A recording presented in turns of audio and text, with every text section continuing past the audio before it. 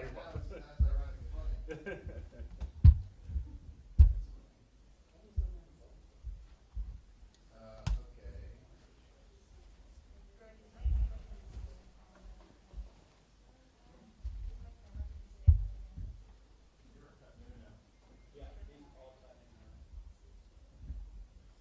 Are you on the panelists? Who are you, four?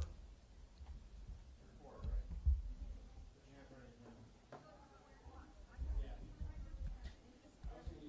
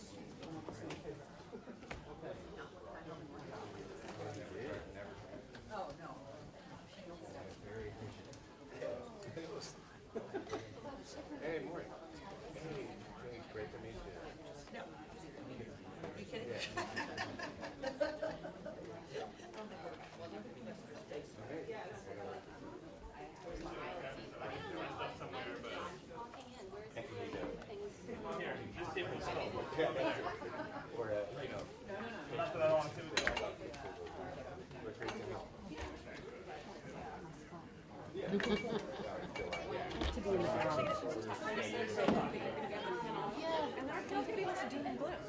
sorry? Yeah, I saw that. They're the brightest. Yeah. Panel after us is not going to be. And I didn't do any slides. We had I don't think agreed that's our pretty thing. I think informal. that's going to work really well because I think there's not overlap, but synergy is what I want to think of between our panels today. And I think if we have more conversation and bring people in early, we'll be able to spend more time on these issues over the course of the 2 panels. Yeah. So I'm super excited.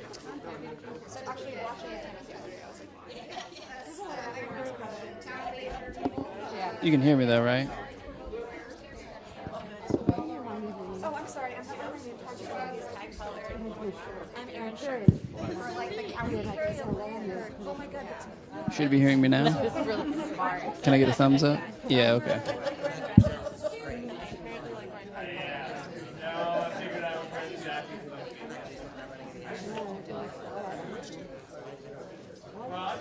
He basically is totally off the air.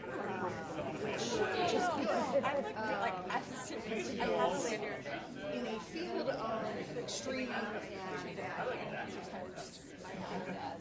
followed very closely by Carrie Higgins,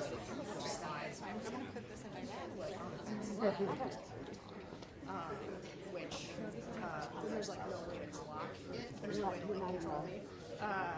So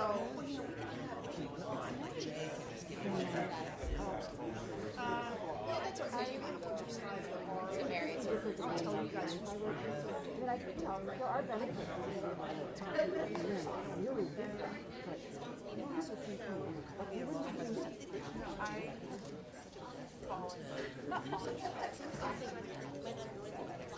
Yeah. Okay. It's especially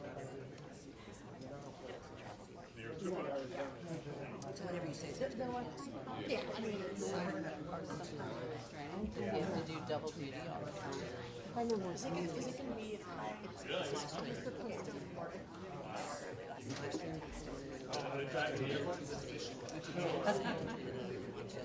I'm more thinking about how much we say that. It's definitely public. there are 9, 7. I have an 18 and a 21-year-old and then 2 stepsons that are 19. It's not slides. It's sort of How I came politics. The kids are so like, we've only ever had 1 year. It leads me into my theories about Yeah, it's politics that I do sometimes for. and our older are still on the dole.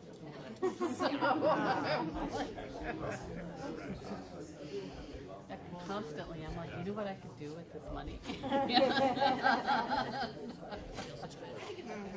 and by the time they're all out, I'm afraid I'm going to be ready to retire. So I'll never know.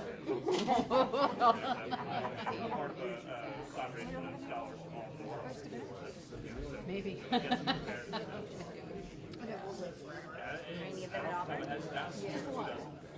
so only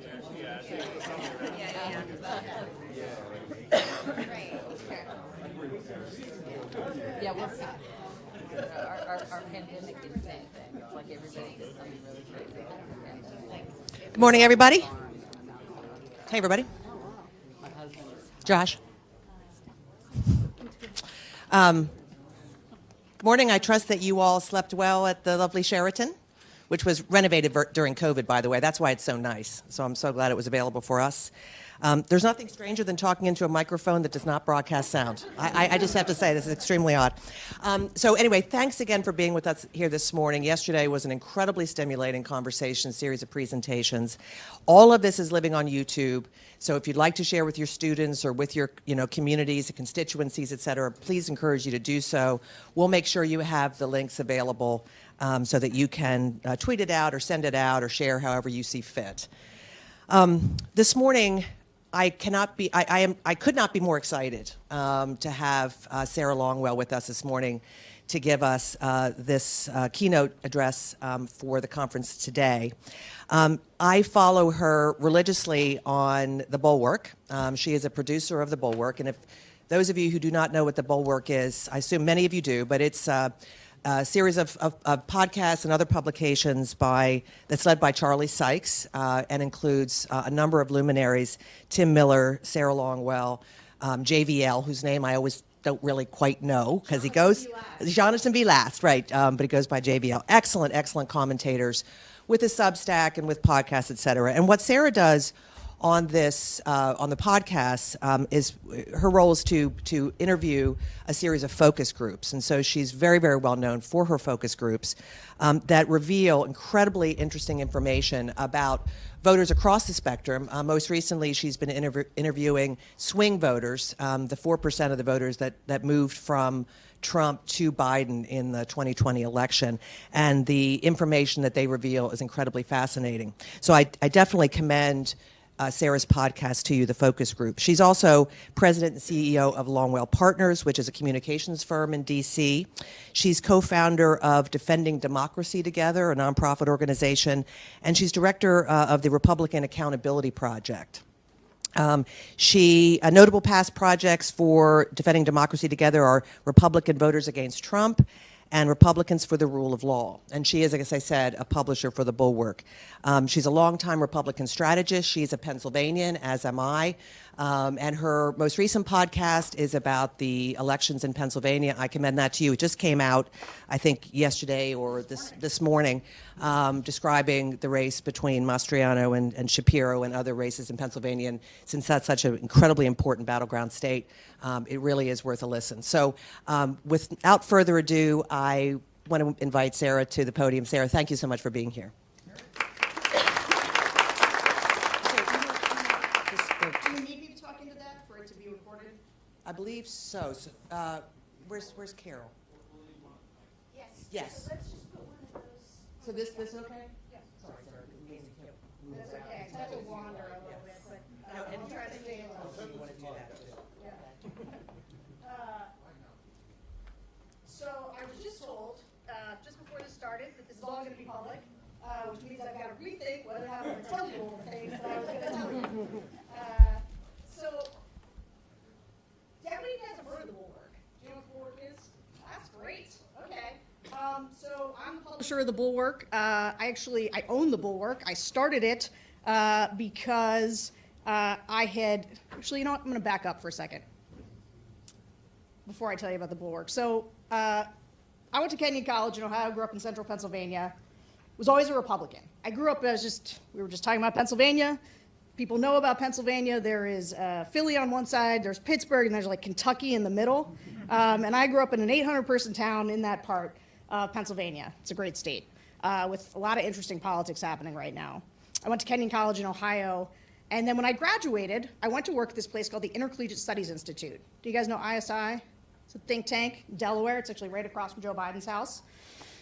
And when I was there, my boss was a woman named Christine O'Donnell. Do you guys know who Christine O'Donnell is? She was very famously not a witch. And she was the candidate for Senate. She unseated in a Tea Party primary a guy named Mike Castle, very nice moderate Republican from Delaware. Unseated him to go on to lose to now Senator Chris Coons. She ended up leaving for a variety of reasons, and I got her job running communications at ISI, which was great. But the first thing ISI was doing while I was running communications was they were publishing Rick Santorum's book. So it's 2005. Rick Santorum has become famous for two reasons. One, people think he might be the next George W. Bush. He also was the leader in the fight against gay marriage. And he had just become famous for saying that gay marriage was like bestiality. And so I was just coming out to my parents, and so it was just me and Rick Santorum on the road together. And this was a very funny time in my life because everywhere we went, people would glitter bomb him. I don't know if you guys remember glitter bombing, but it was like an activist thing that they did back then. And he was talking about why gay marriage was, going to ruin the country. One day I was there, and there was this kid that was there. So there's always protesters. There's two women, and they brought their 13-year-old daughter, and it was at the headquarters at ISI, and the kid was holding a sign that said, "My two moms take me bowling," and for some reason I was like, you know what? I quit. That was somewhere there's a grown person who was the reason I ended up leaving that job. And so for penance for that, for having been on the road with Rick Santorum, I went and I got a normal job at a communications firm, a Republican communications firm where they didn't do any social issues, a lot of economic policy, which I liked at the time, or at least was focused on at the time, felt nice and safe to 25-year-old me. But as penance, I joined the Log Cabin Republicans. You're all wondering, where's this all going? It's fine. I promise there's a point. So I joined the Log Cabin Republicans, which was a bunch of 70-year-old gay men and me. And I was just a volunteer, and this was my penance. And actually, I loved it. It was awesome, because it was my first taste of real politics. If you're in D.C., you're doing policy work. Policy work is fine, but this was politics. And we were working on, Don't Ask, Don't Tell. We were working on gay marriage. And it's where I learned the most central strategy, theory on politics that animates everything I do today. And it's about margins. It's about how you fight to convince a small group of people that you need to create a majority. So back then is when I learned that you didn't need to get all Republicans on board for gay marriage or for Don't Ask, Don't Tell. You needed 4. You needed 5. You needed Susan Collins and Olympia Snow. And to focus on those margins. Basically everything that I think about politics is like Joe Pesci's speech from Any Given Sunday, where he talks about clawing for the 5 inches in front of your face. So, which brings me to my presentation.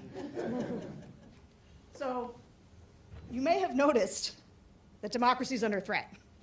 And I was here yesterday, so I know everybody knows this, and there was a lot of pessimism in the room. But everybody was talking about, election administration, laws. I don't know anything about any of that. What I do know is, and what I'm doing right now,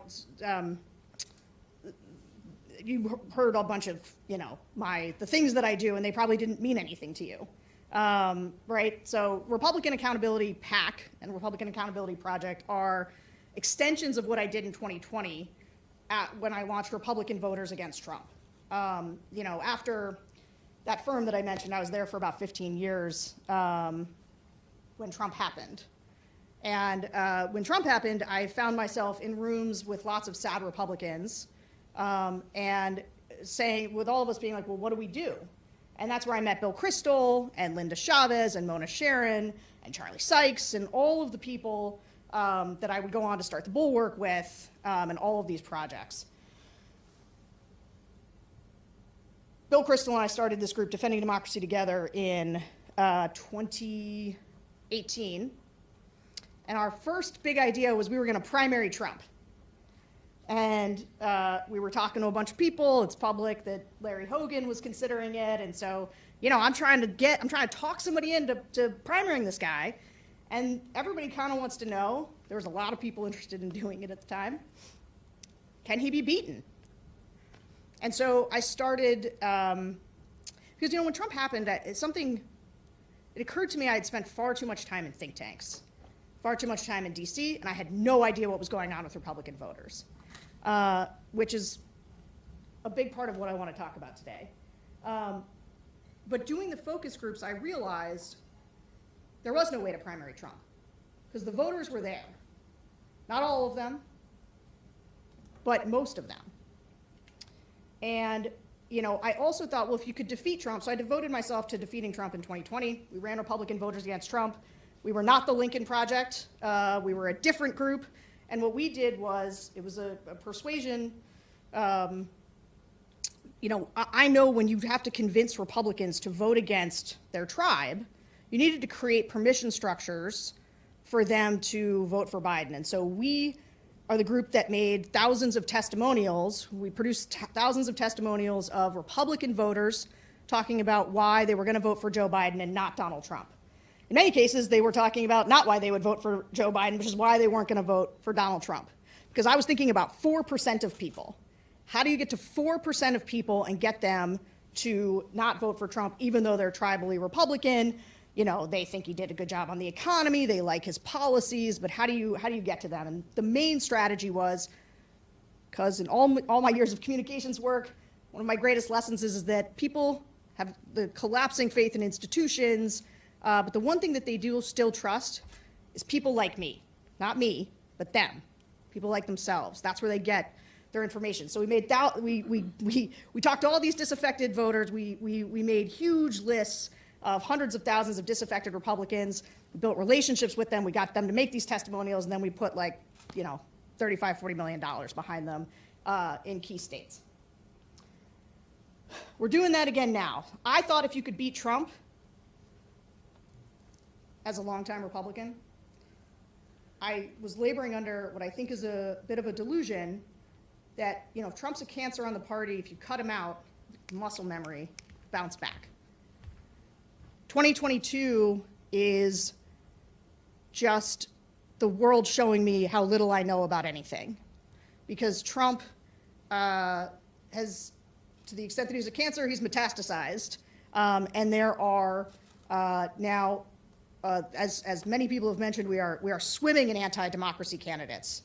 And while a lot of people here are talking about administration and things like that, I just want to talk about why you have to beat anti-democracy candidates.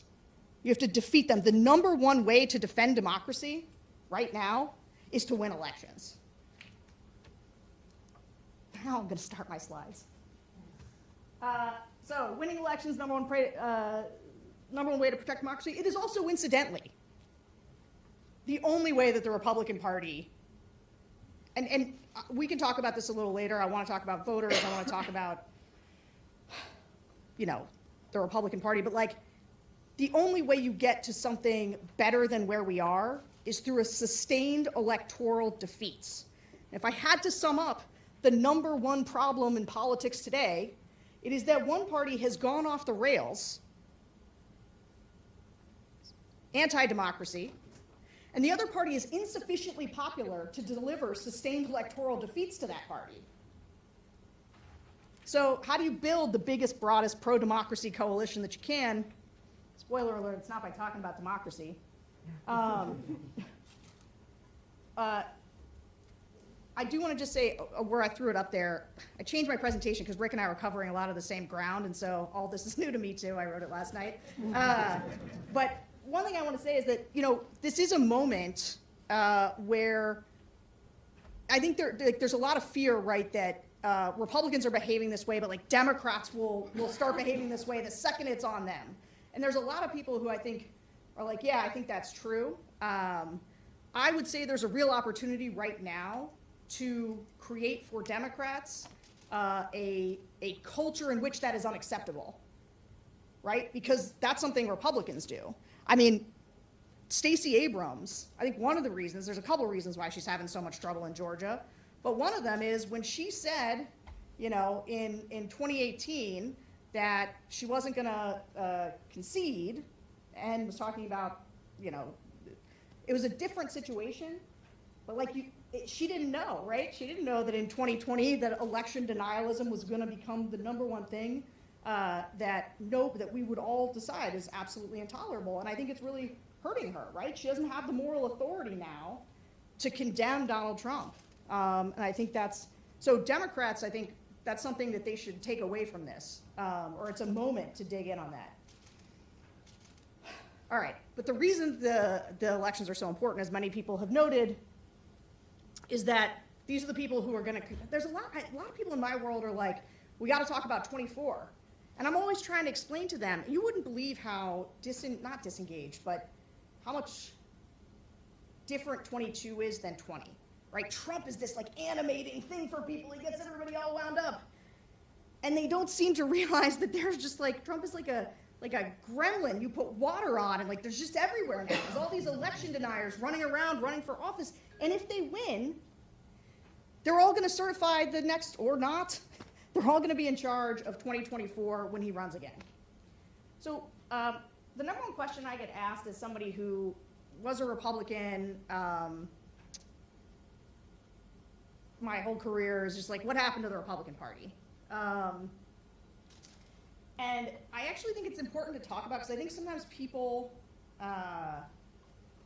they think that like Trump is this natural extension of kind of Bush-Romney, and I can't tell you how wrong that is. The party is so different from the one that I grew up in, came up in. You know, the party now is a total rejection of Bush-era foreign policy and Romney-Ryan economic policy. It is becoming more economically populist. It is a party that is like rethinking what it stands for. Like growing up, it was easy to talk about what it meant to be a conservative. Limited government, free markets, American leadership in the world. Throw some other stuff in there, patriotism, character counts, sort of the ethos of it all. That's not what it's doing right now. It's different. And there's been these huge coalitional shifts. Donald Trump was a Democrat who was like was protectionist on trade and an anti-immigrant demagogue. And he saw something going on in the Republican Party before everybody else. And then there's this Russian expression that I really like called the appetite increases while you're eating. Because there was an appetite among some percentage of Republicans for Trump. But then he changed people as he went, and I could see this transformation going on in real time when we were thinking about primarying him. And as a result, the party now is trying to be the party of a multi-ethnic working class coalition. Does that sound weird to people? Do you not believe me? So they want, trust me, the Republicans now want to make sure that people think Democrats are the party of Wall Street, the party of the elite, and there is a reason these coalitional transformations, the college-educated suburban voters are the people that I target when I'm looking for my 4%. Because Donald Trump is trying to pick up Hispanics, white, black, working class voters on a values basis. And it's working. If you just took in raw numbers, which part of the coalition do you want? Do you want working class voters of all kinds? Or do you want college educated suburban voters? Which do you think there's more of? It's working class voters. So this is what I call, this is TM, can't take it. The Republican triangle of doom is my explanation. Usually I don't have a slide, so I do this. But it is the toxic and symbiotic relationship between GOP elected officials, the right-wing infotainment media, and the voters. And let me explain how that worked in 2020, because we saw it. Right after the election, Donald Trump's telling everybody the election's stolen, right? Before the election, he was telling everybody it was going to be rigged. In 2016, he was telling people it was going to be rigged. But voters weren't like all thinking that the election was rigged. There was this kind of base that did. But the base, those base voters demanded that their media tell them that the election was stolen, because Fox didn't do it. Number of focus groups of Trump voters that I have sat through where they tell me that they watch OANN or Newsmax now because Fox is liberal, because they called Arizona for Trump. So they built an entire new ecosystem of right-wing media that was popularized after the 2020 election. The elected officials need to reach their base voters, and so they go on Steve Bannon's War Room. They go on whatever these shows are. And when the elected officials go on, it provides another layer of legitimacy to them. And that just feeds on itself to the point where now 70% of Republican voters believe that the election was stolen. They believe that to varying degrees. Remind me in the Q&A to talk a little bit about that. But the majority of the party, vast majority of the party, does believe that the election was stolen. So Trump lost an election, denialists won. So right now, I don't know if anybody did the numbers. If you did, Rick, yesterday, I missed like the first 15 minutes. But majority of the GOP nominees on the ballot right now denied that the election was legitimate. It's 299. 174 are running in safe Republican seats. 174 will already be in there. We know it. Now, I care about the 51. It's actually less than that. So there'll be 51 that are going to be in contested races. So Republican Accountability PAC, right now the work that I'm doing, what I'll go back to the office to do on Monday, what I was doing on the way here, is spending $10 million across 6 states to try to defeat election-denying Republicans, anti-democracy Republicans. Oh, and just this, Rick did say this, but like a bunch of, I want to just sort of step on the point, a bunch of the people leaving are being replaced by election deniers, right? So when you look at 2020, we all know it held by a thread. You mentioned like people like Rusty Bowers, obviously Brad Raffensperger, who, by the way, we did a bunch to help in the primary because he was running against a guy named Jody Heiss, who Trump handpicked to run against Raffensperger. Luckily, Kemp pulled him over. A bunch of Dems voted in the race, and also I think everybody thought Jody Heiss was a woman because when I did focus groups, everyone was like, I was like, do you know who Jody Heiss is? And they were like, never heard of her. And I was like, I think Raffensperger can win. They don't know. They don't know who this is. In the swing states, so it is obviously every single election denier on the ballot's very bad, but they have different levels of importance because the swing states, the contested states, where you're going to have fights, that's where it matters the most. So there are 15 in these like very critical swing states that will decide things, and that's, you guys know what they are, but it's Georgia, it's Wisconsin, it's Arizona, it's Pennsylvania, it's Michigan, it's Wisconsin, and also kind of Ohio. Ohio is super interesting this cycle. But 13 of them are Trump endorsed. He sat out a couple of them. 3 of them are QAnon people, secretaries of state who are QAnon people. 2 of them were actually at January 6th, but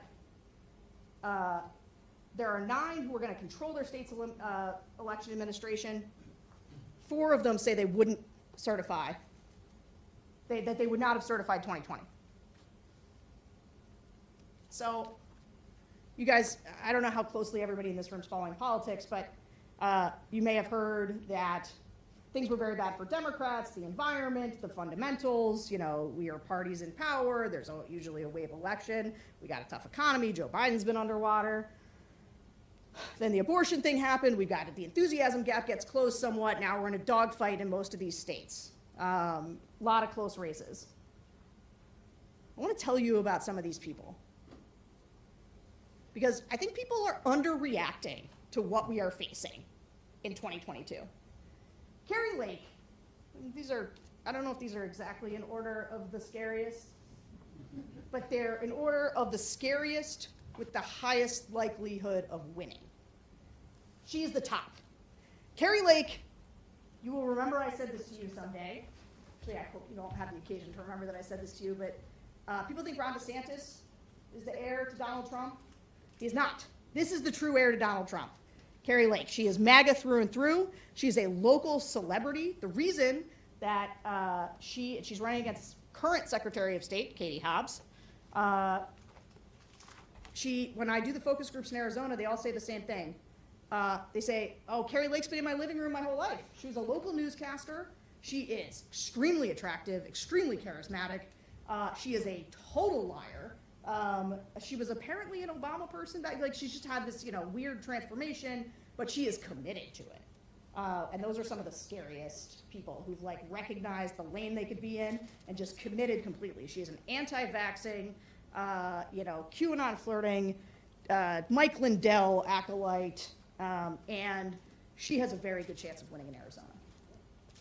And she's going to bring with her this guy, Mark Fincham, one of the people who actually attended January 6th, who's running for Secretary of State. who is one of these QAnon oath keeper guys. If you ever have a chance to talk to the Maricopa County supervisor, a guy named Stephen Richer, he's a great guy. These guys all are trying to put them in jail, trying to put him in jail. So they talk about how all the election officials should be in jail because of 2020. Arizona's got the most anti-democratic slate because they have governor, they have secretary of state, and they have this senator, Blake Masters, who's one of this Peter Thiel guys. He's like a kind of a robot, but he's the one who said like the Unabomber had some great ideas. All three of them have a very good shot at winning in Arizona, which is a knife's edge swing state right now, and one of the places where there's going to be fights for the foreseeable future over elections, I think. I don't know if anybody's heard of Herschel Walker. I'm just kidding. Just joking. You know, we get this guy. We ran on election denialism. He's got other problems as well. Tudor Dixon. I'll just say, I just did a focus group in Georgia. It's the episode that's coming out next week, actually. Swing state voters was pretty interesting. It was a younger group, mostly 40 and under. They were all going to go Kemp and Warnock. 2020 is going to be interesting in terms of split tickets, I think. But I still think this guy can win. I mean, I didn't know. I don't follow football that closely. I didn't know until I started doing. I was like, why this guy? And then I started doing focus groups, and people, he's like a god. You know, I remember the first one I did. I was saying to the group, "Did you know? Have you heard about this allegation that he would play Russian roulette with himself, like in front of people?" And people were kind of like, "Russian roulette, what's that?" And it's like when you put a bullet in the gun, you put a live bullet in the gun, you spin the chamber, point it at his head, play it while there were people in his house. One of the women was like, "Well, I guess Herschel kept winning." Okay. That's how we think about Herschel Walker, the football player, the god. So I just don't count him out, even with all this stuff. Normal political gravity doesn't quite apply. Tudor Dixon's probably going to lose. I think Gretchen Whitmer's okay. But Christina Caramo, this is one of the craziest secretaries of state people. She's a big QAnon follower. I think that as long as Whitmer really, is this too much? Tell me if like this is it. Tell me if you're like, I don't really care about who these people are. But this guy, Jim Marchant, he is the head of something called the America First Secretary of State Coalition. Are we familiar with this coalition? Guess what this coalition is centered around.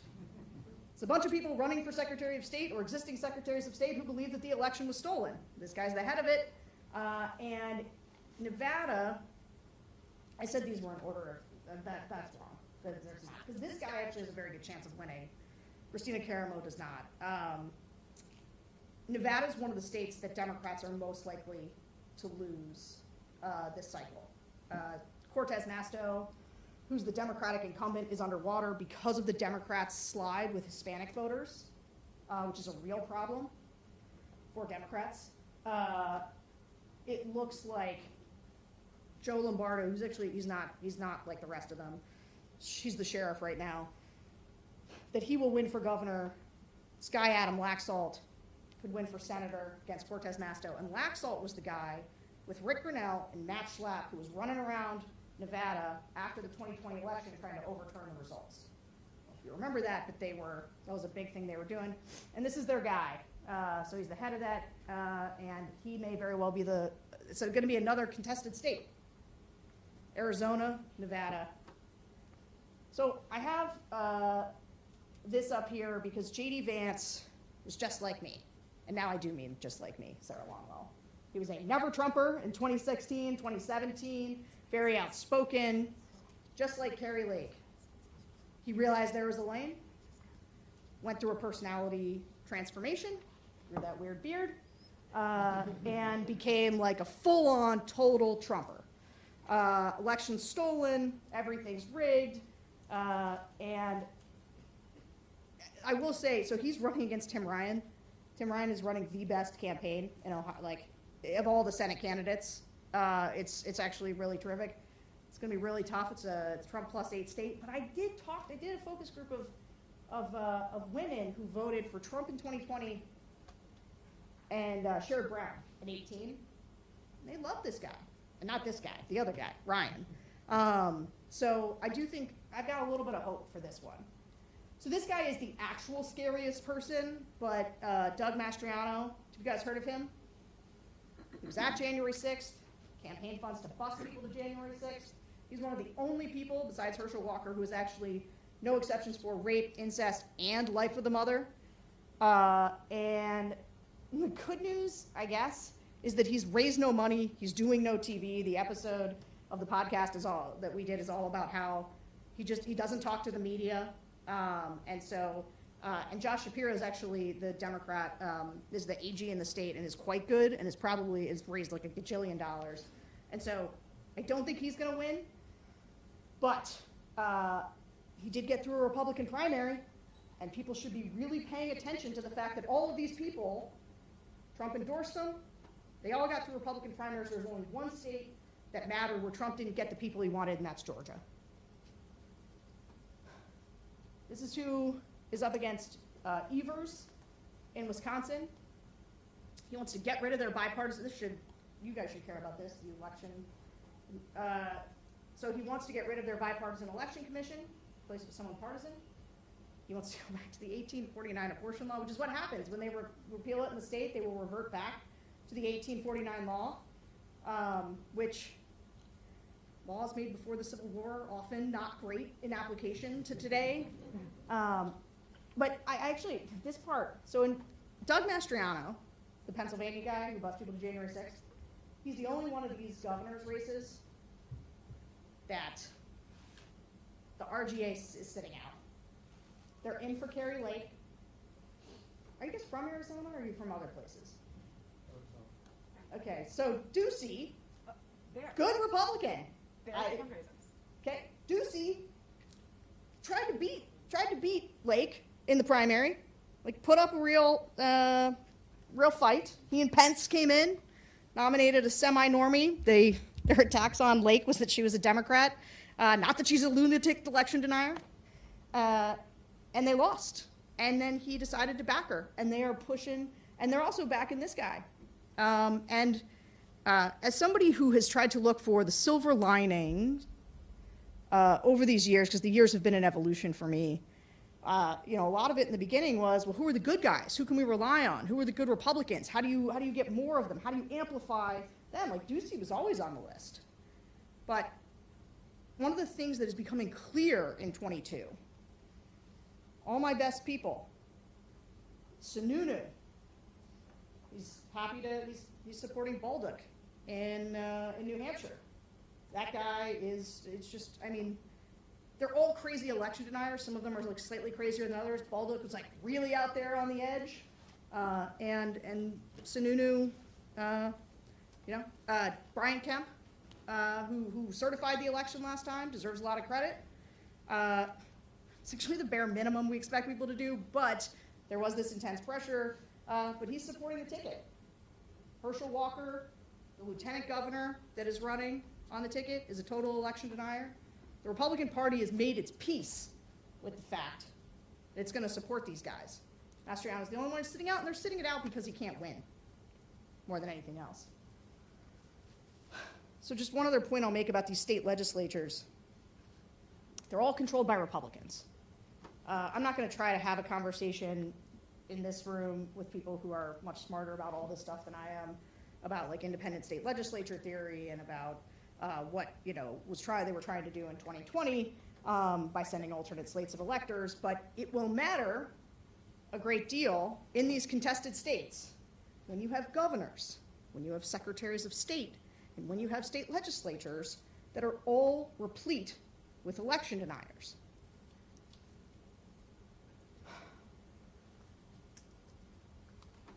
Can you guys make that play? You people there?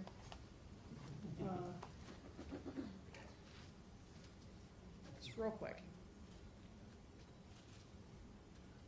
What, we're going to take over the election out of American citizens that are volunteering. I understand that you don't think that's democracy because the globalists have kind of done the misdirection plays and have everybody looking the other way. No. Those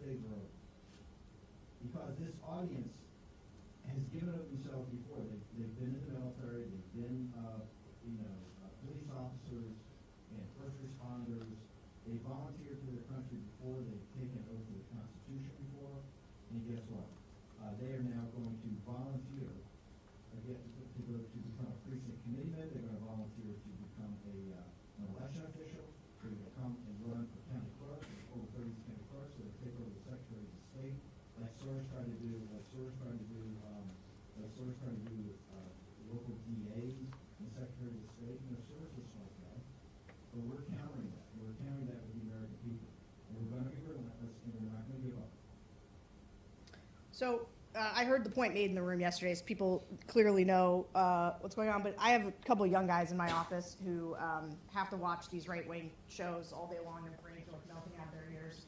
But if you listen to Steve Bannon every day, he talks about recruiting local election administrators, at every level, things that are unoccupied. He makes that point. He expanded his show an hour, 3 hours to 4, to make an hour's worth of room for all of these local people, because part of the incentive to being one of these election deniers who goes and becomes like a local person is that you can go on Steve Bannon's show and talk about what you're going to do. So I mentioned the democracy thing and whether or not voters care about it.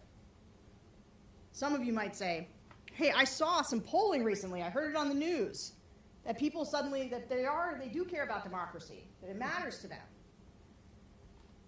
And I say, you should really dig into the crosstabs if you can find them, because it is not a bunch of swing voters who are like, boy, I'm sure concerned about Republicans and democracy. It's a bunch of Republicans who think that the last election was stolen and that socialist Democrats are going to take over.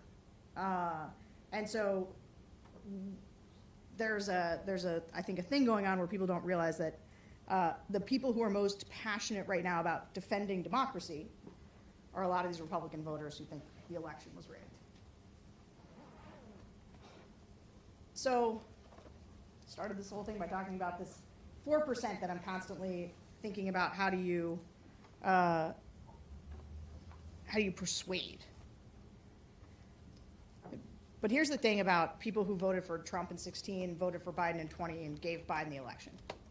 Now there's two things. So one is obviously on both Republicans and Democrats turned a whole bunch more people out in 2020, and so that is like a necessary thing, right? Basically the story is all about who can turn out people. We are in a hyper polarized time.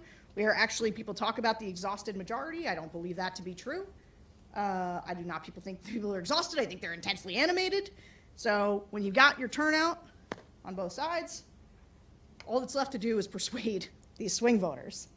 And one of the things that is, there's the bad news is that Republicans have nominated terrible anti-democracy candidates. The good news is that they're such bad candidates that even with the conditions being very poor for Democrats, a lot of these swing voters don't want to vote for Doug Mastriano. They don't want to vote for Herschel Walker. They don't want to vote for Tudor Dixon. And so that is, I do think there's a bunch of races that were absolutely winnable for Republicans that they're going to lose this cycle. But the thing to know about the swing voters is like, they are center-right in their orientation. They are kind of Republicans who just like can't get there on Doug Mastriano. Democracy, they will still, when you ask people at the beginning of every focus group, what are you thinking about? What are you concerned about? What matters to you? It's the economy, it's inflation, it's crime. Nobody ever says democracy. They don't even really say abortion, even now. It comes up later. It's how they think about extremism with candidates. So when you'll ask about, Adam Laxalt, they'll be able to tell, or Blake Masters, they'll be able to tell you their position on abortion, and it'll kind of layer it into like how the person's really extreme. Sometimes they might get to, they think the elections were stolen, they say that, but it is only some people, and they tend to be some of the most well-informed people. I often describe the swing voters as having a Reagan hangover. And what I mean by that is that you're like, okay, well, who would you like to see run in 2024? They don't want to see Trump run. They do not like Joe Biden. they're always like, do you think maybe John Kasich or maybe Paul Ryan? And it's like they don't realize how much the party has changed. They don't realize that that's not what it is anymore. So obviously they think January 6th was bad, but it's not changing anybody's vote. It's not something that they're thinking about. But these people don't think that the election was stolen. They think that's nonsense. But 70% of Republicans do believe that. I put this in the slide. When I say they vary by degree, so much of it is like a tribal pose, right? It's like, I say, okay, I'll say the focus group. Who thinks the election was stolen? Okay, why? Well, I went to bed and Trump was winning, and I woke up and Joe Biden was winning. Explain that to me. And if you're like, well, they counted the votes overnight and they kept coming, that's just not a sufficient explanation. But they're not committed to like the idea that Venezuela or the ghost of Hugo Chavez flipped the votes and controlled the voting machines. But those people are there. Like, there are lots of people who will tell you in a very committed way, like Democrats, they cheat, and this is how they cheated, and they've got very elaborate ideas about how that happened. The numbers make no sense when they tell you the total of people who would have had to vote, but they're just taking Trump's cue on it. But it's important to know that when you say 70% believe the election was stolen, they're not all the same, and that a bunch of them will say like, well, I think something fishy happened, but I don't necessarily think it changed enough votes for Trump to win. So what's going to happen in 22? Even if we win a bunch of those clutch races, there's still going to be a bunch of election deniers. They're going to be swept into office. I don't see, unless there is a blue wave, which I find unlikely, you are going to have at least some swing states that now have election deniers in charge of the elections, and the Republicans are going to control the House. How many people think Trump's going to run again? Not that many of you. Like, not everybody. That's good. You should hold on to that optimism. I don't know. I go back and forth on this, but everybody I know who talks to anybody who talks to him says he absolutely is.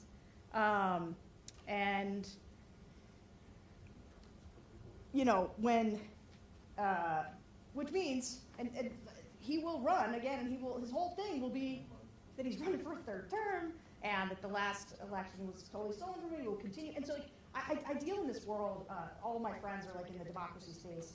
And they are doing all this great work to think about how do you persuade people that the election wasn't stolen, and they're trying to raise money for campaigns to persuade people. And that's good. It's just like, you cannot compete with this guy, and not just Trump, every other, this goes back to the Republican triangle of doom. Trump says it over and over again, and then Ted Cruz says it over and over again, Josh Hawley says it, every Republican elected official says it, with the exception of the ones who just don't say it but don't dispute it.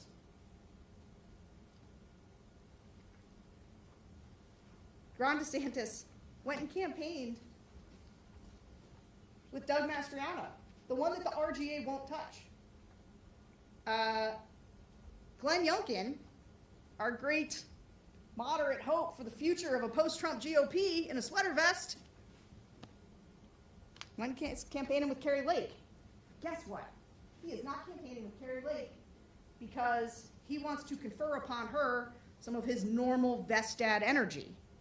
He is running with Carrie Lake because he wants some of her base excitement on him for his future, because that is where base voters are. And that's where I'm going to stop that presentation, but I do want to talk, I have a lot of things about the voters. And so for the, how long did I go? I think we have, don't we have till before Carol? Don't we have till 10:15? We still have 25 minutes for questions and answers. So if people, the voting stuff is just, I was talking to Carol before this, and she was telling me how she's a glass half full kind of person. Me too.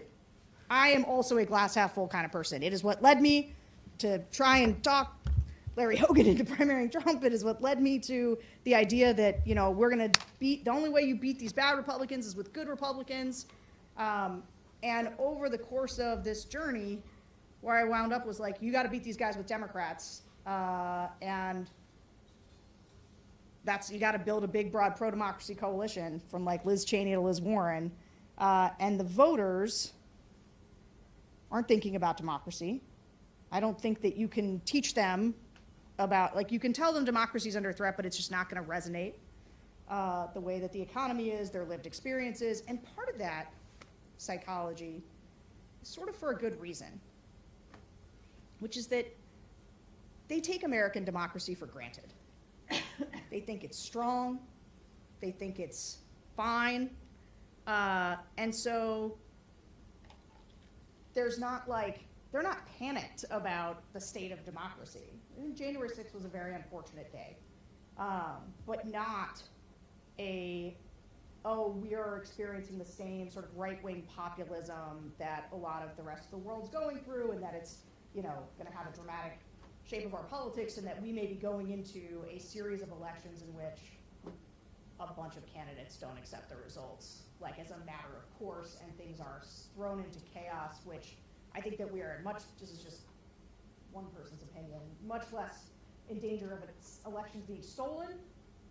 I think we are more in danger of living through now like regular chaos in elections and everything being litigated. So yeah, I'll stop there. I'm sorry that I was walking not entirely in front of this microphone. I'm pretty loud. Do you mind if we take Q&A now? No, do it. I think we're supposed to do a moderated discussion. I think we Yeah, yeah. I have a mic too. If you like. Okay. Yeah. Go ahead, then, if you hand it out. Okay. Thank you for that very depressing presentation. Can I ask a question about the voters? I am a liberal in Arizona who grew up here, and I know, besides the people I'm related to, two types of Republican voters: those that have become Democrats and like actually re-registered, and those that do things like write in Ronald Reagan, literally, on the presidential ballot. Sure. And a lot of those voters strike me as the people you're trying to reach, Yes. but they don't want to vote for Katie Hobbs or Adrian Fontes. They don't want to vote for Mark Fincham and Carrie Lake either, and they're, I think, likely to just sit out and not vote. What's the message that gets them comfortable for voting for candidates that they disagree with in every possible way except that democracy should work? Yeah. So I got a couple different answers to this question. One, I have a pitch to Democrats that's I'm not going to make in this room, but I have a real pitch to Democrats about how they need to realize, if they believe that democracy is under existential threat, I'm not always sure they do. Otherwise, I don't think they would have put money behind, putting a bunch of people into the primaries that were election deniers so that they were easier to beat. I think that's not a good thing to do. And so I think that Democrats have to be the party that builds a big pro-democracy coalition. And like, I have an endless, I talked about Republicans coming to eat their lunch with working class voters. I think that Democrats right now, listening to the swing voters, like, they think Democrats sound like aliens.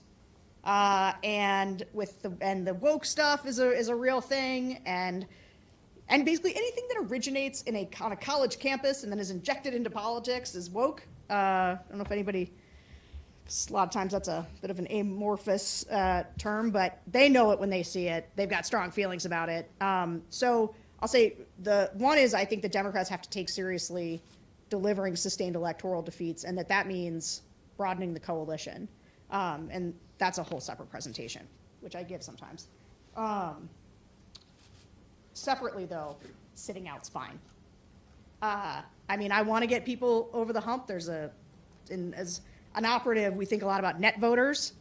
The net voters, one you take from that column and you add to this column, and it's like 2 votes because you took one from them and then you gave one here. Just taking one's okay too, for right now. If people who would vote, like, So that's why the campaigns that I run are Republican voters against Trump and Republican voters against Carrie Lake, because obviously I would like for them to vote for Katie Hobbs, but if they can't get there because just they're constitutionally a Republican, and I don't mean as in the Constitution, I mean as in their core, their tribe, then sit it out. Yes, sir. I got you. First of all, thank you for the presentation. And just to reiterate, I mean, I think you're absolutely right in terms of, what's going to stop this is, the Republicans to lose badly and then to have to revisit this. But I'm wondering if you can do a little bit more on the election deniers. I mean, to me, there are two categories of them. The people who believe, and this is both Republican and Democrat, that elections they lose are unfair for whatever reason. They suppress the vote. They did all kinds of other corrupt things, but they're not going to the streets. They're not trying to disrupt government affairs. So is that a fair point to make about the election deniers that you're talking about, that people might believe the election was unfair because Trump lost or because whatever other candidate lost, but that's just, how they react to losing, whether it's elections or the stock market or something else. But they're not, it's not going to necessarily corrupt our democracy in that way. So the way that I talked about the 70%, how it has like these variations, like it encompasses a lot of different stuff. The election deniers are like that too, to your point, right? For some it's performative, for some it's real.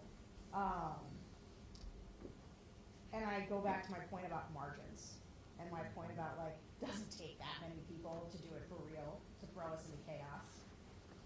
If you think about the pressure that was exerted, the political pressure that was exerted in 2020 from calling Raffensperger to find votes, the way that he was calling Doug Ducey, he had to put his phone, he like didn't answer the phone because Trump's trying to get him to overturn the election. Like, imagine the strength now that most of those people are gone. Imagine Trump runs, and so like, it's on some level, it doesn't matter. I was just having this conversation with somebody else, right? Like, they're like, well, Ron DeSantis wouldn't really overturn an election, right? Well, I don't know. When Ron DeSantis campaigns with Doug Mastriano, who was at January 6th, happily, I don't know what people will do when Trump's there putting pressure on them. I just don't. And I think that it's the reason I have tried to get people as exercised as possible and as focused as possible on beating these election deniers and sending a message that they are bad candidates, and also so that they are not in office when that happens. Although I think this was in a slide, and I do want to make the point because I'm in a lot of rooms where everybody is contemplating all of the different little ways that an election could get rigged or stolen or people won't believe in it. I think the number one most likely outcome is Trump wins outright, fair and square.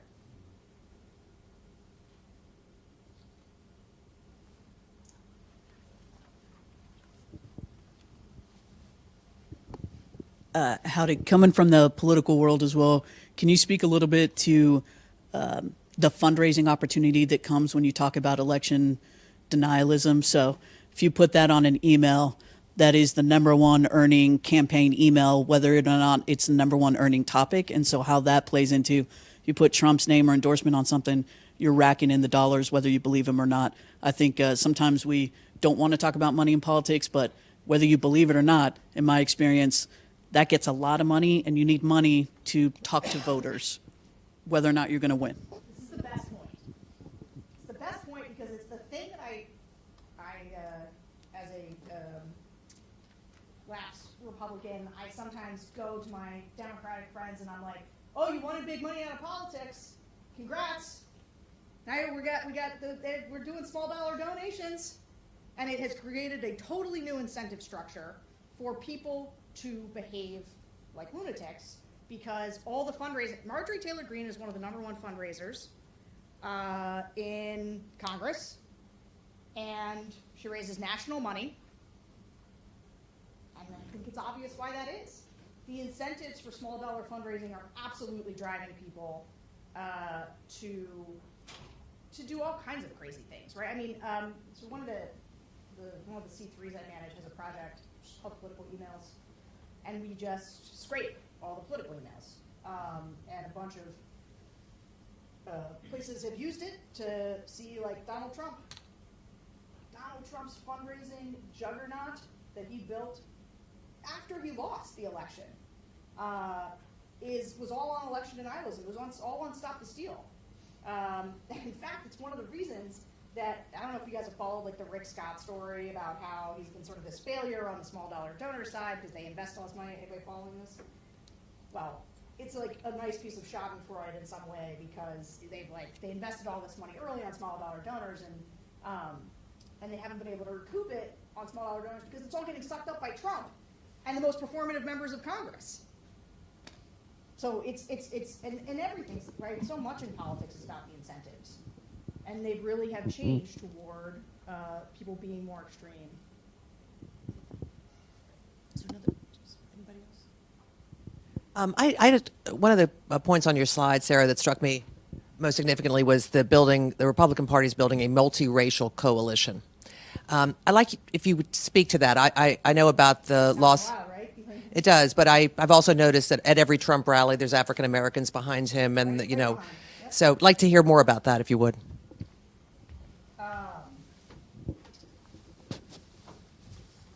So there's this congressman from Indiana who writes all these memos to Kevin McCarthy, Baker. Great memos. He's not a good guy, but he's actually quite smart. If you look up his memos, they're all about how Donald Trump couldn't quite articulate like an America First agenda. But when I talk to these voters, Trump voters, I say, what do you like about Trump? And they'll say, well, I like his policies. What policies? America First policies. Like what? And they'll sort of say, like, well, immigration, and how he puts America first. Because it's vibes, first of all. But also what they mean is protectionist trade policies, which were not what Republicans were for back in the day. The idea that what Republicans, and the reason I bring up Baker is he writes these memos and it's about how to be pro-worker, anti-corporation. Marco Rubio did something not that long ago that would have been unheard of when I was doing my policy work in the Republican trenches, which is he came out and he endorsed the unionization of the Amazon workers. Well, that's because they're anti-corporations, which are woke, by the way, woke corporations. Workers, businesses that are small, that's who Republicans are for. Democrats are for Wall Street. Democrats are for China. Democrats are for shipping their jobs overseas.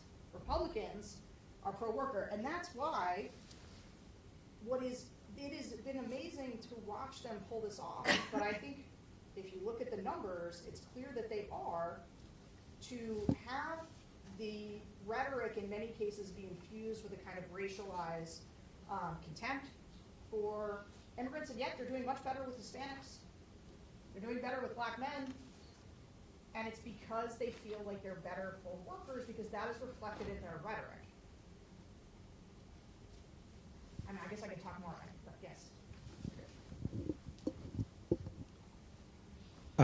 Great presentation, and even more frightening than I think what we heard yesterday, if that's possible. I want to talk about the flip side of this, about Democrats being the party of Wall Street. Well, Wall Street is not pro-Democrat, and in fact, we've seen these corporations that said they weren't going to give money to election deniers. They've now given money to many members of Congress who voted to reject the election results in Arizona and in Pennsylvania. And one of the things that people who study comparatively how democracies move to authoritarianism is the question of, do you co-opt the corporations, the business community, or does the business community stand strong? Do you have any thoughts on why we're not seeing corporations moving towards Democrats in this way, and what could be done to change that dynamic?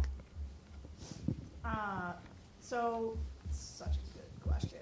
But I do think it's answered. Again, I'm not great on international stuff, but just taking a look at the right-wing populism across the globe, there's a lot of similar features where your rhetoric is pro-worker, pro-masses, as you do it by demagoguing immigration, creating, the walls, the sense of, looking inward. But what was the number one policy achievement of the Trump administration? Big tax cuts. And I mentioned I used to spend a lot of time in think tanks, and I don't go to that many. I don't go to as many. Not at the Heritage Foundation's meetings anymore. But I guarantee you, at all the conservative think tanks, that all the business guys and come and attend, they are still talking about free markets, limited government. You just may have seen Ben Sass, just kind of tapped out. He's like, but they're gonna invite a bunch of Republicans who are gonna talk. There's this NPR podcast called Code Switch. I think it was, that's what they do, they code switch the elected officials. They talk to voters one way, they talk to these businesses another, and they use the sort of demagoguery to build a populist movement, but most of what they do is still, granting a lot of,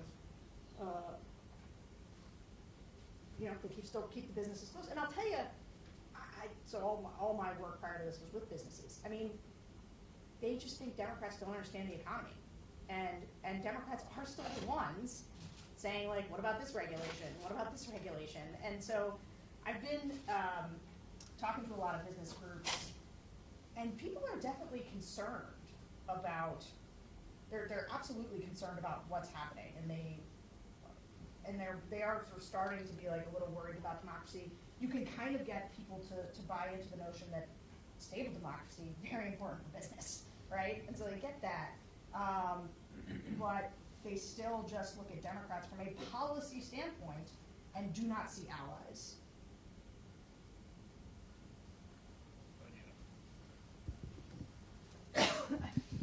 So I was curious about what you said regarding abortion and Dobbs. I mean, I've seen registration numbers in a handful of states that suggest that the largest new registrants are women, and particularly younger women. But I get the sense that you think Dobbs is not going to have that big of an impact on 2022. And I thought I'd just ask if you could elaborate on that. Yeah, I mean, anyone who tells you like they know what's going to happen with Dobbs is wrong. Like, I just don't know. I will say a lot of the places where you've seen big upticks in registration, they're not necessarily the swing states. Like the narrative when I look, the guy, I'm blanking on his name, but who's been out there, Tom Lobienda. But I read it and I'm like, oh, Kansas, a lot of registration in Kansas because they had a referendum. If you can get a referendum on ballots, one of the reasons Whitmer's going to be okay. So if you get a specific referendum where people have to turn out to vote on abortion for what the policy in the state is, you see a big uptick. It is not yet clear whether just sheer turnout on the back of frustration by young women, young voters, whether or not it will be like I've never seen anything like it. With 22, we could be in a situation where either way, everyone's gonna be like, yeah, that's what's definitely gonna happen. Like Dobbs was this huge motivator and like blows everybody's minds, and Democrats hold the House. I don't know if that's gonna happen, but people will be like, yeah, it really juiced turnout, or they'll be like, Republicans won. It helped close the enthusiasm gap a little bit.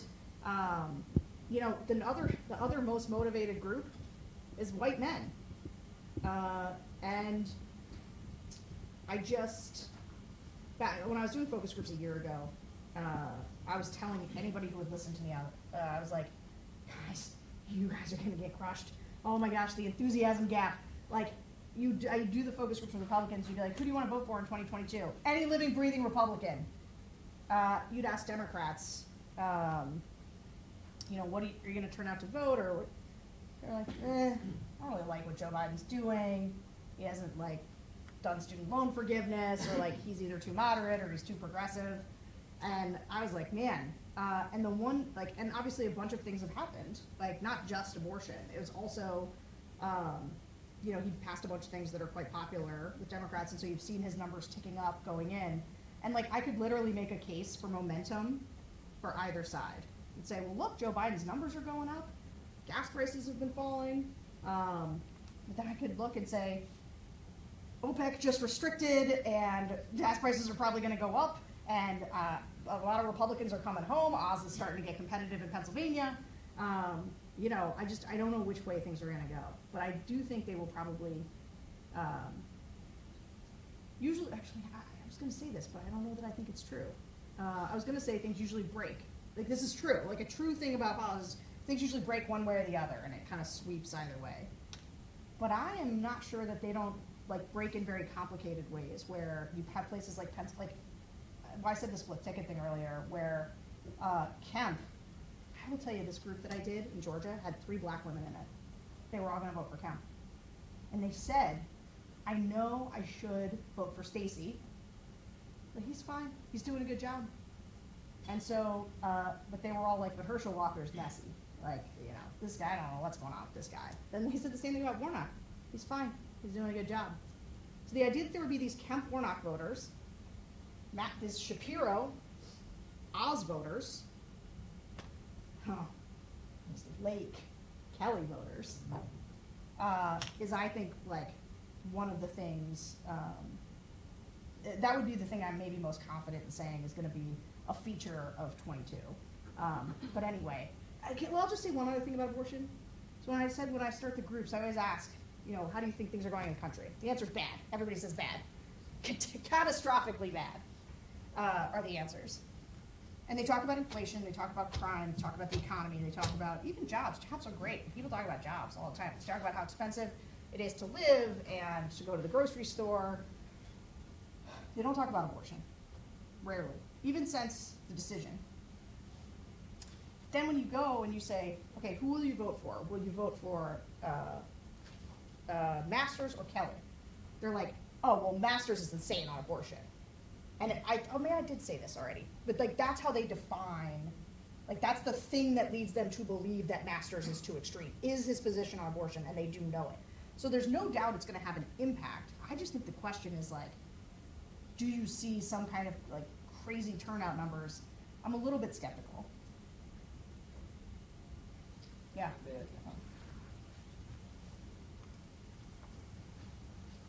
It's like a whole bunch of words to say I'm not sure. So I would never ask you or anybody else to predict how you think 2024 is going to go. But you... I'll take a stab at it. Go ahead. Well, you know, you'd mentioned that a lot of the swing voters that you're focused on they're not election integrity, democracy, not huge issues for them. And obviously nobody can ever predict what Trump is going to say or how he's going to say it, but he seems uniquely unable to move on from losing. Yeah. And he talks about it all the time. Do you think that there's a risk that in 2024 that's all that he talks about? He doesn't talk about actual issues that matter as much, and those kind of swing voters get turned off for that reason? Yeah, so there's a bunch of stuff in there. So number one, during the January 6th committee, I was doing a bunch of focus groups while the January 6th committee was going, because I was trying to see, like, is this thing breaking through? People, what do they say? And I do a focus group every week, and I've been doing them almost every week for, I don't know, 4 years now or something. In every Trump 2020 group, you say, who do you want to see run in 2024? Half the group says Trump. The January 6th committee started and got underway, and we asked the question. We did 9 focus groups while the committee was going, and I had 3 groups in a row, and nobody said Trump. Nobody wanted Trump to run again in 2024. 0 people. I was like, man, this is so weird. And so we were really pushing them, because I was like, is this the January 6th committee? And so the way that I characterized it was, the committee wasn't so much breaking through as it was seeping in. And what I mean is they were not sitting down to watch the committee. They thought it was stupid, dog and pony show, waste of tax dollars. But it was what I was hearing from them about Trump was, he's got a lot of baggage. You know, I think DeSantis, we've got all these stars, these young stars, we'd love to give somebody else a shot. And I think that a big part of, and then people also started to say, because the January 6th committee, what it was doing, it was raising the ambient noise, the salience was reminding people that this guy just talks about 2020 all the time. And they were like, I don't want to, they want to talk about Joe Biden having dementia. That's funny. They want to talk about trans people in sports. They want to talk about what people are going to do about inflation. Like they want the Trump show that's forward looking. A certain kind of voter, not everybody, but there's the ones that want that. And they were starting to be like, just keeps talking about 2020, just keeps relitigating it. Even though they're like, yes, I think so. So, but then, there's the Mar-a-Lago document situation. It's like changed back just like that. Where everybody was like, the FBI is after Trump. And again, these are Trump voters. And so I was getting asked a lot, like, do you think that the Mar-a-Lago search is going to hurt him? And I was like, short term, no. Short term, it's going to help him get the Republican nomination, because what Trump wants is for everybody to be talking about Trump all the time. And what he was, and I, at the one of the things, the idea, I guarantee you he was doing focus groups just like I was during the January 6th committee, and he was hearing the same thing from voters, which is like, boy, that DeSantis looks real interesting. Trump doesn't want that. And so I think my big take on that I thought he might very well announce before the midterms, because he thought DeSantis was getting too much juice, but that the Mar-a-Lago thing got him what he needed without him having to do it, which is everybody talking about him again, and defending him against an institution that they think is like the deep state. And I'll tell you another thing that has been alarming, which is that with the swing voters in particular, we always have been asking, if Biden and Trump head to head, 24, who do you vote for? These people all went Biden in 20. We're seeing a ton of backsliding. And we didn't see that a year ago. A year ago, most people didn't regret their decision. Now people are like, and again, constitutionally Republicans, so they talk about the crime and how it's out of control. They talk about the economy and how bad it is. And you'll get 4 people. And so this Georgia group, the Georgia group I did this week, Trump 16, Biden 2020, Kemp, Warnock, Trump, Biden 24, 4 Trump, 2 Biden, 2 abstentions. And that is what I'm starting to see. And look, I don't know what to tell Democrats about 24, but I will tell you this. When I do a Republican group, Trump voting group, you ask about 24, you get your people who want Trump, then you get all your people who want somebody else from Trump, and they say, I want DeSantis, #1 name all the time, DeSantis, far and away. It is crazy, actually. It is actually surprising to have so many voters know who the governor of Florida is. That is just, from a voter standpoint information, it's surprising how high his name ID is. They also like Kristi Noem. A lot of them, it gets a little regional. Greg Abbott, what's his name, who ran the State Department, Mike Pompeo, people who are part of the America First Fox News cinematic universe. That's who they want. They got all these names, all these stars that they like. You ask Democrats, do you want to see Joe Biden run again? 0 people say yes. And you say, all right, who else would you like to see? And they just stare at you. And eventually somebody will kind of cough up AOC, and then the rest of the group will shout no at that person, and that's basically the dynamic among Democrats. And so the reason I'm willing to speculate about my speculation about 2024 is I was just sure we couldn't rerun Biden-Trump. Just positive we couldn't. And I've become less sure of that every day. And I'm less sure every day, Biden thinks he has to run again if it's Trump, because he thinks he's the only one who can beat Trump. Which, he absolutely was the only one who could beat him in 20. And I'm not sure he can beat him again. We had COVID in 20, and we didn't have to go anywhere. We didn't have to do speeches. Sorry. We're about out of time, but one more question. Rick, do you want to go ahead? I'm not going to take some else. Well, let's see anybody else. Anybody else? That's fine. So I wanted to come back to your slide about election denialism among Democrats. I took a lot of grief in my book before January 6th, talking about the problems with Stacey Abrams refusing repeatedly to call Kemp the legitimate governor of Georgia. And you mentioned also the Democrats backing Mastriano and other election deniers in the primary as a way of trying to create weaker candidates, some of which is probably going to backfire. And you and I were in a meeting at Harvard before COVID talking about court packing. I don't know if you remember that, but I remember you rolling your eyes in that meeting.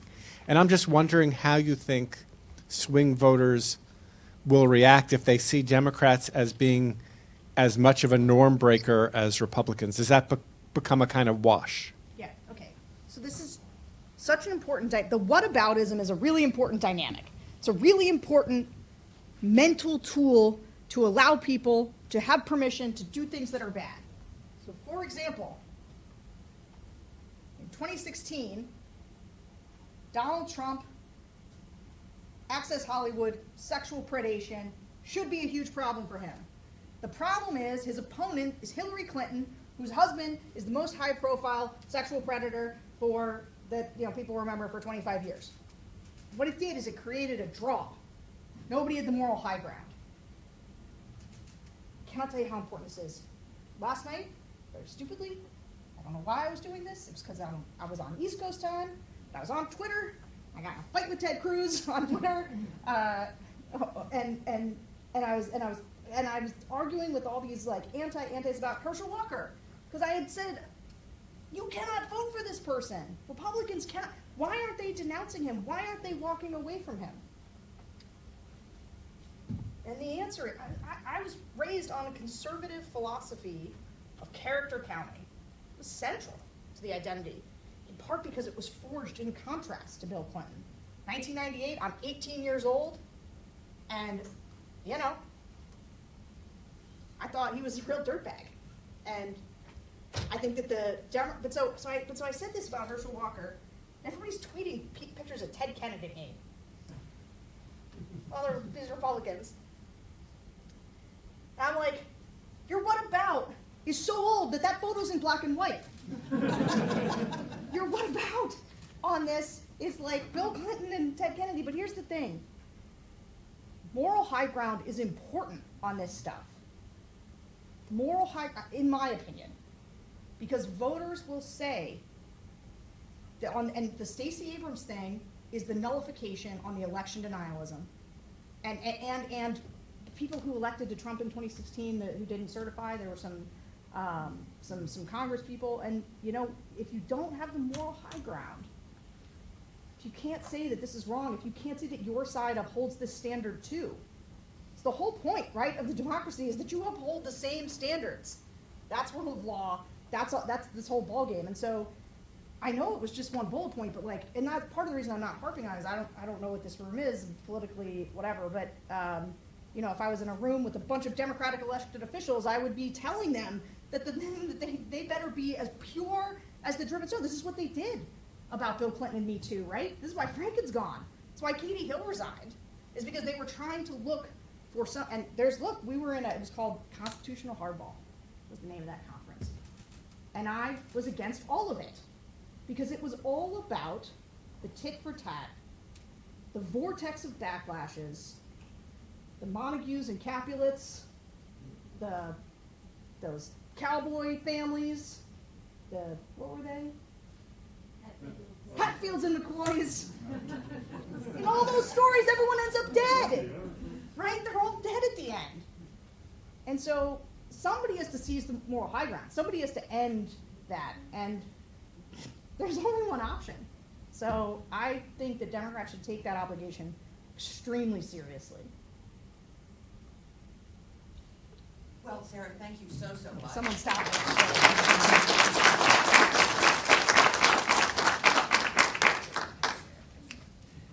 So we'll have to take a break, I think, for, let's just say 10 minutes and come back. We'll be a couple of minutes late starting the next panel, but this was so valuable that I think the time was well spent. Thanks a lot.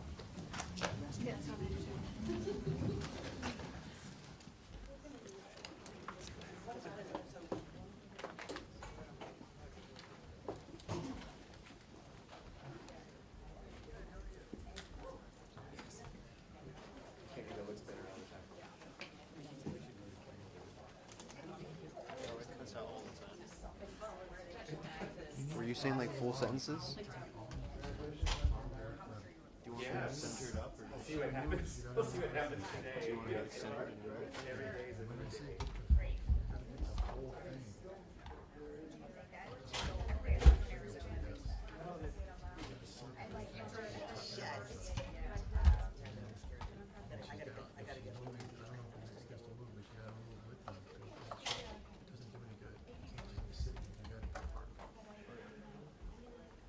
Sorry, this thing.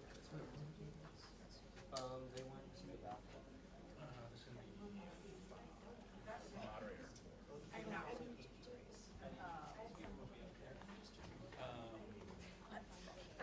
No, I'm in Texas, so we've got our own homes and our own issues. Okay. Yeah.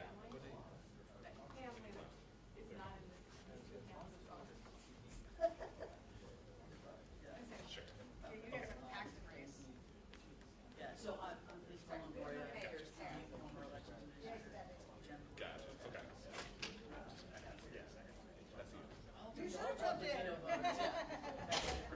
Yeah. But I'm glad you're talking about this.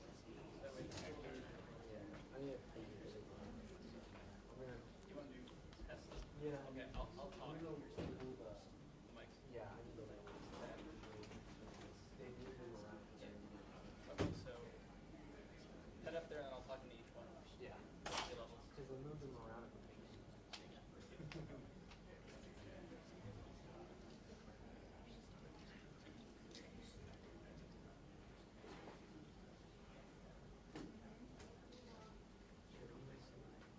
When you're ready. Well, you gotta tell me. You gotta, because I'm not like wild about all the policies Democrats might, but I pretty much count on them right now to certify elections. And otherwise, nominate these crazy lunatics. And it's like, especially just it's like looking at Texas and, 20, they thought they could get Texas. No, this is fine. I've been there forever. Yeah. You're not gonna do levels while you spend. I've worked in the legislature.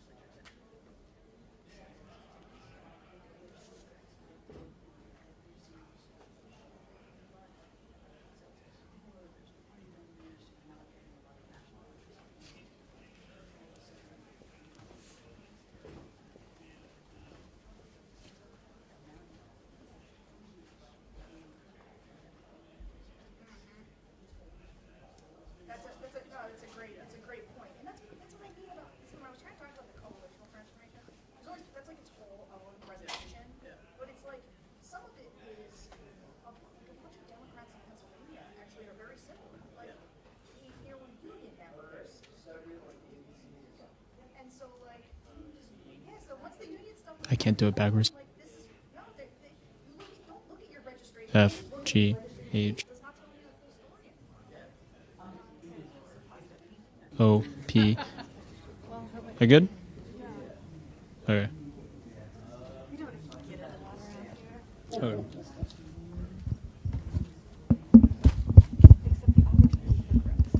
There you go. The opportunity for growth in my state is, yes, large. Do you want us, Aaron, to stand up or just stay seated? Since we're gonna be short, that's fine. F, G, H. Let me get out the way. 1, 2, 3, 4, 5, 6, 7, 8, 9, 10, 11, 12, 13, 14, 15, 16, 17, 18, 19, 20. Is that good, Angel? In the stand? Yeah. Let's confirm with everyone else, but that was my vision. Yeah, that's great. If someone wants to do that, that's fine. They should just take the.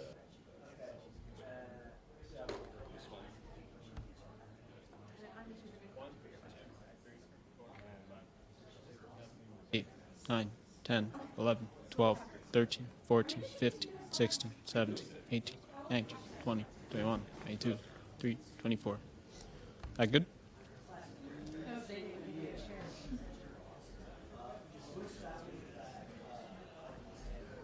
There you go.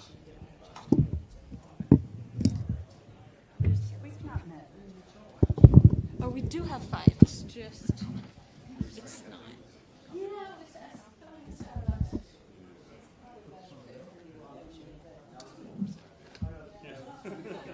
It's a different conversation, but it's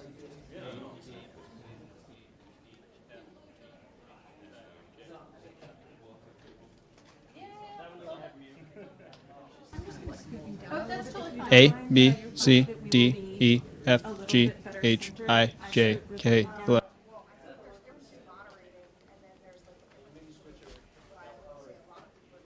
So do not use this part. Hang on to it. Okay.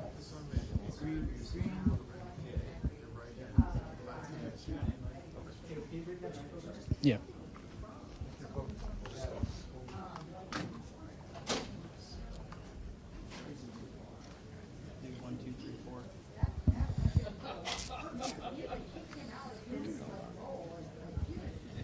Let me turn this off to save power. Is that why it's off? Yeah, I believe so. Trying to do that, syncs up. This one right here. It's gonna be S for going on the stand over there.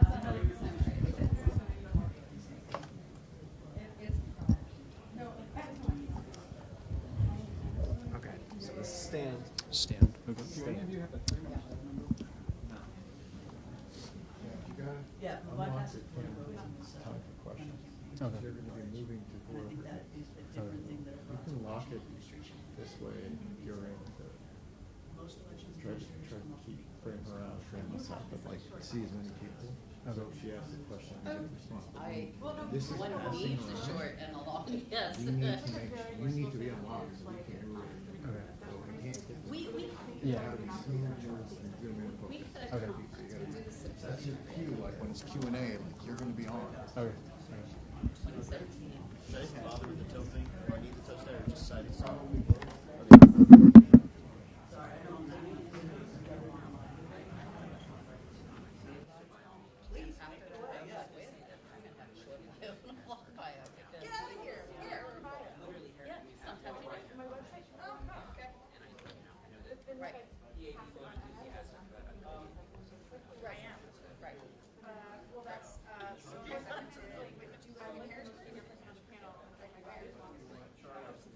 Yeah, that was embarrassing. Yeah, I never know what to do. I'm like, well, anyway, yeah. Excellent. Well, thanks. I appreciate that.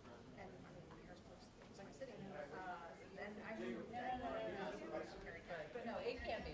It's the little things that matter. It feels like an hour. 3. Can you hear me? This is Smooth Jazz Radio. Testing 1, 2, 3. Hello, welcome back to the stream. No matter what it's for, whenever I have to get a headshot done, Can you hear me?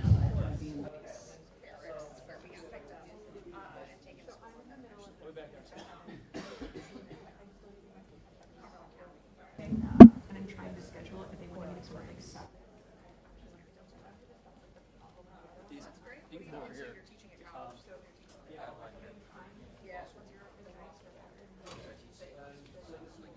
Yeah, I've been thinking about my sister. My doctor, and So you were down south and now you moved to.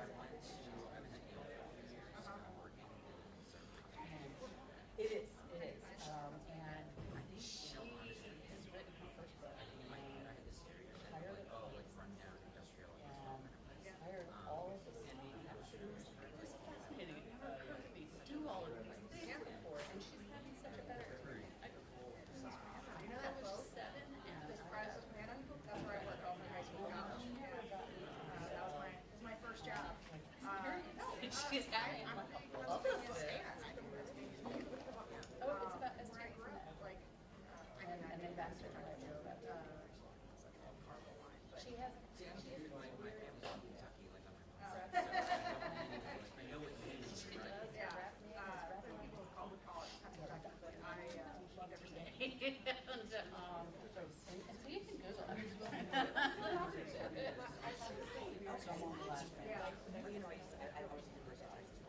Oh,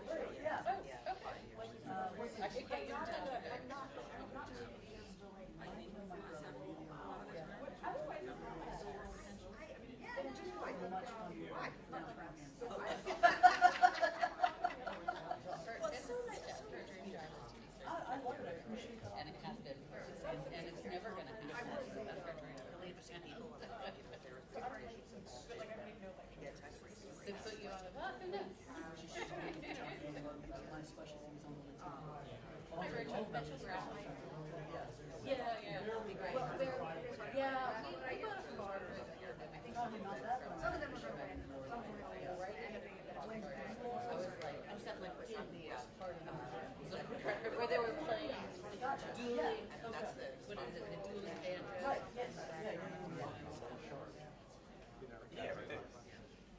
But the data, so it's, right. Yeah, they're working on it.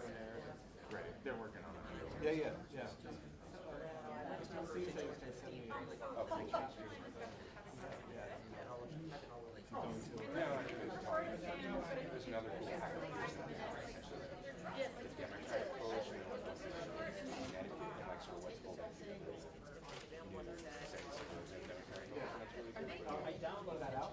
No, but it's pretty good, but basically inequality is so bad that you really can't do it like that's why the professional life here is gonna be pretty strong.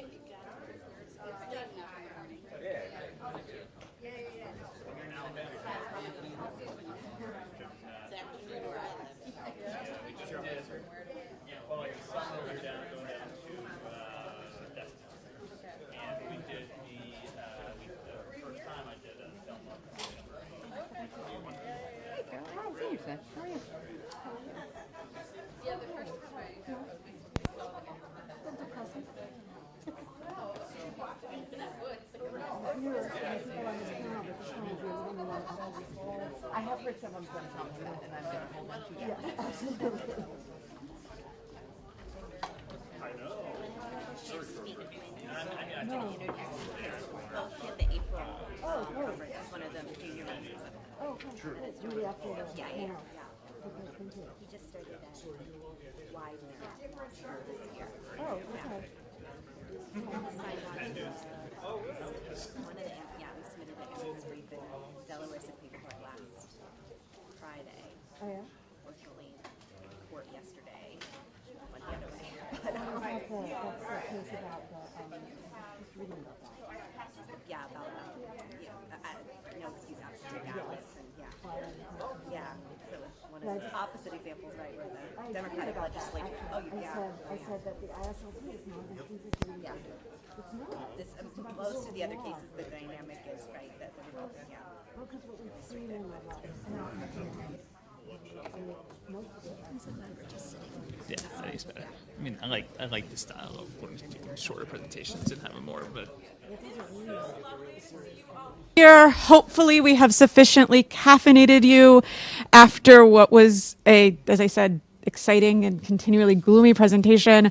I'm Erin Scharf at the ASU School of Law, and I am excited to present what I hope will be a panel that is less doom and gloom.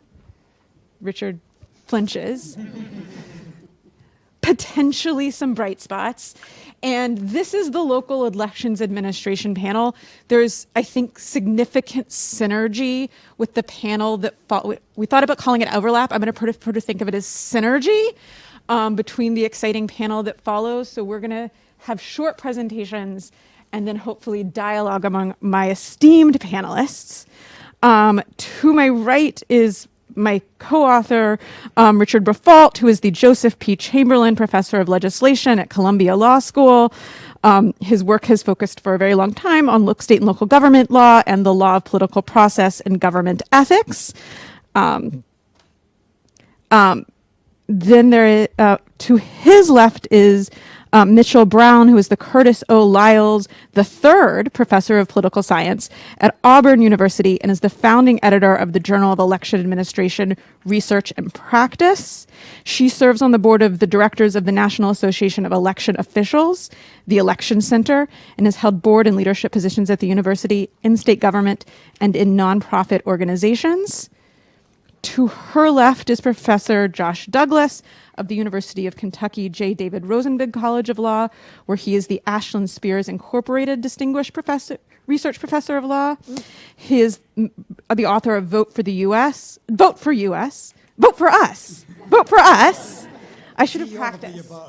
Vote for the U.S. and Vote for Us, How to Take Back Our Elections and Change the Future of Voting, a book that provides hope and inspiration for a positive path forward on voting rights. Super exciting after several days of discussion.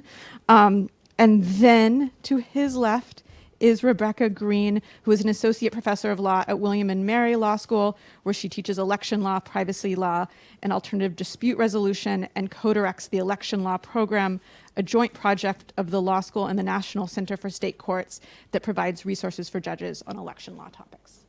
So thank you all for being here. Thank you all for being here. Richard, do you want to kick us off? Sure, although I'm tempted to, I think it's paraphrasing W.C. Fields, sort of never go on after Children and Animal Acts, never go on after Sarah Longwell. I mean, I think this is like, you've all been excited now. Now here is the boring portion of our program, which is particularly me.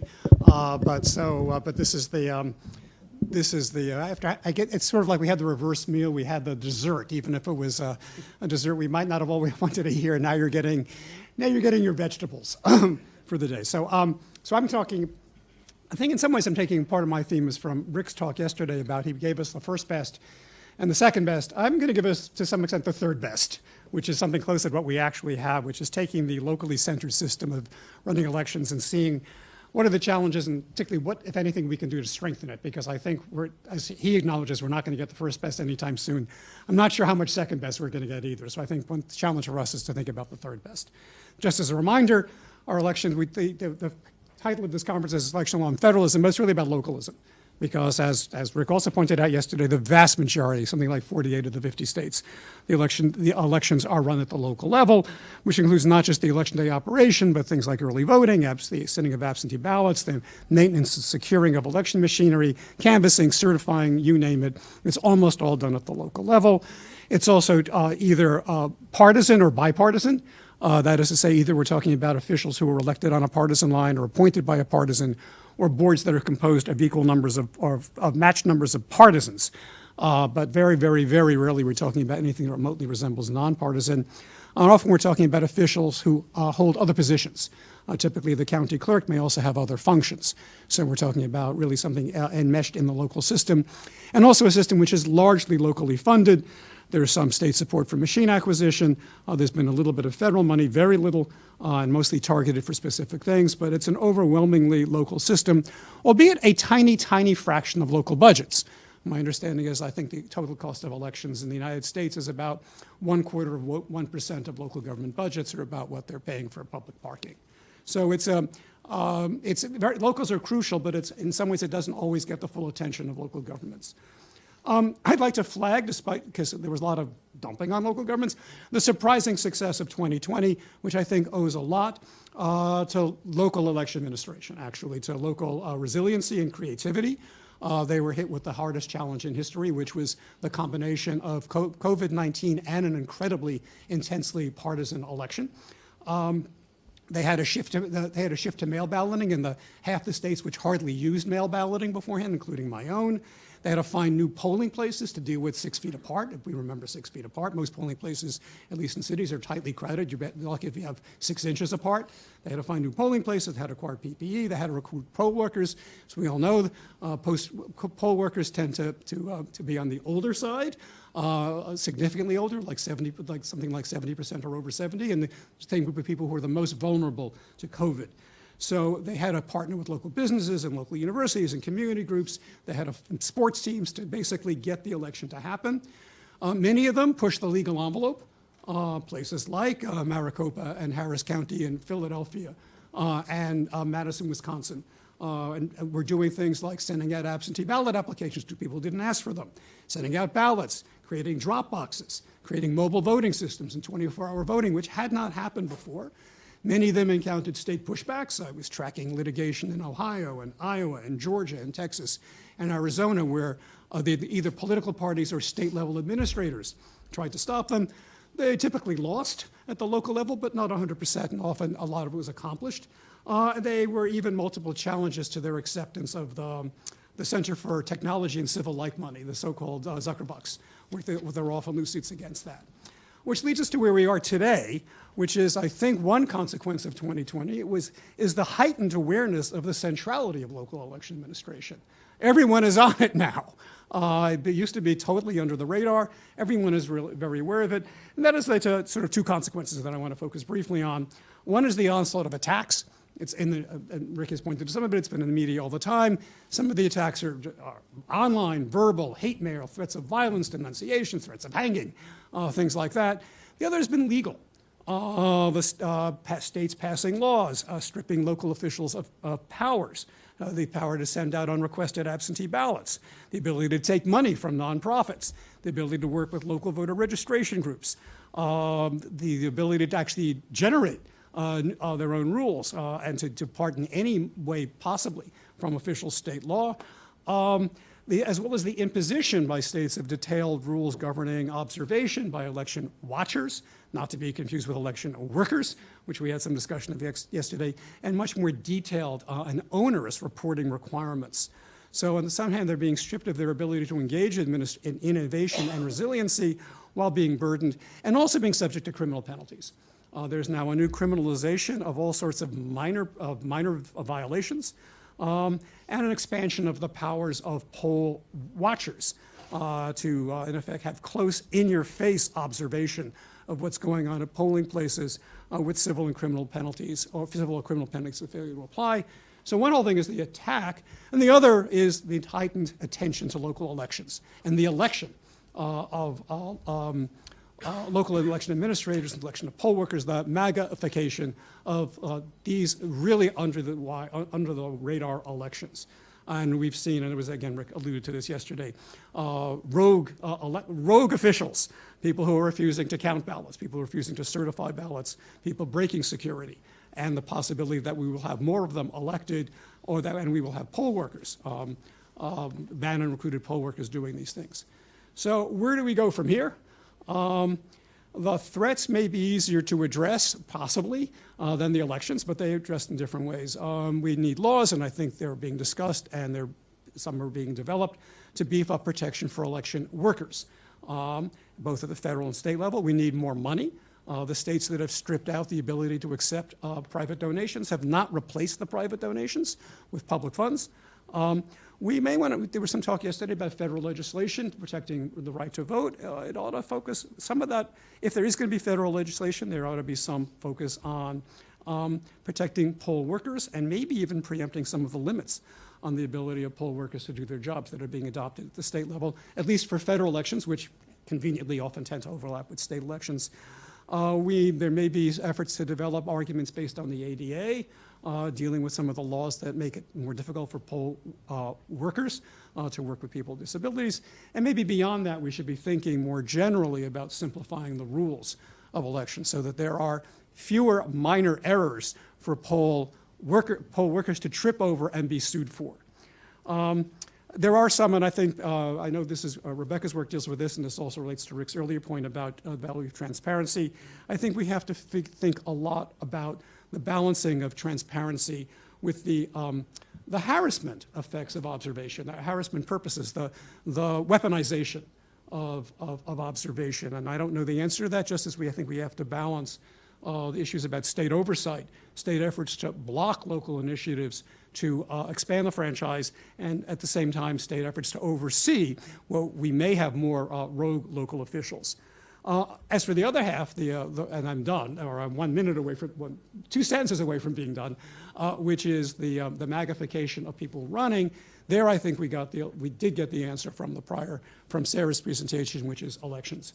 And I think it is time for people who are either professionals or progressives to begin to give much more attention to these very low-level elections, because I think the only way to counter the magnification of the election administration is for a counter-mobilization of people who are committed to professional election administration.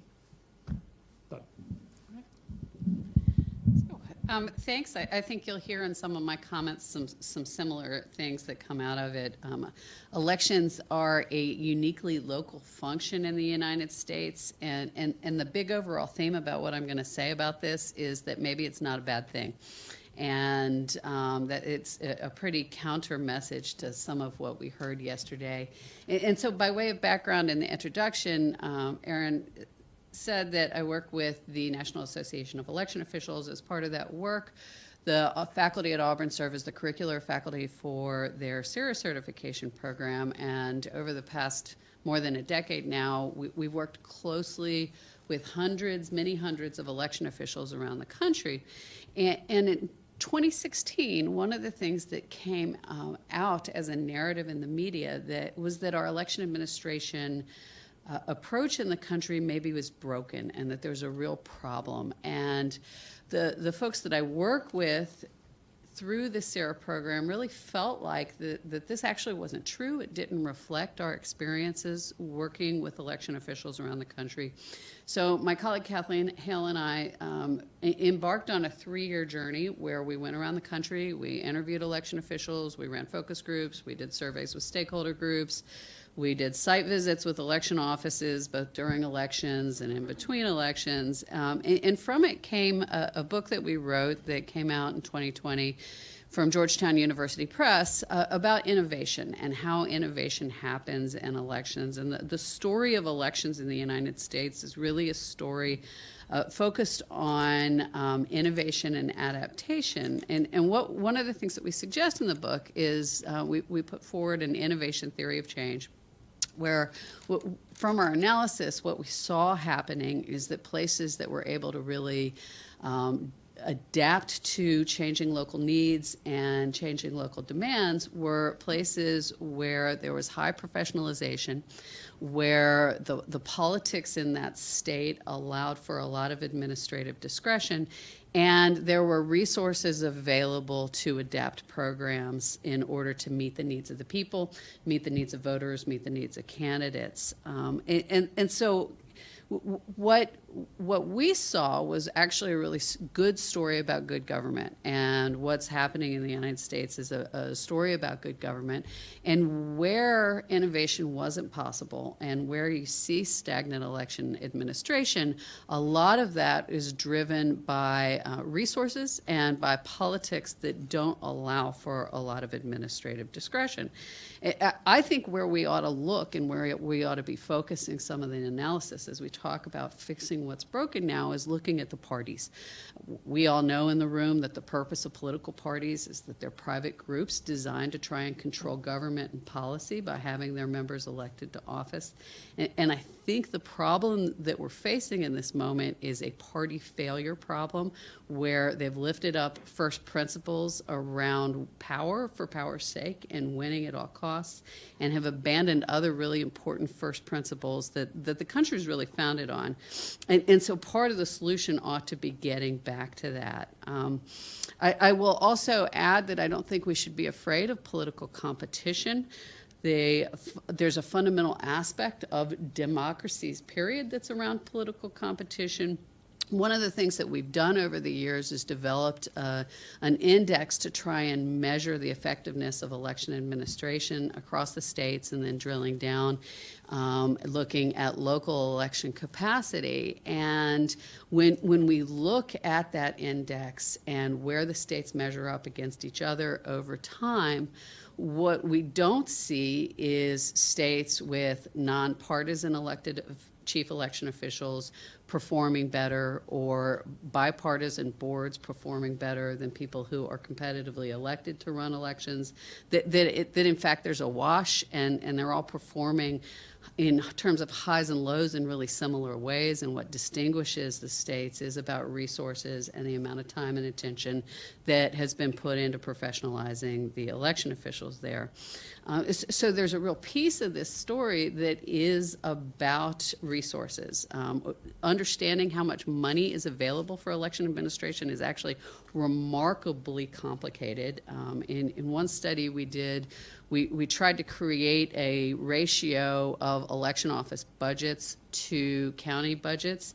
We did this using data from 10 states. What we found, similar to what Richard mentioned, the average was about 0.5% of the overall county budget for elections, so there was a great deal of variance in that, and depended on the state that we're in, and by underfinancing these local offices, we really actually do some real damage to what can be done.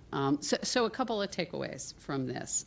The first thing I'd ask us to do is be really careful about language and how we talk about what the problems are, and separating the things that are under the purview of local election administration and even state election administration and laws from what's going on. Good examples of this would be the EPI and the Democracy Index. They told a really interesting story, but both of these as tools conflated things that are under the control of election officials with things that are not under the control of election officials. And what people would do with the measures that came out of this is say, oh, look at these places where there's bad election administration. There wasn't bad election administration in many of those places. Some of it's about bad laws, and so we have to be careful about conflating that. Most people don't understand the nuances and the distinctions, and so as a default, the criticism becomes about bad people doing bad things, and I think this is where some of the momentum came for focusing on election officials doing bad things with the election. The other thing I think we should be careful about in terms of language is talking about this idea of theory of weakest link of election administration. I think this really doubles down on people as the problem and the people running those offices as the problem, and in many ways is an insult to public service and people who are really strong people doing good work under very constrained circumstances. So the big problems as I see them are around under-resourcing, laws that limit what election officials can really do, and parties whose first principle really is about power and just power for power's sake. In terms of long-term solutions, obviously, I think it's clear that from my comments that I think we need to think about funding elections a little bit differently, but also at the same time allowing for a lot of administrative discretion. Election officials are they're professionals. They're not factory line workers. I think there's a reaction to things that happened in the country 50, 75, 100 years ago to try and limit that discretion. I don't think that's the environment we're working in right now, and more discretion I think is probably better than less. And I think we need to renorm ourselves as a country about first principles. I hate to say this. It sort of goes against some things I personally believe in, but I think we need to go back to some real fundamentals around civics education and ethics education about what the purpose of a democracy is. In the short term, I agree that we've got a problem with election deniers who are going to be in offices. I think actually Maricopa County is a positive story about maybe some of the ways that this can go right. If you look at the history here, Adrian Fontes ran for recorder because he was sure that Helen Purcell had done some terrible things and that he could do a better job. He got in that office and he was like, oh, wait, this is hard. And the people working in this office are actually really tremendous and they're great. And then Steve Richter did the same thing. He ran for office. Adrian Fontes is a hack and I'm going to do this better. He got into this office and within 6 months was publicly talking about what a wonderful job the people in those offices were doing. And so I do think that we're going to have to be careful about some of the deniers, and we're really going to have to trust in the state courts because I think that's where some of this is going to end up. But in the long run, positive message. So I tend to be the optimist in the room. Well, first, let me thank everyone here at ASU and the Wisconsin Center as well for what an incredible conference. It's been great to reconnect with old friends and make some new ones. So thank you for this great conference. So yeah, I tend to be the optimist on the panel, although I share a lot of the gloom that we've been hearing this whole time, especially when it comes to Supreme Court, for example, which I think is also made a very anti-democracy turn, something I'm writing about right now. But I'm going to try to bring some optimism as well, because I think that if we just wallow in the doom and gloom without thinking about, okay, what is possible and what's worked already, then I sort of feel like we have a sense of just throw up our hands, instead of making real progress. And so I like to highlight places and policies where we had some really good successes as a mechanism to try to emulate those in other areas. So I live in Kentucky, and in 2019, we had a pretty contested campaign for Secretary of State. The previous Secretary of State was a Democrat. She was term limited, so it was an open seat. And the candidates were a Republican named Michael Adams, who had served on the State Board of Elections and was an election lawyer for the Republican, I think it was Republican Governors Association, maybe. And then the Democrat was a woman who had run the Veterans Affairs Department, and also had been was a former Miss America. And during the summer, Mike Adams, who I didn't really know that well, gave me a call. Or I think it was initially a text message, and he said, "If I win, will you be on my transition team?" And my first reaction was, well, this is crazy, because everything you seem to stand for in your campaign is things I object to. And so I told him, well, that's a little weird. Your number one campaign promise is implementing a strict photo ID law in the state, and I oppose that. I oppose that strongly. And he said, yeah, that's why I want you on my transition team. And I thought, okay, maybe this guy's got something going on, where he wants someone who's actively opposing him to advise him if he wins. He ended up winning, and so I served on that transition team, and Kentucky did pass a photo ID law. But I would say that it is one of the most mild forms of a photo ID law in the country, and that's because it has a lot of fail-safe. And I happen to, I had the fortune of being part of a lot of these conversations, and so we implemented things like student IDs count, and they don't need an expiration date. If you show up to the polls, and this is the big one, if you show up to the polls and you don't have your ID, instead of having to have a provisional ballot, which many other states do, you say I have a reasonable impediment to having an ID, and then I have to fill out a provisional ballot. Instead, in Kentucky, you can fill out that affidavit saying I don't have an ID, and then you vote a regular ballot like everybody else. And why did we get a lot of these fail-safe mechanisms?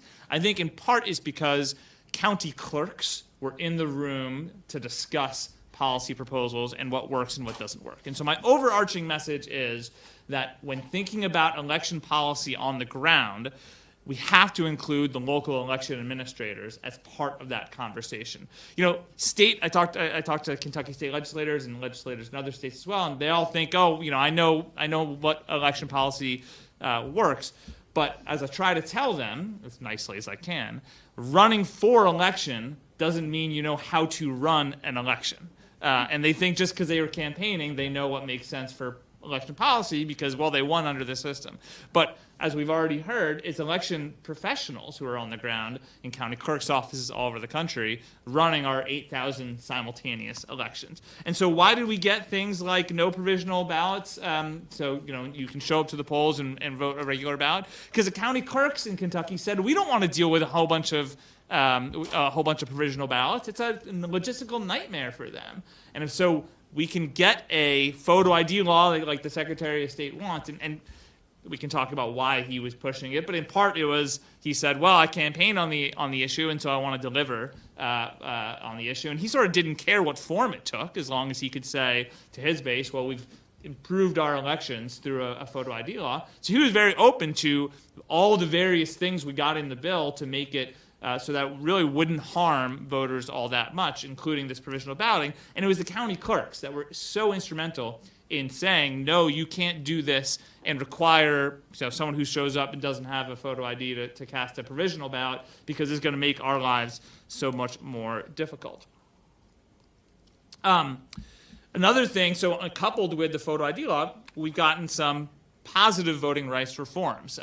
Kentucky really became a national story. New York Times wrote it up about how there was good news coming out of a state that you wouldn't expect during all of these fights for and all these battles on voting rights. So what do?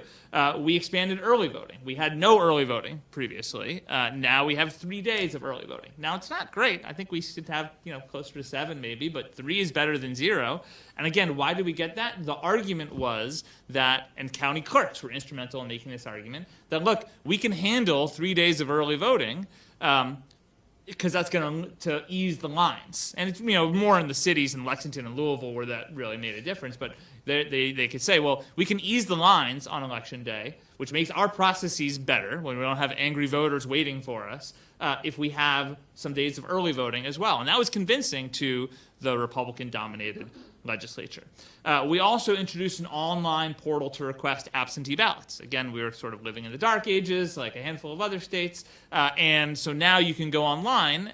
We instituted online voter registration in the previous Secretary of State's administration, but we got an online portal to request an absentee ballot. What do the county clerks say? We want an online system that makes sense and works because we don't want to be dealing with all these paper applications that are coming into our offices. That, again, takes longer to process. It's much harder to deal with. And so that's going to streamline the process for us. And also, the other thing that the state did is, and the Secretary of State, who I think should get a lot of credit, did was he made this argument that these sorts of reforms are both access enhancing and integrity measures at the same time. So why is an absentee balloting portal or early voting an integrity measure? Well, for absentee balloting, we can track where those requests are coming from, and we can put barcodes on the envelopes as they get sent out, so we can track it through the entire system. Now, of course, it makes life a lot easier for voters as well, for those who want to be able to request an absentee ballot online. But the integrity side of this was, well, we can watch the process. Similarly with expanding early voting, we spread it out a little bit, the argument goes, we can watch the process a little more carefully than if we're doing it all in one day when there's long lines at the polls. There's a ton of work to do. Kentucky, does not have the greatest election system. I was chatting earlier with Tammy about the Election Performance Index, this ranking of states in their election administration. And before these reforms, Kentucky was in like the 40s, mid 45 or something like that, in terms of the ranking of how elections are run. And with these reforms, we moved up to low 30s or so. And we still have a ridiculously arcane voter registration deadline of 4 weeks before the election. You still need an excuse to request an absentee ballot, although that's expanded somewhat. But I think it's been a national success story because we've expanded voting where so many other places have restricted voting. And one of the key inputs in how that was possible was the county clerks themselves were in the room where it happens, helping to make the argument. So state legislatures, I'm very skeptical of their ability. They're so self-interested in running election policy. I'm very nervous about this Moore versus Harper case we've talked about, which is going to give even more deference to state legislatures. And it really doesn't make sense to have state legislatures being the ones to dictate election policy because they're obviously very self-interested. They're going to pass laws that help keep themselves in power. But if we make a committed effort to get the election professionals actually in part of the conversation about what makes sense, I think you can have some success stories. So again, running an election doesn't make you an expert. Running in an election, that is, running for office, but running an election does make you an expert, and those are the people we need to hear from when we come up with election policy. Couldn't agree more. All right. Thank you so much for having me, and this has been really an amazingly helpful learning experience, this panel and the others. So thank you for having me. So it's been hard to pick up a newspaper without seeing headlines that election deniers are overtaking our system of elections, whether it's running for Secretary of State, or rank-and-file Republicans seeking out local election offices at the local level, Of course, we saw this a second ago when we saw Steve Bannon himself urging, for Republicans to take over elections.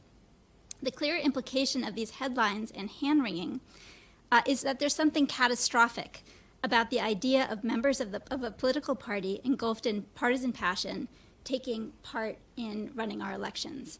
And I think that's a really dangerous narrative.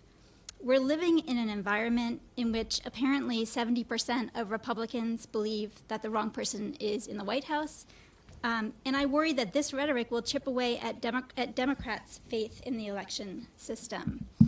That will be in a situation where members of both parties lack faith in our elections. I think enemies of the democratic system of government will rejoice if that is in fact the case. So reformers have long called for nonpartisan election administration. We've heard several speakers here today discussing that possibility. And I take absolutely no issue with that position. I think nonpartisan election administration is undoubtedly the gold standard and why so many advanced democracies around the world adopt that model. But as Rick suggested yesterday and others have mentioned, truly nonpartisan election administration in the United States is sort of a not in my lifetime proposition. It would involve a complete reorganization of a very decentralized election system, and so at least for the short term, it seems clear that we're sort of stuck with what we have. Alarmed by the concern about these headlines, about this partisan takeover, further damaging public confidence in our elections, I spent the summer working on what I've pitched as a plucky counter-narrative, an attempt to counter the narrative that partisanship in election administration is something to fear. The argument I try to make is that adversarial partisan election administration, by design, seeks to provide increased transparency and checks and balances in how elections are run. Further, I argue that adversarial election administration is deeply ingrained in how American institutions function generally. The American system abounds with diffused and fragmented and purposefully adversarial power structures in nearly every facet, from federal agencies to our system of justice. We rely on adversarialism to function as a check on power and as a vital transparency mechanism. So that elections are run by partisan actors from the two major political parties is deeply ordinary and familiar in the American context. In order to keep these remarks brief, I won't go into the details of describing the many different forms of partisan election administration in this country throughout history and at present. Everything from bipartisan election boards at the state and local level to requirements that election workers hail from opposing political parties to the structure of partisan poll watching, where observers act as agents for political parties and candidates. All of these are examples of the adversarial administration of election and that process at work. It's certainly the case that adversarial election administration or partisan election administration in this country has been problematic in U.S. history. You don't have to look further than single-party dominated election administration in the Jim Crow South, or of course, the sort of party machines in northern cities running corrupt elections for much of this country's history. Yet, election designers throughout history and today rely on rival partisans to secure popular buy-in of election results. You know, anyone who's ever watched a recount where you have members of each party huddling over the recount table knows what I'm talking about. So rather than calling for reforms unlikely to happen in our lifetimes, it strikes me that we should instead be thinking of more realistic fixes, and that those fixes should start from the premise that partisan involvement in election administration is not a boogeyman. I don't mean to suggest in any way that adversarial partisanship in election administration can't be improved. It's far from a perfect system, and there are lots of vulnerabilities that reformers are rightly talking about. So, for example, power should not be concentrated in a single partisan chief election administrator at the state level. I'm worried about discretion for local partisan election administration. I think it should be limited so that partisanship can't sort of bleed into the process. States should have conflict of interest laws to prevent overtly partisan activity while someone is serving as an election official. But that said, I think the constant drumbeat that election deniers are taking over U.S. elections has real dangers. So from this foundation, I want to suggest what I think is a pretty controversial proposition, which is to say that just because somebody is an election denier, it does not necessarily follow that they are out to sabotage our elections or commit election malpractice, as it was termed yesterday. Rank-and-file Republicans who think that the election was stolen in 2020 truly believe that that election laws were flouted. And I don't mean to sort of lump all election deniers into the same category. I realize that there are certainly some who would like to flout the law and make sure that their candidate wins. But I guess what I'm trying to argue is that the rank and file sort of regular person who's basically been convinced that the election was stolen believes that the law was not followed. And so the idea I wanted to suggest is that it doesn't follow that if they gain positions within election administration as poll watchers or poll workers or even state or local election officials, that they will seek to flout the law themselves. In fact, there's an argument that they'll do the opposite, that they will insist that laws be followed to a T. So I think on this front, education is hugely important. The point came up yesterday that whether it's poll watchers or poll workers, making sure that those who administer our elections are clear on what the law requires is essential. But the hope is that when Americans of all political stripes truly engage in the process of elections up close, that some of the trust in our process of election will actually be restored. And we shouldn't be afraid of partisans engaging in our election process. In fact, we should acknowledge it as a deeply American approach. I thought I'd end by mentioning a story from the Washington Post yesterday. I'm not sure if you all saw it, but apparently in the August primary, right here in Maricopa County, there were 18% more Democrats working at the polls than there were Republicans. And this past week, I guess last Tuesday, the RNC filed 2 lawsuits. One of the suits is to force the county to shorten shifts for poll workers to make jobs more accessible. My guess is that that would mean that that would be problematic because shortening them would require recruiting more poll workers, and that might be difficult to do in this environment. The second suit seeks to force the release of records about who worked the polls in the primary, presumably to try to sort of unearth some kind of unequal treatment. But it seems that those records have actually already been released, so that lawsuit will probably be mooted. But the claim seems to be, and sort of the headline seems to be, that somehow Republicans were shut out of the process here in Maricopa County, which is odd because the article goes on to explain that there are about 100,000 more Republicans than there are registered Republicans than there are Democrats here. As it happens, and here's where my one slide's going to come in handy. I didn't want to read this to you because it's too long, but this is the statute in Arizona that governs who can be, who works the polls, essentially, here in Maricopa County. And as you can see, it's a model of adversarial election administration with requirements that there be equal numbers.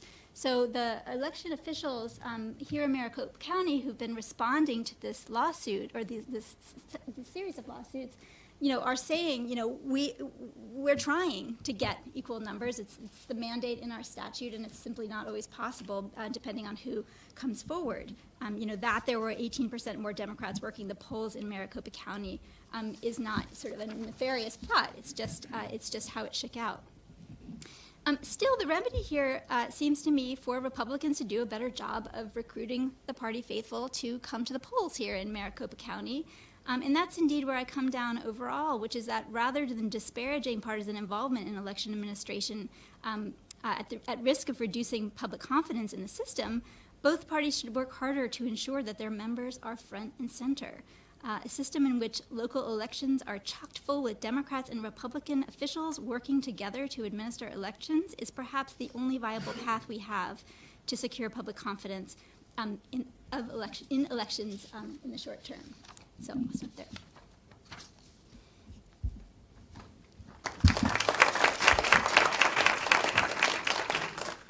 That was wonderful. We want to have some discussion. I want to start with a question that I think you guys all touched on, which is the amount of discretion. And this is where I apologize that there's going to be some overlap, but hopefully an invitation. What is the scope of the discretion that you are envisioning for local election officials. When you described balance, you described actual discretion, you described expertise in the room, and then Rebecca went back to discretion. So where do you see the scope of that discretion being really important? And if you want to offer some ideas of where you would go with limits, I'd be interested. And then after that, feel free to chat amongst yourselves, where I'll be interested. I'll start and then we'll move it down. Where you start, Rebecca? No, I'll you give go. you a chance to catch your breath. No, you're That's a good. great Perfect. presentation. So, Yeah. it's the forest ranger, right? I mean, this is a sort of the essential thing in any form of administrative system.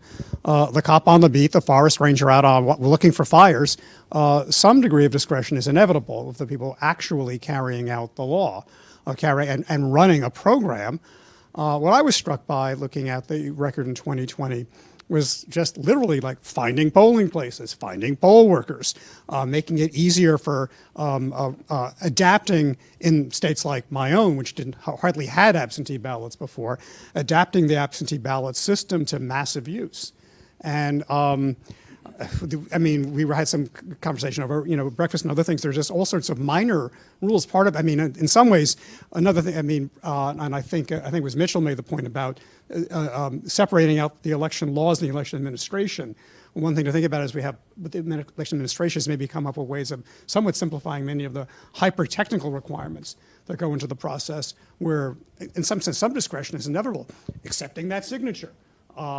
Accepting the ballot that you can't read the date, or maybe just the big debate, unbelievably or not, the big fight now whether or not in Pennsylvania to accept absentee ballots that have been returned on time but didn't have a date on them. So there's, I'm not sure I have a good answer I'd like to say, but systems don't work unless the people who are literally carrying out the system have some discretion to adapt what they're doing to current circumstances, whether it's COVID, whether it's a rainy day, whether it's some mechanical breakdown, and figure out how to do it. Yeah, I think one of the things that we ought to look at is where we've had real advances in making elections more accessible to people and responsive to what voters need, and at the same time more efficient. And where a lot of those things have come from have been in places where state legislatures said, yeah, we do things in one particular way, but for this coming election, we're going to let you experiment with that. And it allows people at the local level to create new ways to do things that are better than what state legislatures might have dreamed up in session. And that's the kind of discretion that I think we need to be doing more of and not less of. So I think that there can be sort of a hybrid model for some of this stuff where there's discretion to the local election administrators to coming up with a election plan for an upcoming election then could get maybe submitted to, if you had a bipartisan board or the chief election official, whoever it is, with a thumb on the scale of trusting the local election administrators, but with maybe a little oversight at the state level. I think that kind of a hybrid model could work. So, you want to have a plan of where your precincts are going to be or where your vote centers are going to be. That should be subject to the local election officials' discretion. They know where their voters are. They know, what their communities need. But to have kind of an oversight at the state level where, you really apply a kind of abuse of discretion type of standard that you're going to essentially trust the local election administrators' plans unless there's something that looks really really messy that you need to send it back to them to redo. I think there could be, a dual level system where we trust the local election administrators, but with a little bit of oversight as well. Yeah, I'm not sure I have too much to add, except to say that I'm really sympathetic to the idea that local administrators need a lot of discretion in order to cope with unforeseen circumstances and also just to do their job, and that we should, the default should be to trust them to make good decisions. But I guess, I guess I wonder whether, it opens up the sort of Pandora's box of exercising discretion in a way that people view as partisan or biased in some way, and so that's why sort of my prescription in sort of thinking about it is to sort of pull back from that. So I think maybe the answer is to think carefully about where the discretion is being given, and to make sure that it's not in instances where partisan bias would sort of be presumed. So I don't know if that's possible, but it's difficult. Two more thoughts on that. Just one is Mitchell's coming. I think early voting, through vote centers, emerged as an administrative innovation before it was authorized by state law. So I think that was actually something that actually came out. Was it in Los Angeles or in Colorado, where they came up with the idea that it was going to actually simplify voting, but it predated any legal authorization for it. On the other hand, I'm sympathetic to Rebecca's point. It connects with her main presentation about, I think, some of the issues from 2020 were, in some sense, come out of a conflict between discretion to make voting more accessible, particularly during the pandemic, versus close adherence to the law. And in some ways, we saw that going back to 2000 in Bush v. Gore, and sort of the make every vote count versus follow the law. And I think, because I think one of the so much of the attack has been on absentee voting, when a lot of states, like my own, we went to absentee voting by executive order. And so only a handful of states, I think Nevada and New Jersey, may have actually changed their laws to expand absentee voting during the election. Most of the states that made the shift from excuse-based absentee voting to no excuse were done by executive order. And I think that to some extent colored the perception that this was arguably lawless because it was being done by executive order and without legislation. And I think that was part of it, just as moved to drop boxes, things like that, which were neither prohibited nor authorized, became, and you could sort of see the tension that you allude to between the impulse to make the franchise as accessible as possible and the alternative impulse. And to some extent, this does correlate with party, if not necessarily partisan advantage, then partisan philosophy. And the other is to stick to the rules and follow the rules. And most people can follow the rules, and the ones who can't, that's too bad. But I just want to underscore that 99% of local election administrators are not trying to act in a partisan way. That we hear about the bad apples, but these people are just professional election administrators who their ultimate goal is to run a smooth election where their voters can vote, and they're not trying to be partisan. Now we do have to worry about those who are going to be overtly partisan, but I think the majority of the people running elections are not that. Do you guys have questions for each other before we turn or follow up? Again, just to keep us going with Josh. They may not want to be partisan, but I think sometimes those who want, or my sympathy is to make it easier to vote, more accessible, help overcome barriers, may be perceived as partisan by other people. And I think that connects with Rebecca's point, is that particularly in the big urban counties, particularly 2020, because of all of the special issues in 2020, there were some big urban counties where at least the election administrators, I think, took the extra steps to make it easier for people to vote in ways that were arguably beyond, or not clearly authorized, arguably beyond maybe pushing the envelope, and that was perceived as partisan, even if they perceived that they were, and I would agree with them, that they were just doing their job. So I think being partisan, being perceived as partisan, and just doing your job could be the same thing. Yeah, no, that's fair. But again, I think I would put the thumb on the scale of discretion for those election administrators. Again, with perhaps some sort of oversight, but the oversight has to be one which ultimately trusts the local election administrators, unless there's clear evidence that they're really trying to put the scale on one side or the other. So I think you're right that perhaps, and I don't have a good answer to how to deal with the perception of it, but it doesn't change my own conclusion that that by and large we should be allowing the local election administrators some level of discretion. Oh my goodness, what do we do? Delay lunch, I think, is the answer. Maybe. I'm going to look to Karen. We must have been controversial with all those hands going up. Thank you for this great perspective, and I agree with a lot of it. I think another area where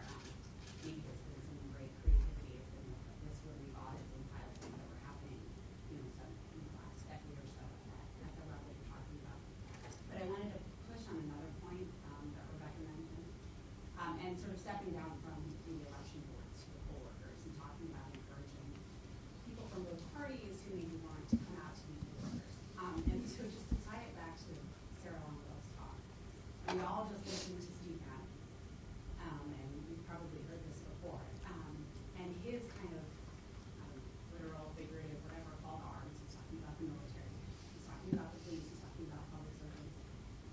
How do you kind of square that perspective? Because you're talking about partisanship, and even setting that aside, and bad apples, and that there aren't that many of them. But when we're hearing this, and this is aggressive, and this is happening apparently every day for an hour or whatever on his show, where do you see that going? Do you have less optimism about that? Do you think that's just going to be a drop in the bucket?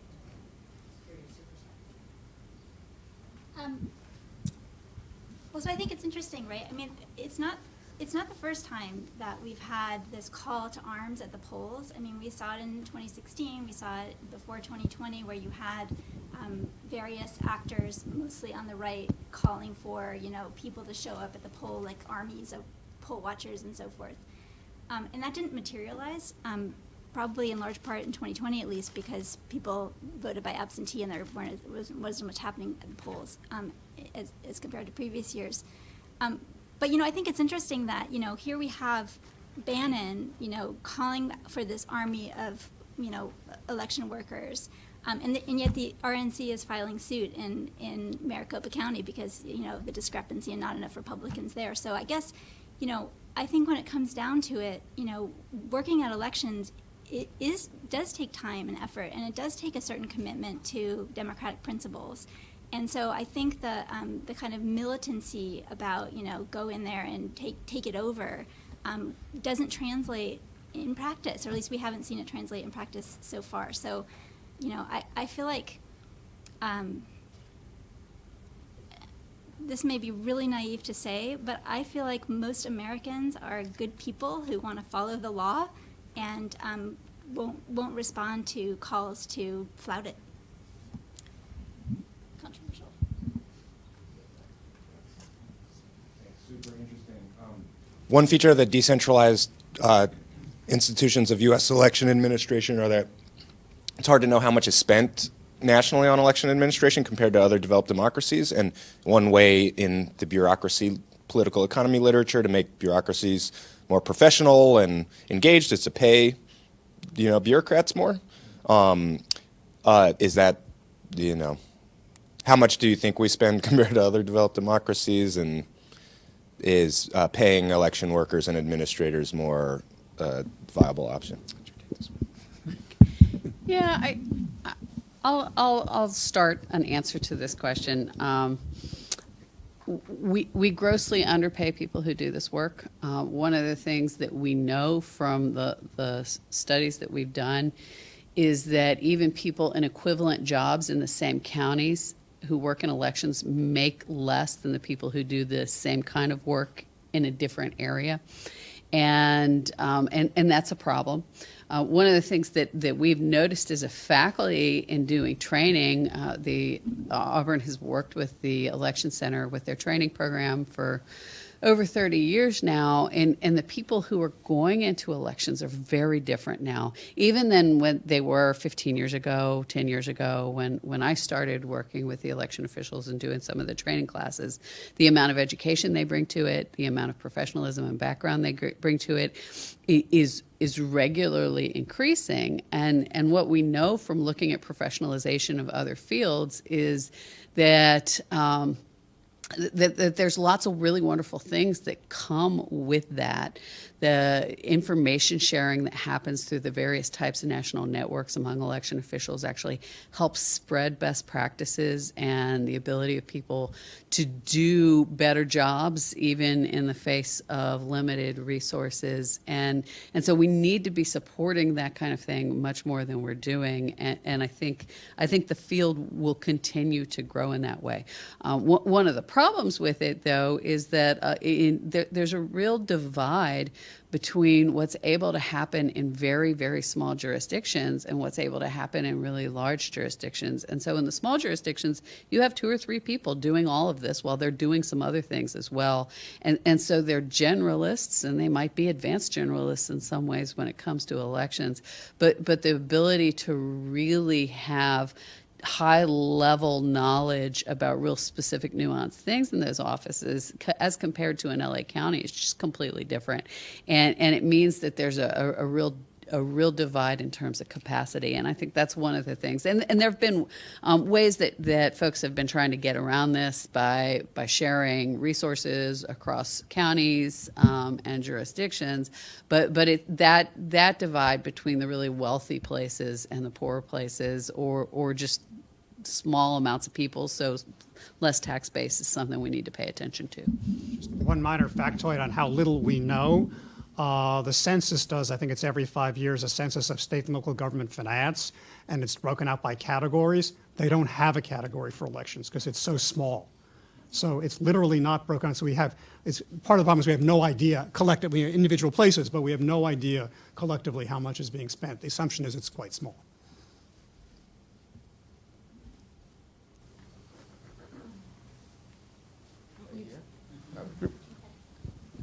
I don't know the cues, so. Hi, I thought this was really great, really useful, definitely on team local election official here. So one thing I found really interesting, Josh, in your comments was the fact that local clerks were in the room when that sort of bipartisan success happened in Kentucky. And I'm just interested in what folks' thoughts are about how to make that happen. One of the complaints I hear a lot when I interview local election officials is that they are not consulted, they are not included when there's election law reform happening.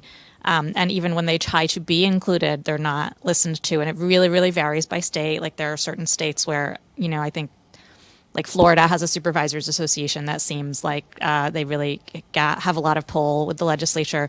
So I'm just interested in folks' thoughts about like what can be done to improve that access to political reform in that process.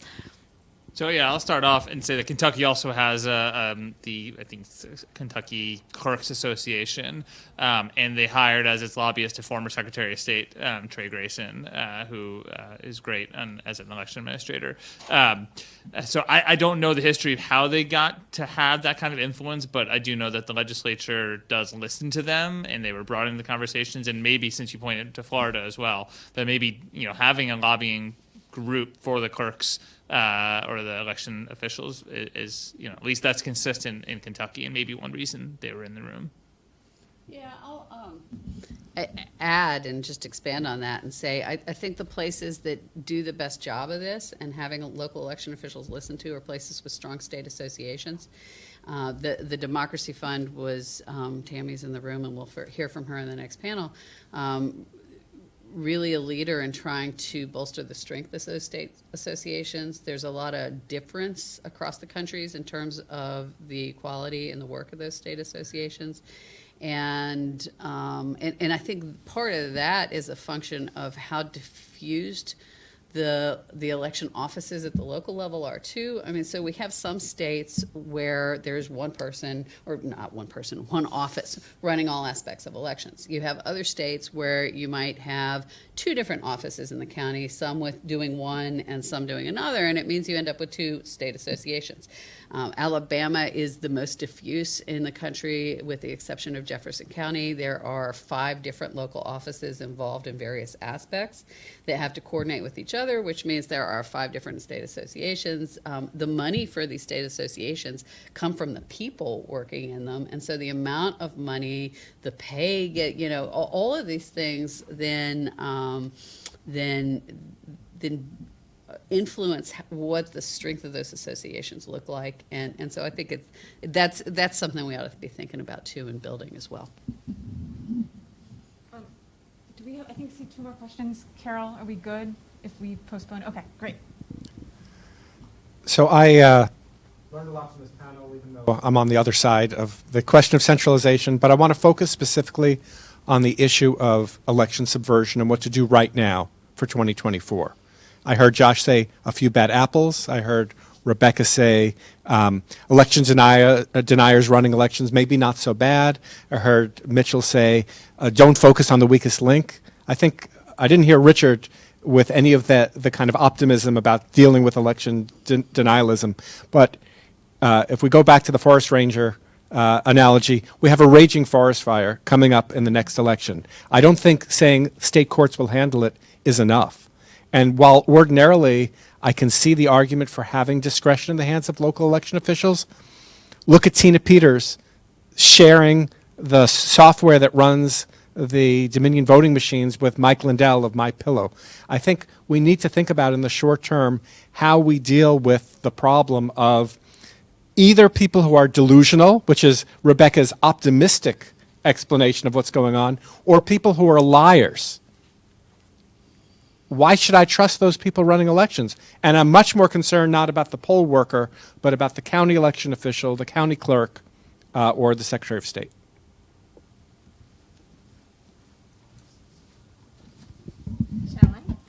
Shall I give it a crack?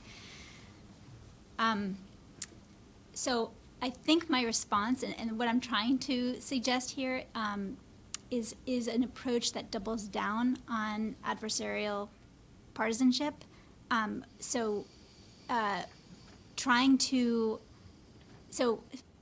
When you have someone who is acting out of the bounds, who's breaking norms, to have sort of an internal pushback sort of built in, and I'm more optimistic about that happening at the local level than I am, for example, with a Secretary of State who's an election denier, kind of who has more unilateral power at the top to make mischief, and that's why I'm totally on board with taking power and discretion away from centralized sort of state level election administrators.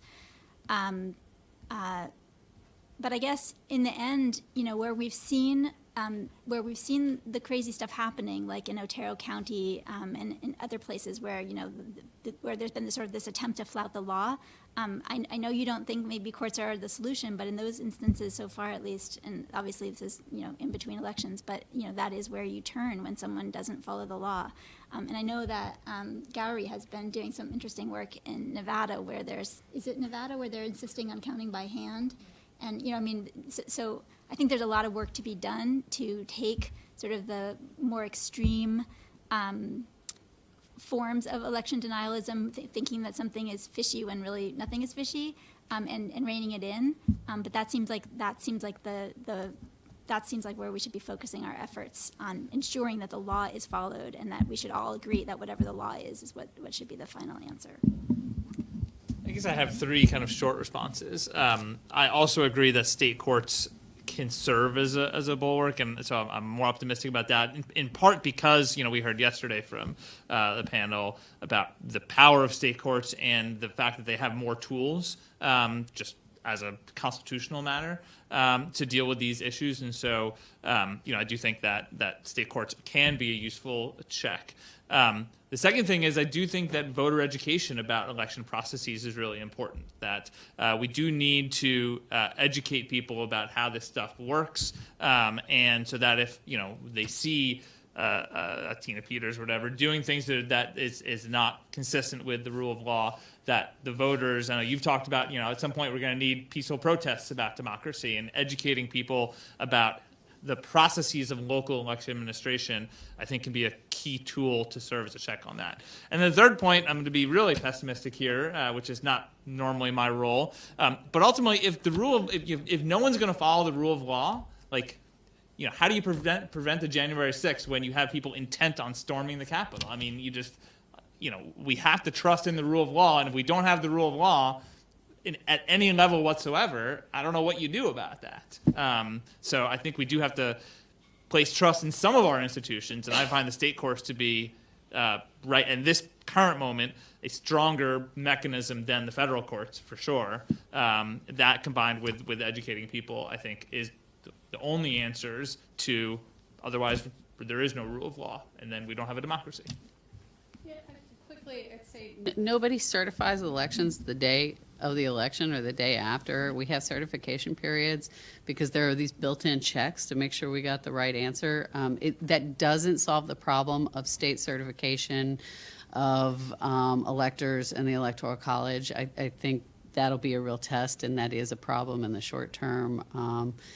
But we have these checks in place, and I'm just obviously much more optimistic about the institutions than you are. Apologies, I am seeing both questions in the audience and more comments from our panelists, but lunch is outside, and I think people might be getting hungry. So I want to hope that this conversation continues into the afternoon. Thank you guys so very much, and thank all of you so very much. When we put two and two together, realize I have your book.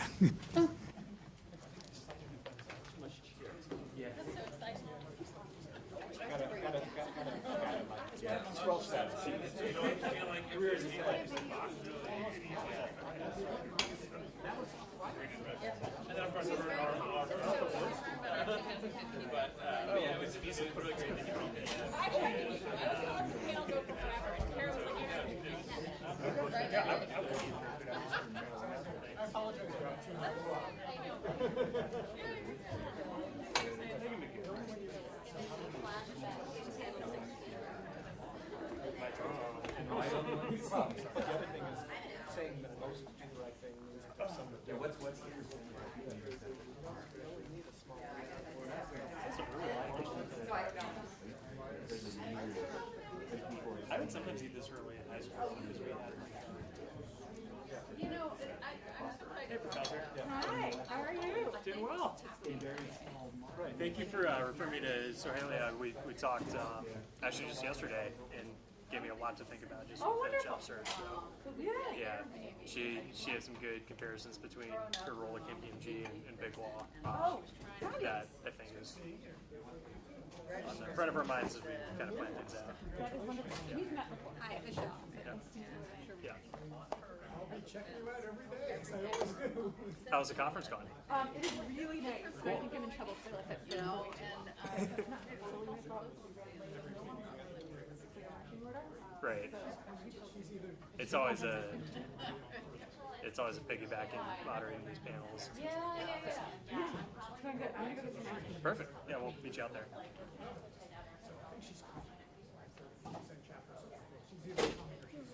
Yeah, sure. I love that. I wanted to talk to you last night about specifically, in fact.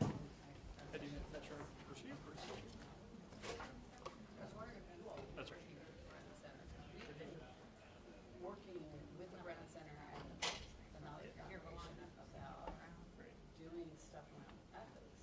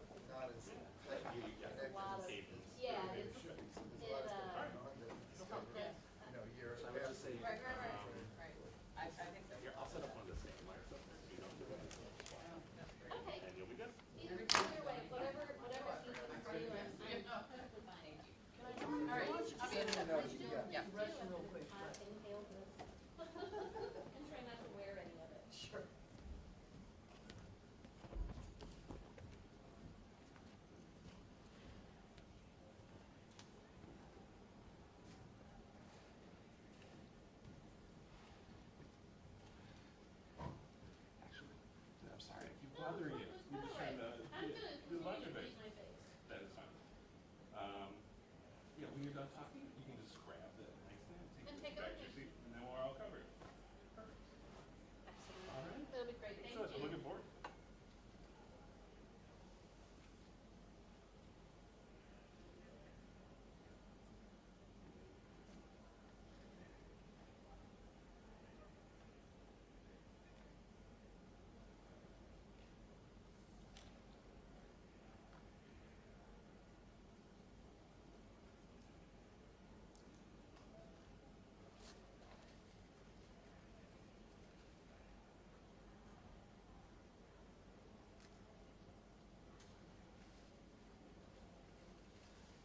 I have to head out to the airport. Oh my gosh, it was so great to Sorry, see I you. missed your panel.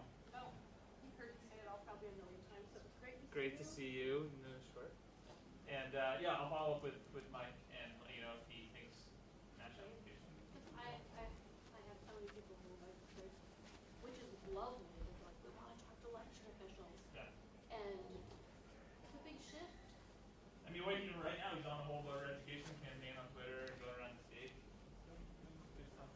Awesome. I'm so glad to hear that, 'cause that's what it appeared to be. Yeah, no, it is genuine. Amazing. All right. Okay, safe travels. Thank So you. let's do. Very good panel. I was trying with, I was having Title 16 flashbacks, and she put that up there. The thing that I was gonna share, which coming to this, I was curious about the discussion around partisan affiliation, particularly since more than half of local officials are elected, and the partisan races, so that's deeply entrenched. But the other piece of that Title 16 is that the county parties are supposed to nominate the poll workers. And that was my first job in Maricopa County in 2003, and we were hiring more than 8,000 people. And I can count on two hands the nominations I got total from both political parties. Like 7. Yeah. Where did you find a napkin? At the very end. Okay. Yeah. Oh, do we not have napkins? That's. Yeah. No, but I found them at the end. I don't know if they're anywhere else.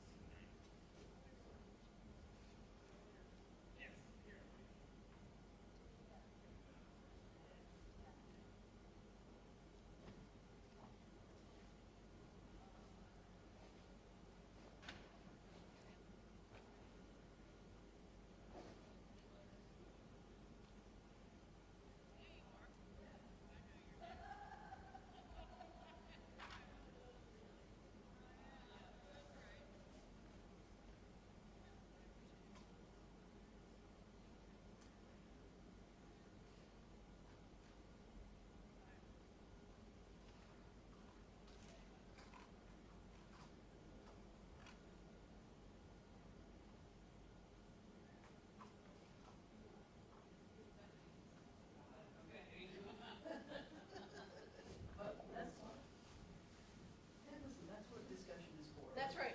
That's right. That's how we learn. Well, I can't wait to hear what you have to say. Well, I think Rachel said, oh, you've heard me say it all before. Everything old is new again.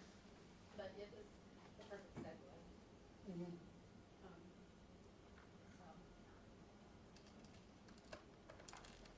I know, keep wanting to jump in. Let's just make it a big group Right. discussion. That's the thing is, seeing that Title 16 is the flashback to me. That was my first job in Maricopa, was overseeing the recruitment of all those people 20 years ago. Yeah, I think that's what, this whole, well, you're hiring more Republicans than Democrats. I remember, we'll take anyone who walks in the door at some point. Well, that's the thing that I was going to mention, is that another part of that statute is that the county parties would provide the nomination papers. And I had to prepare those, roll, Mitchell, that my first year would have been the 2004 election. I can count on two hands the number of poll workers that we got total from both parties.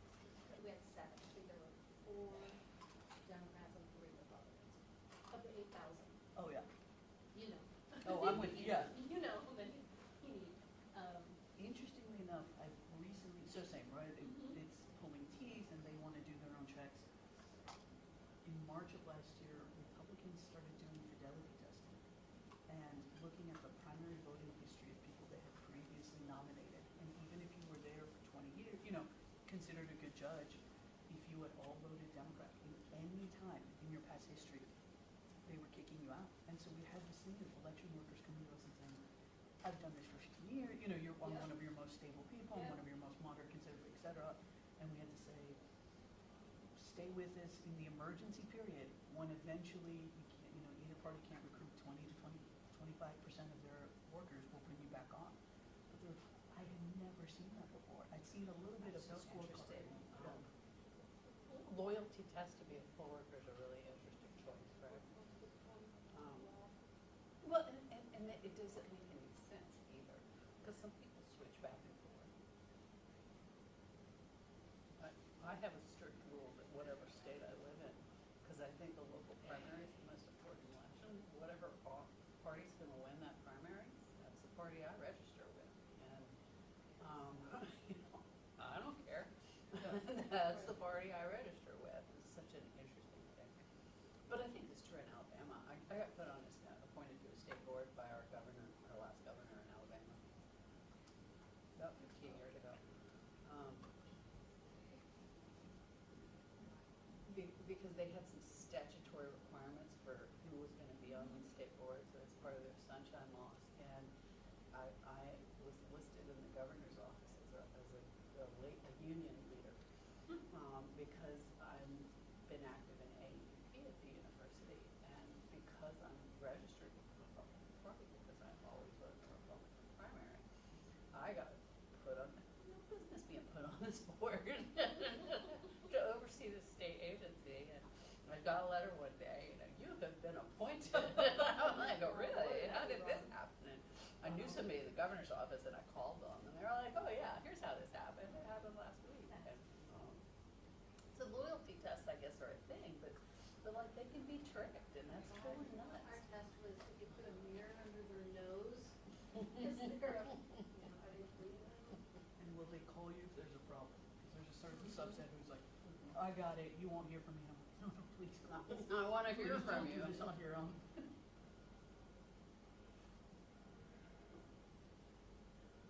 And often those are the veterans. Oh, I've been doing this so long, I know how to do it. Really? That law changed 10 years ago. Where are you registered to vote? In Maryland. Okay, so not That's our here. full-time. We could have stayed registered here, because we still have property here, but, and we maybe have an intent to return, we didn't really know. But we registered our vehicles there, because that's the other piece of a lot of this, right, is that Maryland has a law that if you're there for more than 6 months, you Right. have to register your vehicle. Right. In most states, if you register your vehicle, that's where you that's the trigger for registering to vote. And so Right. that's where, like here in Arizona, that's where the students, like the distinction between the students and snowbirds is really crazy, because students are carved out, but they're not carved out if they register a car. And so, if That's they do, interesting. but none of it has to do with tuition, right? So the in-state tuition piece is another crazy facet. We had one student that was a student at ASU. They signed on filling out the federal voter registration form to go drive. That summer they then voted here. They went home and wanted to do summer school back home for the summer to get some extra credits and credits there and whatever to transfer back. And California was like, you're no longer an in-state student. You registered to vote in Arizona. But I'm sure Arizona was like, And you should Arizona's pay like, out of state tuition. Absolutely, they're like, no, you're from California, you're not, so that's why people just, We have this more problem with our complicated. youngest daughter, because she graduated from an Alabama school, but she's been living in North Carolina for 2 years, and North Carolina won't give her residency, even though she has a North Carolina driver's license, her car is registered in North Carolina, and she she graduated from Alabama, she's not a resident for tuition purposes. Oh my God, that's crazy. Yeah. That's actually, as awful as that sounds, it's good to know and makes sense. My niece moved to Roxborough with my mom and my sister and my sister. And in Minnesota, she was struggling in high school. Social butterfly. Didn't take her academics seriously, and not really understand it. So when she moved, she wanted to go to community college, but she had to finish up a couple of classes, so they enrolled her in the local high school. Oh, so smart. And that, just because it was out of necessity, but in retrospect, it sounds like it was a really good idea, because then she went 2 years, or a year in community college, and she transferred, and was in Raleigh, Durham.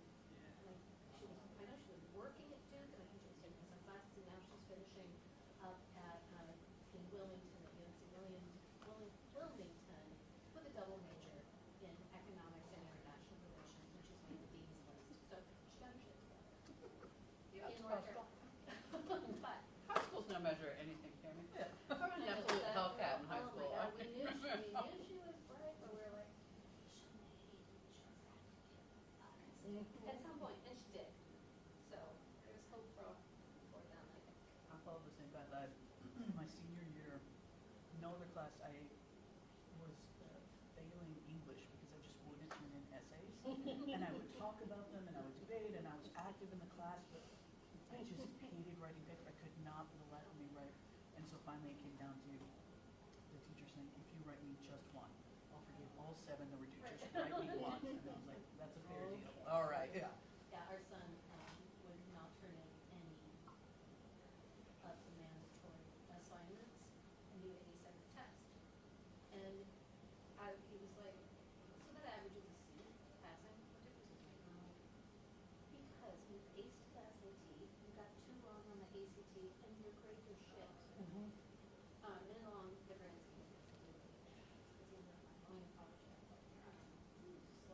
and his whole attitude was passing. If the goal is for you to master the materials, then we give you these Socratic discussions about all of it. I'm like, 16 years old, but they just started work.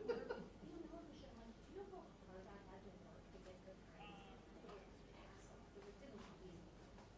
I had to work really hard. I'm like, and the fact that you can just like spit this stuff out, because reading Nietzsche in 10th grade is probably a good indication. We have that opposite problem with my youngest, learning disabled, whatever, and everything is always struggle and emotional stuff because she could never pass. And so our motto in high school became D is for degree. You know, it doesn't matter. It's always hard. Always hard. Yeah, we pre-SATs and that. Was around the time we were doing EPI, and started getting stuff due MIT, and I gave Charles so much shit because we started getting all this stuff from MIT, and it's like, keep a lookout, we're gonna make an impression on you, and like all this stuff, and then they ended up sending 10 new tattoos, like a deck of cards, and there's some other thing that they do in the car, like that they go back and forth between MIT and some, I don't even remember which school it is, that they prank, they library, they do these big things. So that's how you try and get students at MIT, is through temporary tattoos and Charlie. Hofstein gave me so much shit about that. He's like, well, where do I get my MIT tattoo? Yeah. But it's been good to hear this.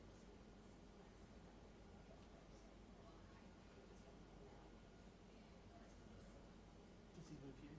Because it was in our house here. Gotcha. When we moved to the East Coast, we were like, we're gonna empty nest. We need a typical house. Not the best neighborhood in Phoenix. Somebody already said, "Sure, let's go talk about it." Nice. And I'm like, it's the historic cavalry district, is what Oh, that's great. Yeah. It's like all the street ones. But yeah, that's, we always like, yeah, extra singles, or you wanna rent some rims? That's this cute little house was built in the 20s, which is super cool. Do you have some kind of crazy hole?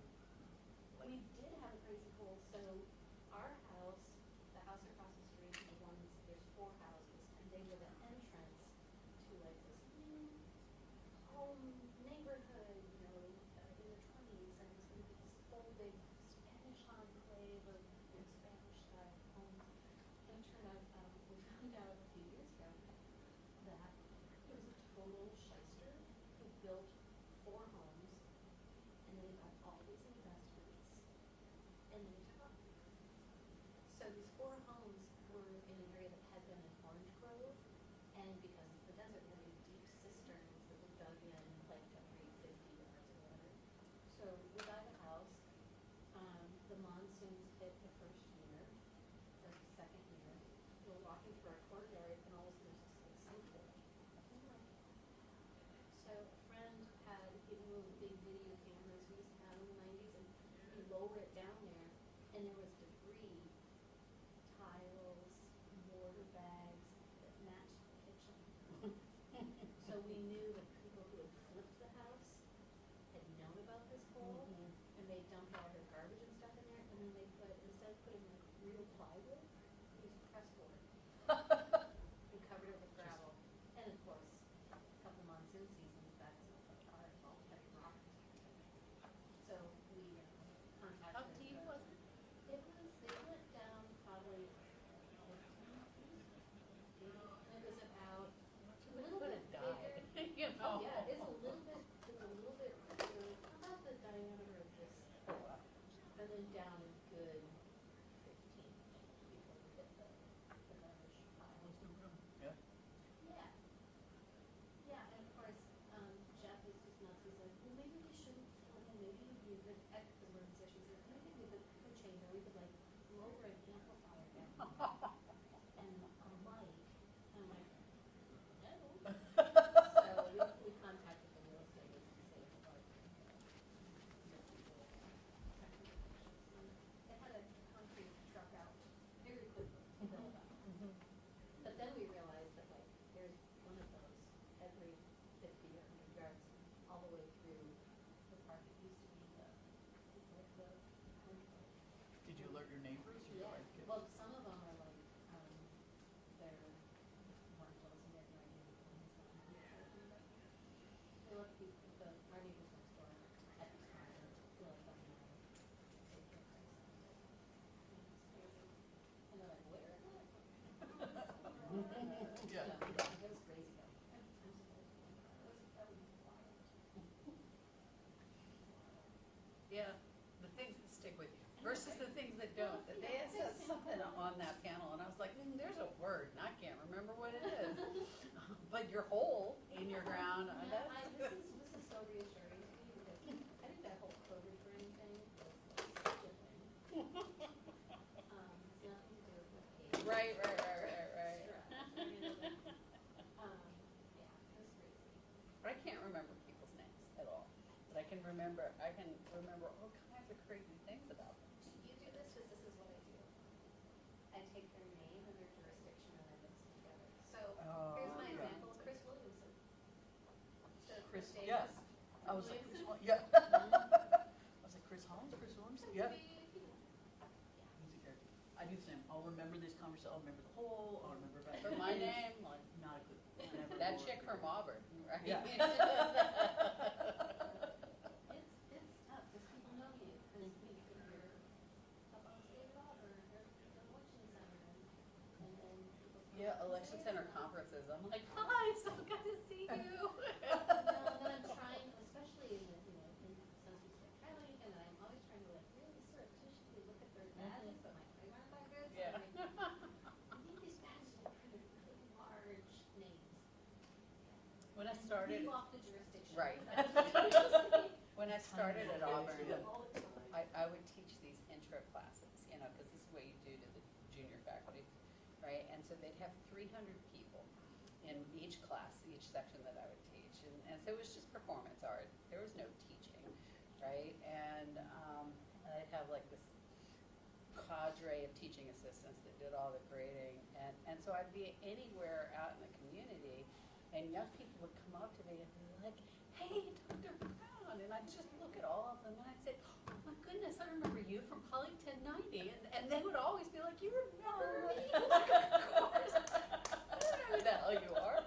You know, you want me to write you a letter of recommendation? Come on now. Great, yeah. You know? Ex-student, great. Yeah. Yeah. I get a lot of, oh, you're the election lady. Yes, Yeah, yes. yeah, And you right. are, so-and-so voted. Thank you for voting. Yeah. Thank you for being part of the system. Exactly. That's funny.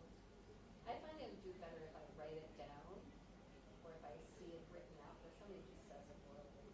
Get it. Never, ever, ever.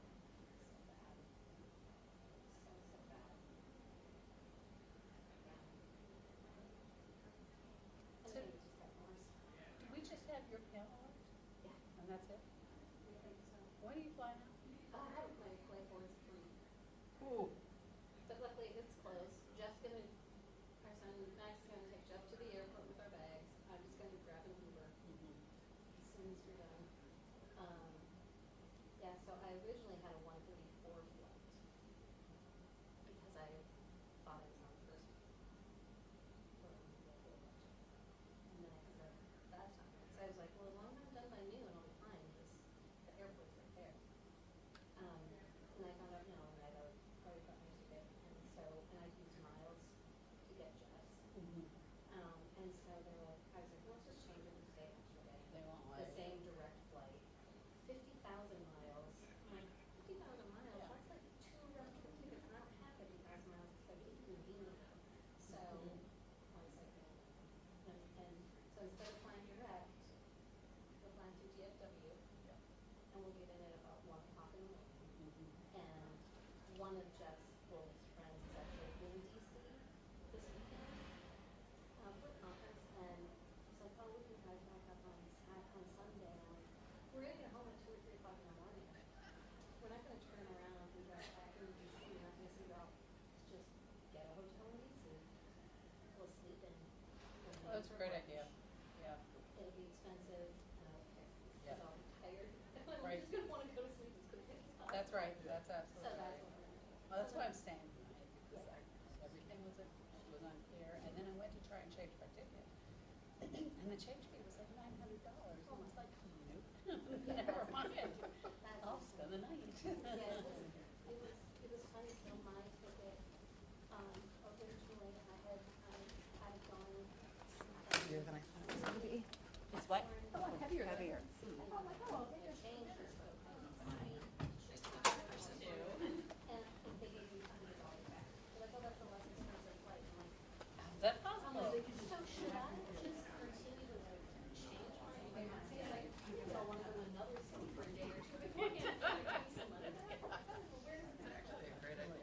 Super fun tomorrow, that's all they do, is apparently you can just rent it. Mine have never like. No, yeah, but, If it's the only hope, then I guess we gotta do it. I'm gonna ask.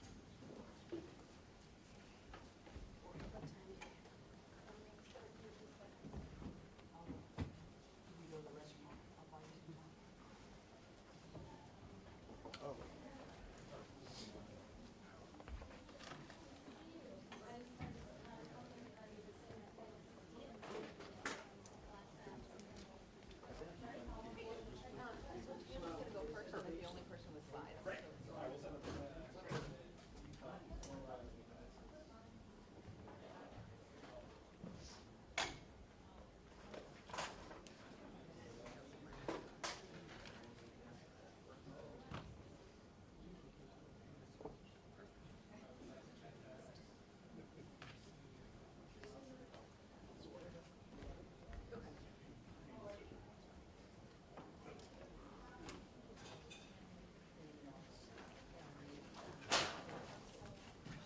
Yes.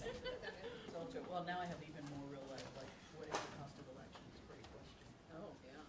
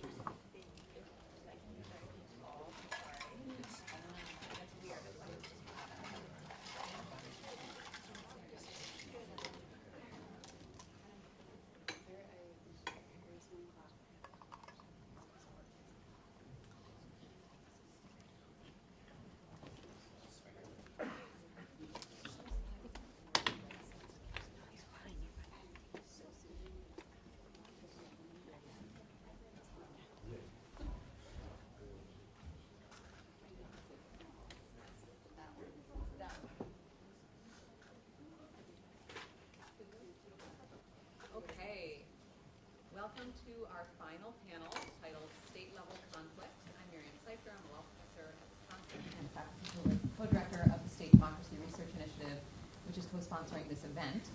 And in this panel, we'll continue to explore themes that we have been developing over the past couple of days, but with more of a focus now on actors at the state level. So what conflicts are emerging that involve actors who have statewide jurisdiction or a statewide purview, like state legislatures, governors, attorneys general, secretaries of state, statewide elections boards. And on the flip side, what can those actors do to improve our election system? In a way, I think this panel resonates with an exchange that was had between Rick Hassan and Richard Bufault yesterday. You know, is the idea that we should be stateizing elections, or the idea that states are actually going to be part of the problem. So I want to introduce our outstanding panelists, and then I'll let them take it away. So in no particular order here, Quinn Yeargain is an assistant professor of law at Widener University Commonwealth Law School in Pennsylvania and focuses on state institutional development, teaching courses and writing in state constitutional law. Prior to joining the Widener faculty, Quinn was the associate director of the Yale Center for Environmental Law and Policy and clerked on the 11th Circuit Court of Appeals. Tammy Patrick is a senior advisor to the elections program at the Democracy Fund. Focusing on modern elections, Tammy helps lead the Democracy Fund's efforts to foster a voter-centric elections system and work to support election officials across the country. In 2013, she was selected by President Obama to serve as commissioner on the Presidential Commission on Election Administration, which led to a position at the Bipartisan Policy Center to further that work. And prior to that, and of relevance here, she was the Federal Compliance Officer for Maricopa County Elections Department for 11 years. She has testified many times before many bodies, and we're thrilled to have her with us today.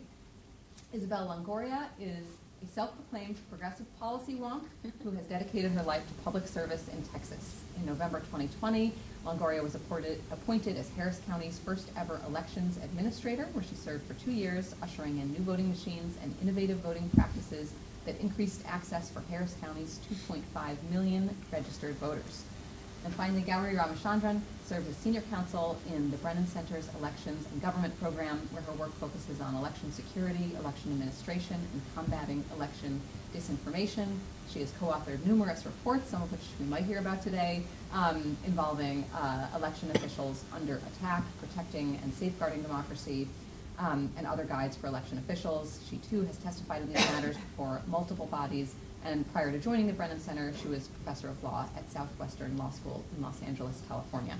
I could go on at great length about our panelists' many accomplishments, but I want to give them the floor to speak. So we're going to have Tammy Patrick up first, and I believe Tammy will stand so that she can also see her slides. I will. Thank you so much. This is lovely to be back in Arizona, and I do have to stand so that I can see what it was that I put in all of these slides.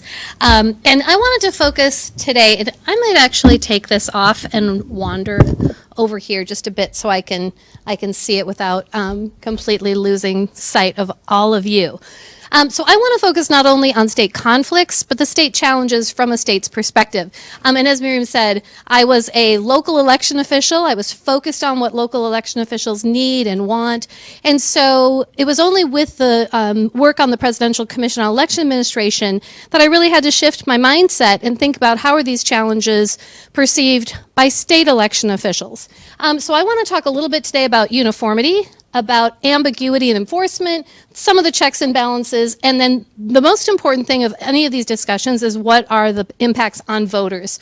So uniformity, or lack thereof, can be both in resources and in understanding. So part of this, and I did take some notes from the first panel, which was so great, I think has to tie in as well to some of those questions around discretion. So first of all, of course, when we look across the country, we have to settle on nomenclature, on the words that we're going to be using. And election administration takes many, many forms, as was stated on the other panel. So it might be that we're talking about auditors or supervisors, or here in Arizona, recorders.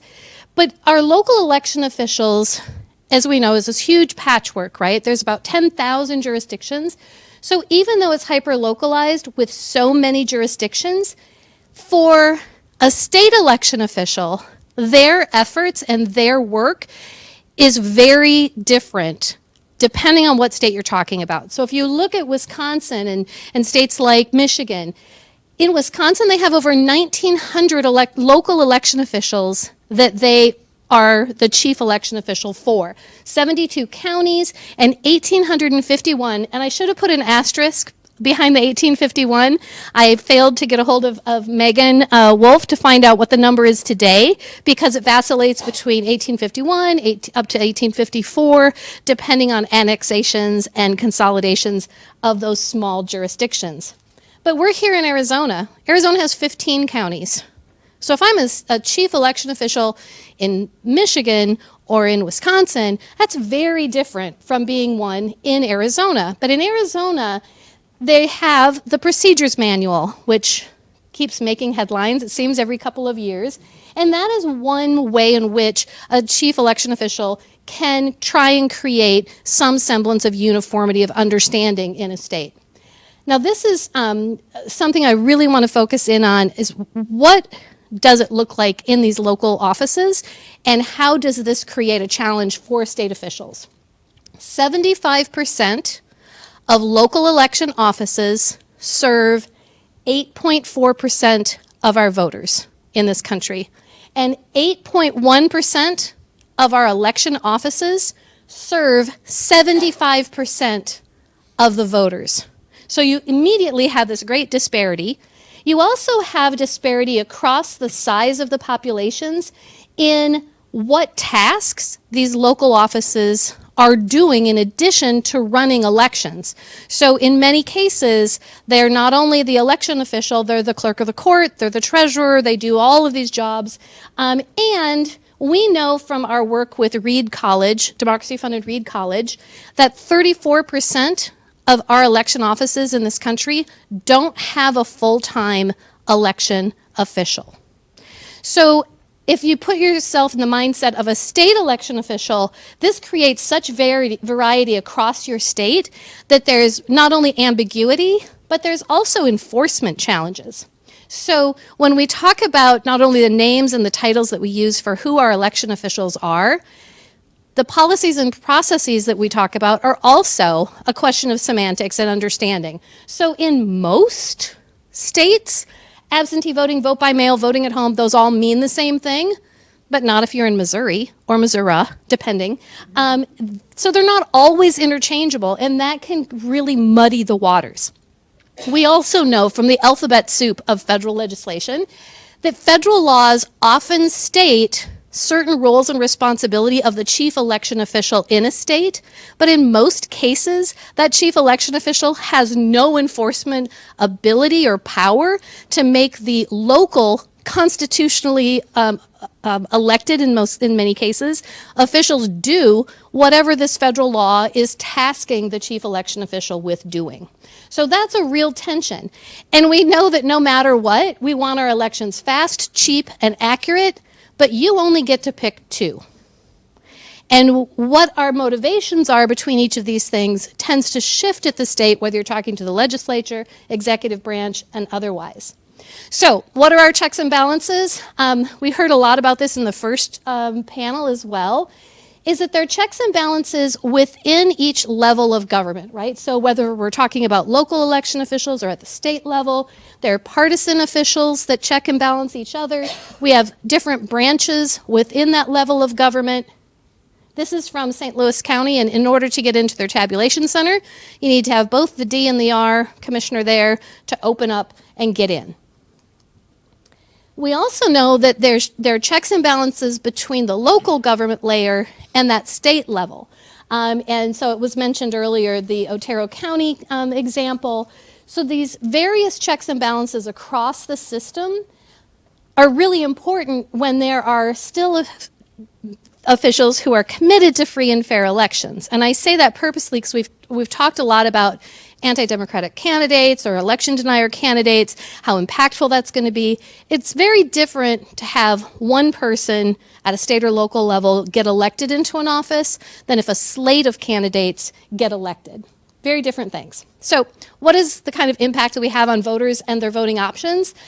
These next few slides are slides that I love to share. They're from Charles Stewart at MIT. I've affectionately termed them the snow globe of elections, and Charles has adopted that. But what we're looking at here, it's another triangle chart, but at the top we have election day voting. On the lower, your left hand, my right, voting by mail, and then early voting in person. So this is 1996. Almost everybody was voting on election day, with a few exceptions out west, right? Oregon, Washington, California, here in Arizona. So 96, 2000, here's the snow globe starts to kick in. 2004, 2008, 2012, 2016. You all know what's going to happen in 2020, right? So 2020, everything falls down with some very, very prominent outliers at the top that did not change their procedures in order to accommodate very much during the global pandemic. So all of these tensions, and why is it the case that this happened? In some cases, as was mentioned, there were governor's executive decrees. There was some legislation that were passed only for 2020, and there were a number of other discretionary policy decisions in administration that took place.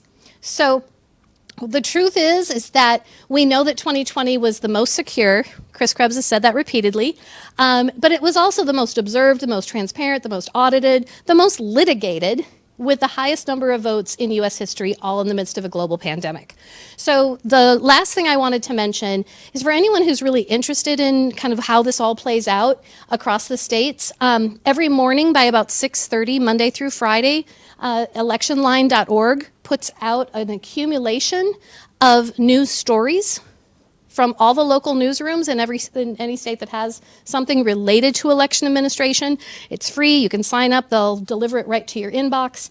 And that's, I think, a really good resource to keep an eye on what's happening across the states. And then also, as was already mentioned, the Election Performance Index at MIT's Election Data Science Lab. And with that, that's my contact information. And I'm going to now bring the microphone over, as I said I would, to the next speaker.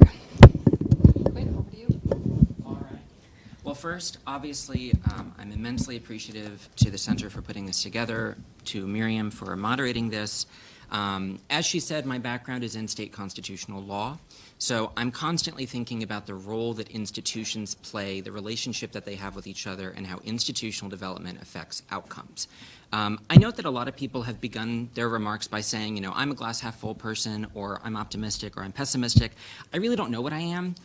Despite the fact that I write in this space and I think about stuff like this constantly, I find that I feel like I'm constantly covering my eyes and plugging my ears and pretending that all of this stuff that we're thinking about academically is not also playing out in the real world. So this opportunity to actually think about it in the real world is gratifying and horrifying all at the same time. I'll give away my immediate conclusion, which is that I think that at the state level, which is, in my opinion, the same at the local level, we have too many institutions with too many overlapping powers in not obvious ways to solve the conflicts that arise between them.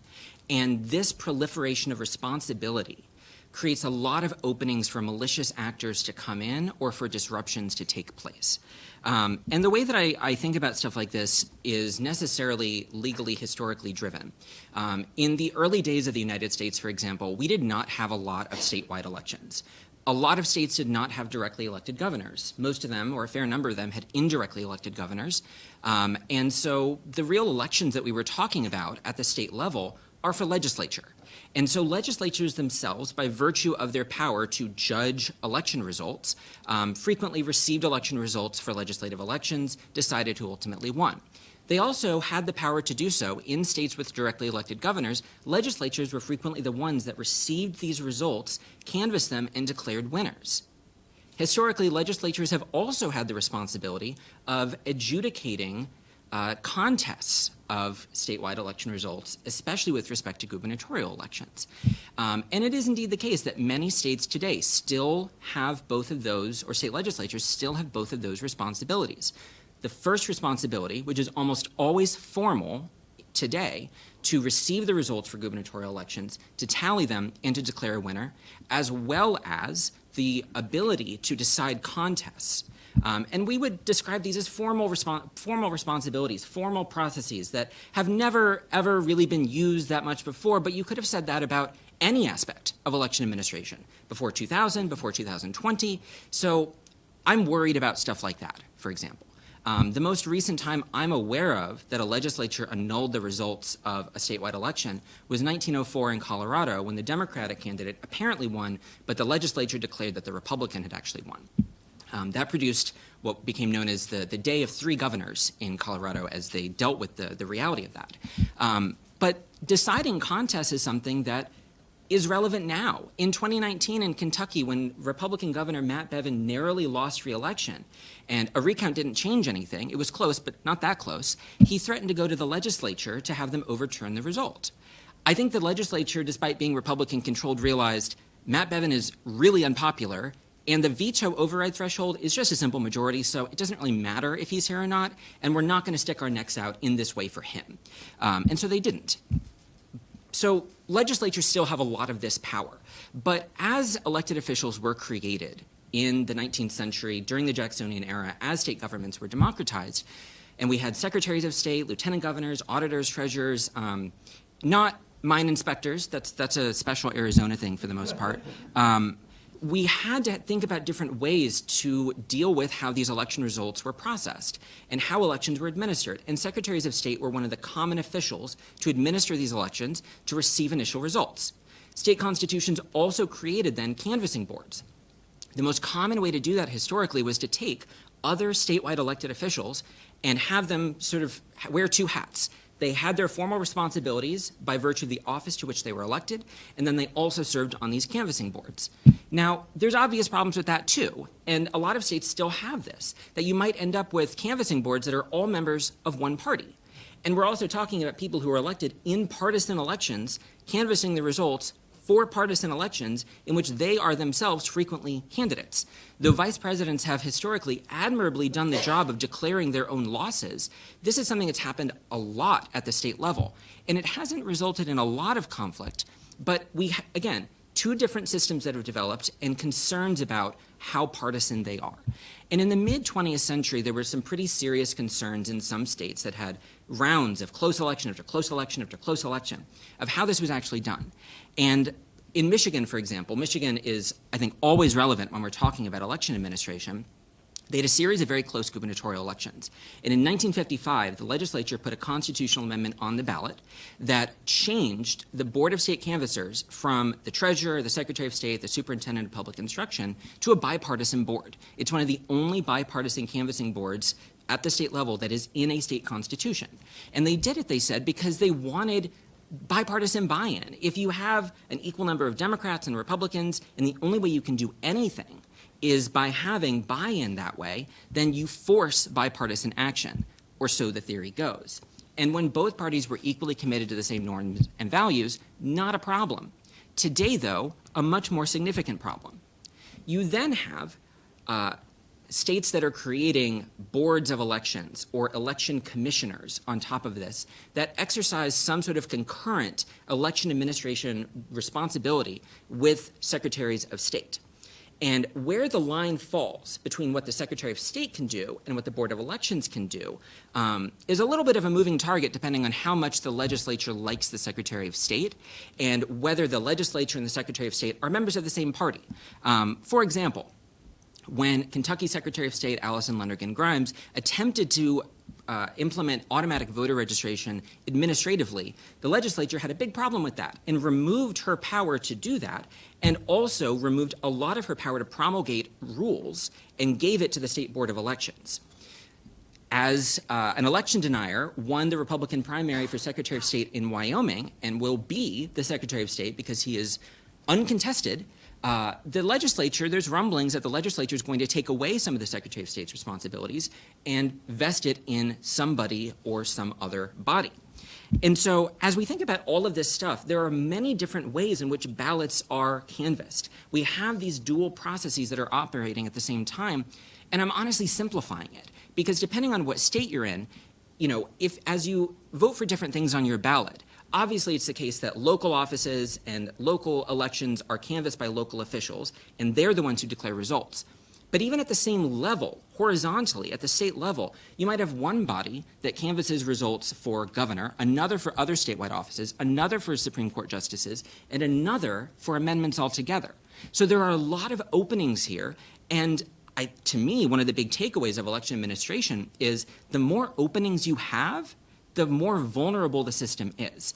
And yeah, it creates checks and balances, but my perspective with all of this is when you have too many officials with too much responsibility, it's too diffused, it's too distributed. I mean, we can relitigate a lot of these conversations about local election administration, but I think that at the state level, it's much of the same, and there's a lot more moving parts because local election administration has largely remained the same from the 19th century to the present in terms of what it actually looks like. If you look at a statute in Alabama or Missouri in the mid-1800s to see, how were they actually administering elections, you could almost cut and paste it into statutes today and it's going to look pretty much the same. That's not true with statewide election administration. So as these changes take place, they create too many tracks that are operating at the same time, in my view.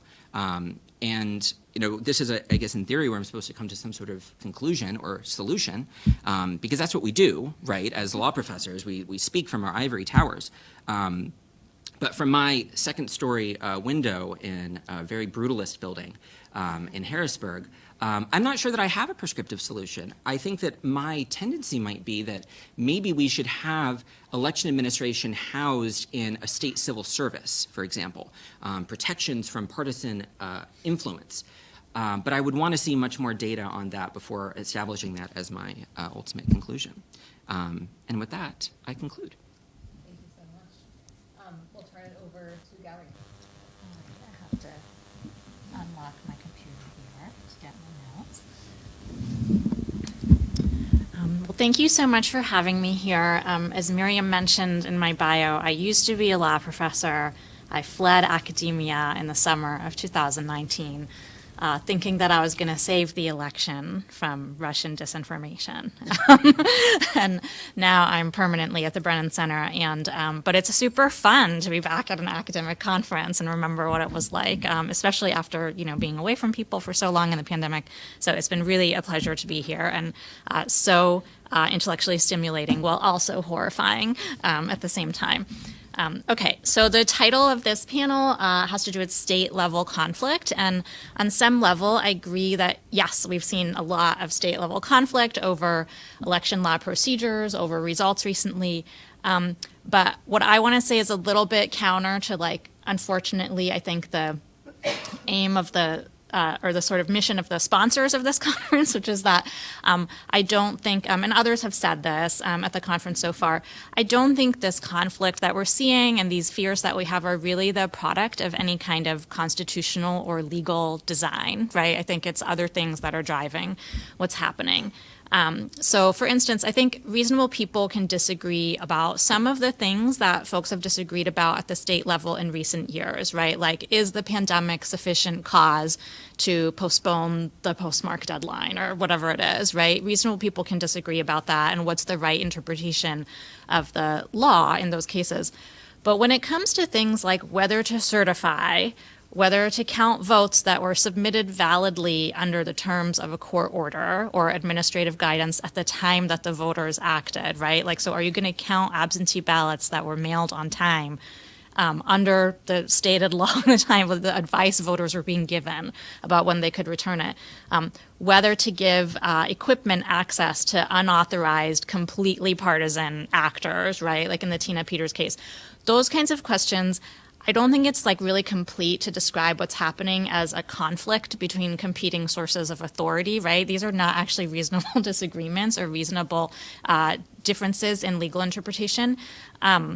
And I think thinking about it in terms of conflict makes us think like, well, let's clarify the authority. Let's clarify like who's responsible in this case. And I think instead what we should thinking about is how can we make things so that the pro-democracy side of the conflict wins, right? Like that's what we want. The aim is not resolving the conflict. It's resolving it in the direction of democracy and, sort of the will of the voters.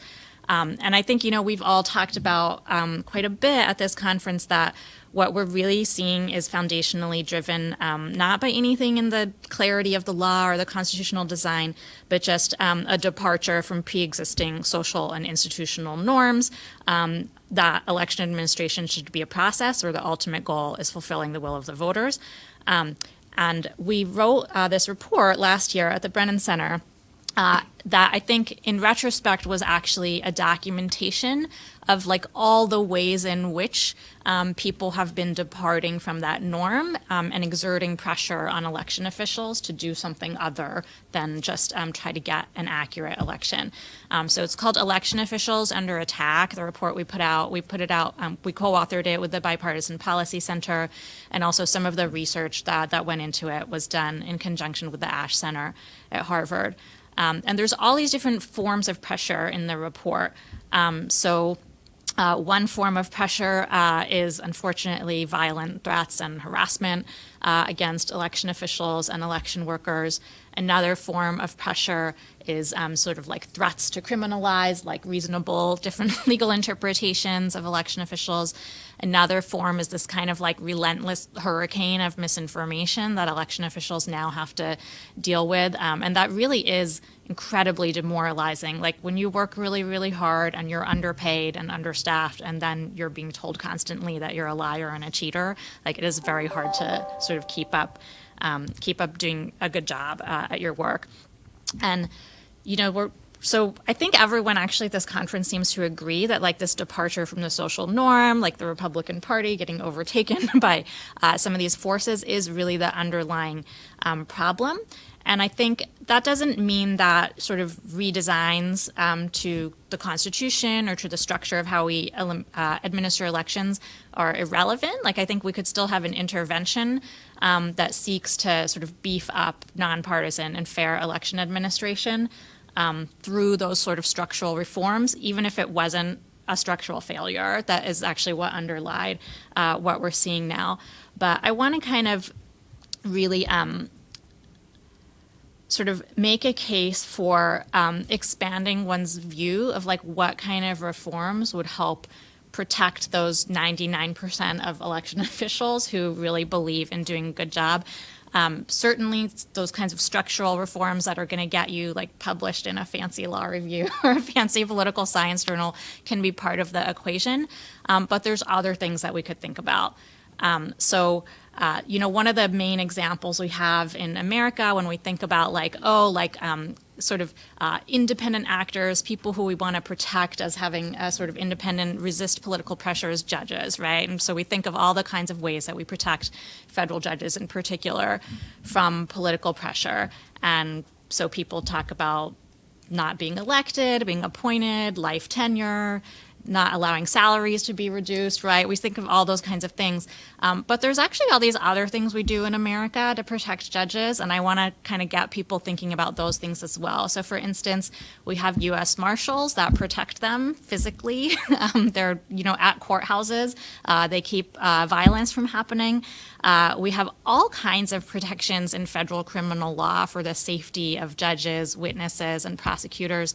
So people are often asking me in my work, like, isn't it against the law to dox election workers? And I'm like, no, there's no federal law that prohibits doxing somebody. Like, that's not a federal crime.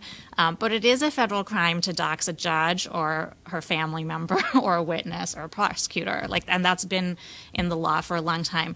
So I want to kind of get people thinking about other kinds of maybe less academically sort of cool and prestigious forms of reform that we might do along with the kind of structural, constitutional reform sorts of things that folks have been talking about. So things like address privacy protection for election officials, things that aren't even legal reform, but sort of improving the culture of law enforcement and their respect for democracy, maybe civics education for police officers, so that we can have actually more buy-in from law enforcement to the idea that, you know, we live in a country where we believe in democracy, right? And a part of their job is protecting the people who administer it. So yeah, I want to keep my remarks short. Actually, I've revised them a lot from what I planned to say after hearing what everyone else had to say at the conference. But I think a lot of us are thinking the same way, that you know, there is a sort of social and cultural loss of these norms that's driving all of this. And I think let's add to the mix of kind of big, exciting structural reforms, some of these smaller sort of, you know, criminal law adjustments and those sorts of things, training adjustments, like how do we train law enforcement? Think about those as part of the mix and part of what we need to do to kind of change the culture around elections, which I think we all agree is getting a little bit scary or moving in a scary direction. And I'll stop there. Thank you so much. Yeah, so I'll take it up from there. Again, Isabel Longoria, the former Harris County Elections Administrator, and we're, I think, became pretty famous for in just ahead of 2020, putting in things like drive-through voting, 24-hour voting, sending out mail ballot applications to everyone over 65, and at least at one point attempting to send mail ballot applications to everyone in Harris County and saying, you let us know if you qualify, and we'll essentially pay for printing this paper and the stamp, because in Texas we only can apply to vote by mail. There's no online voter registration or mail ballot application. So, you know, these very we intended to move, or we did move towards a voter-centric system. And I think that's really important when we talk about the lack of resources for local elections administrators. The incentive then is for elections administrators to figure out how to do more with less. And that often comes up in the form of, how can I make the job easier for myself and my staff? And I don't mean that in a negative way, but truly, if I don't have the staff I need, then how can we make things faster? How can we automate more? I heard someone talk about that. And the answer was not, well, it's better for voters, you know, it's better for them to be able to go online, it makes it easier for them. The answer often is, well, it'll make it easier for us as an office. And so we were very careful to kind of pose the question, what makes it easier for voters? And then isn't it our duty as a government entity to make that happen? And so there's kind of an interesting shift that I don't think many elections administrators get to ask themselves. And the question I posed to my staff was, if I could wave a magic wand and get you every resource you need, what would you do? And that question alone helped inspire the staff to thinking, instead of a scarcity, right, mentality, thinking in that voter-centric mentality. And then it was my job to go fight for those things. I am an anomaly among elections administrators as well. I think most elections administrators around the country are people who started working in their clerk's office or the voter assessor office on that front line, and then you get promoted, and then you get promoted. And before you know it, you're the county clerk or voter recorder or whatever it may be, and they don't come from that same world of the way I did with campaigns and politics, and I've worked for legislators. So I realized that there's an outside world and perception about elections that is different from, and I think elections administrators are like the purest democracy nerds in the world, right? We believe that everything stems from the ability to vote safely and securely and passing on democracy in a peaceful way, the peaceful transition of power. And so many folks, even with the death threats, even with the pressure on your families, have been in those positions for decades because it is such rewarding work. And there's also a kind of trench mentality. I can say that even in my 2 years, if I leave, then who does this? If we leave, if we give up, and even more now, there is a sense of we are fearful of who might step in behind us. We're fearful that they don't have all that knowledge. We're fearful of they don't know XYZ location in that history. And so I think for many years, election administration has been seen as a nerdy job that no one really wants. And so there hasn't been the training nationally to say, this is something that we want to push people towards, even in my policy wonk world. So coming in, we ran very much a media campaign. We asked ourselves, what can we do to push, former county clerk Chris Hollins and then myself out there, because people, general person, doesn't believe in offices anymore. They believe in people. You don't care about the office of the president. You don't care about the office of the governor. It's very person-driven.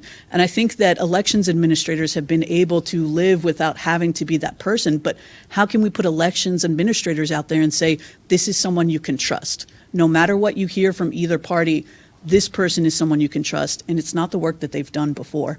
And that's all, as Tammy pointed out, very good and well when you're in a large county like Harris County, third or fourth largest in the country. We had, I think, at our height, we were given $30 million alone for the November 2020 election, just one election. That is more than most states will see in a lifetime for voting. We had a county attorney's office that had over 200 attorneys, young Democratic progressive who brought with him attorneys from big law firms who were very excited to jump in, who have the expertise, who have enough attorneys to go handle the lawsuits that Harris County, myself incurred, right, defending those, proposing those, teaming up with the Brennan Center, and having the expertise and connections to do that nationally, to question not only what was happening in Harris County, but, you know, famously we teamed up with the Brennan Center, that at one point a law was passed, so the Texas, all right, we do all these fantastic things, we increase voting, especially among women, and interestingly among young Latinos. 24-hour voting was most likely used by young Latinos. The law in repercussion said you can't do drive-through voting. Not how can we make it better, and not what are the guardrails. You can't do drive-through voting. You can't send out mail ballot applications anymore unless you're a political campaign. So it's disincentivizing these nonpartisan groups from doing this work. You can't do 24-hour voting, and truly and honestly, the idea was nothing good happens at night. That was the response from every legislator.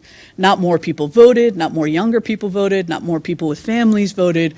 Bad things happen at night, and they won the messaging. And this is what I want to bring up from a campaign perspective.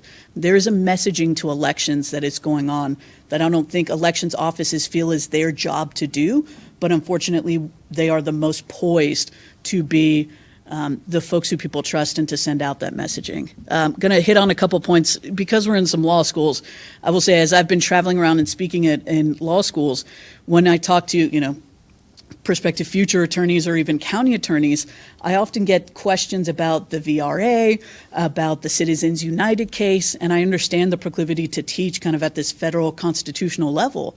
But I was just sitting in a class where no one could tell me how the ballot board was structured, what the signature verification committee was, who the election commission is, what the Secretary of State actually does for voting rights. And so I think there's actually a space perhaps for, you know, all of you in this room to go back to your states and say, can we offer a CLE on how this plays out? And for our county attorneys, you know, they were very happy to defend me on the big questions of, we want to make sure black voters vote.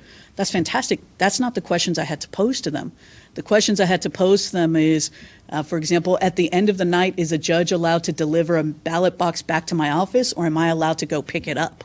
It's not a sexy question. And because it's not a sexy question, it's not a question that most county attorneys would take on or are interested in doing.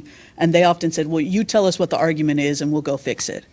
Like, no, you tell me, county attorney, what you're doing to defend me. And this is where I get back to, we had 200 county attorneys, 3 of which were put on our department alone. If you're in a rural county where you literally have the county attorney and their clerk, and they've got to deal with all these cases, there's not the resources there for them to go out, for them to join the state lawsuits, for them to join these national lawsuits regarding, in Texas right now, battleground kind of area for election laws, to join these movements. And so what you ultimately got was, it was the Harris County show. So it was me, having been trained at the legislature, feeling good talking about to legislators, feeling fine to talk in the media, feeling good. My famous line was, lawsuits just mean someone has a question, right? It didn't intimidate me. But then it became, I was the only person standing there.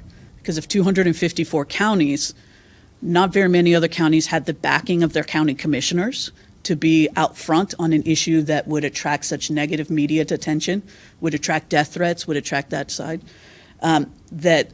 Those county administrators or elections administrators didn't feel comfortable joining lawsuits because they'd never had that experience before. To them, lawsuits are extremely intimidating. And so it became well, it's just Harris County trying to do all their weird stuff that we're not even quite sure is legal or not. And why can't Harris County just leave it alone and be like the rest of the counties? When in my ear, I have 253 other elections administrators saying, keep fighting, please keep going. My county attorney won't let me join. My district attorney won't let me join. My county judge won't let me join. They don't want to spend money on lawsuits. Please keep going because we agree with you. We're just not allowed to say it. And so I just kind of want to highlight, right, that at the state level, there is much more pressure when it comes to every day, the money to make these things happen. And so, Texas doesn't have the funds right now. There's excellent organizations, again, Brennan Center, TCRP, that can come in and help. But I fear for all the other states that maybe don't have that kind of organized effort. And I will throw out, just because I've got the mic, on the other side of election administration, what I've heard throughout this conference too is I stepped in cold. I had no election experience other than running campaigns. And I agree with you. This idea that running a campaign is anything like elections is false. Absolutely false. I knew it, but I had all these elected officials telling me, well, no, I've been in elections. Because they do run campaigns, right? They have had to think about the vote. And every elected official has a story where their election went wrong. And so I actually think the majority of election officials are in some form of election denier in this wide umbrella we're calling. Because I one time had a voter tell me they went to go vote, but they weren't on the voter rolls, and therefore there's something wrong with the election office. Not that there was one person who had their paperwork lost in the shuffle, it's not great. Or I one time was running for office and I came down to 16 votes. And therefore, because it was a 0.02 percentage, there must be something wrong because I was supposed to win by landslide. And I will tell you, Democrats and Republicans equally would come in every single election and ask me for a recount. We had, I think, about 5 recount requests in 10 elections that we hosted. Everything from school board to precinct chair to I don't care who knows what, 10 people voted in your election and it came down to 1 vote and you still want me to recount those 10 votes. I can't tell you enough, we didn't mess up 10 votes. So this perception is election kind of denial goes much further than just at the national or federal level. If people don't win, these elected officials don't win or these candidates don't win, their first assumption is something went wrong with elections. Not necessarily that was rigged. But their first assumption is not, I didn't come across as a candidate, that's impossible, right? Look at me, it's something was wrong with the elections. And so I think that's why it's difficult to break through politically that there's nothing wrong with elections. Yes, we can do better. Yes, there's, innocent errors and mistakes because they have felt it themselves and they are the people in power who then make these decisions. So how can you convince the people of their lived experiences that everything is fine if they have all had experiences that something wasn't? The cost of elections, when I was going through and trying to set our budget and make a case for a bigger budget, I could not find a single resource that told me nationally how much money it costs per voter to run an election. And I get that everything's different and I get that every system is different, but I couldn't find any. So all of you academics, please, we came up with, in Harris County, it cost about $5 per registered voter to run an election.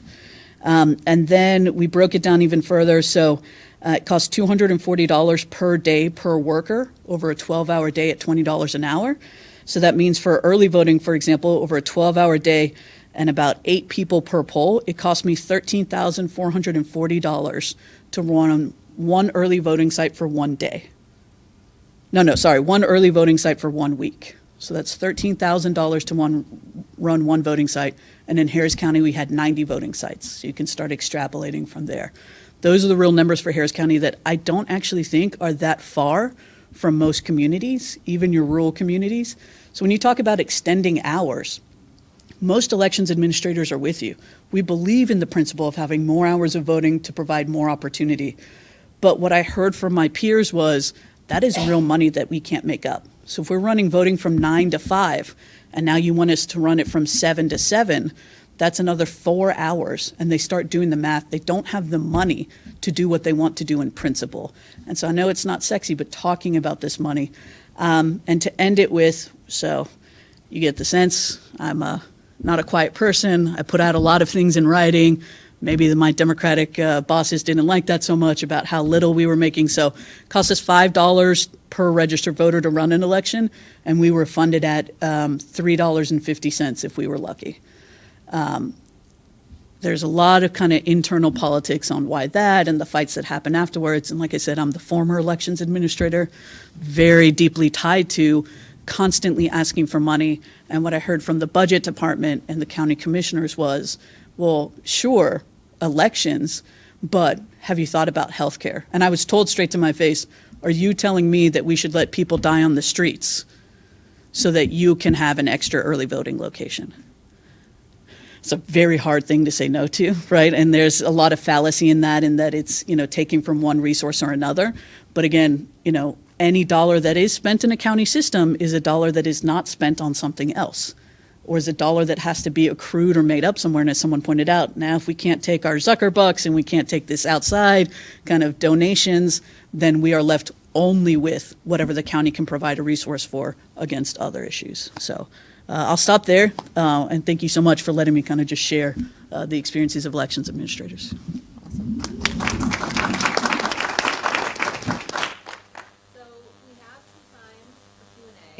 And while you all are formulating some questions to ask, I'll toss one out for the panelists to consider, and that is that, Isabel, you said something a few minutes ago that I had to write down. A lawsuit means someone has a question.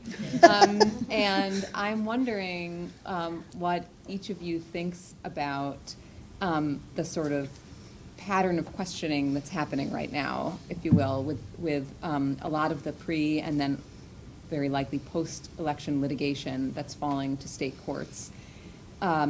In particular, are you confident or worried or both about the answers that you'll get from state courts in some of these suits involving especially voter access and just the procedures of election administration? And then related, what are your reactions to the volume of pre-election litigation we're seeing right now, which seems to be quite significant across many states? So I don't know, Quinn, do you want to start at that end? Yeah, sure. So there's a lot in this, and so I'll do my best to address, I guess, most of it, I hope. I think it is clear right now that election administrators are under attack. There's a lot of requests or a lot of challenges to voter registrations, for example. I think it's likely that we'll have a lot of challenges to voters at the polls, and all that kind of stuff can sort of feed into lawsuits over time.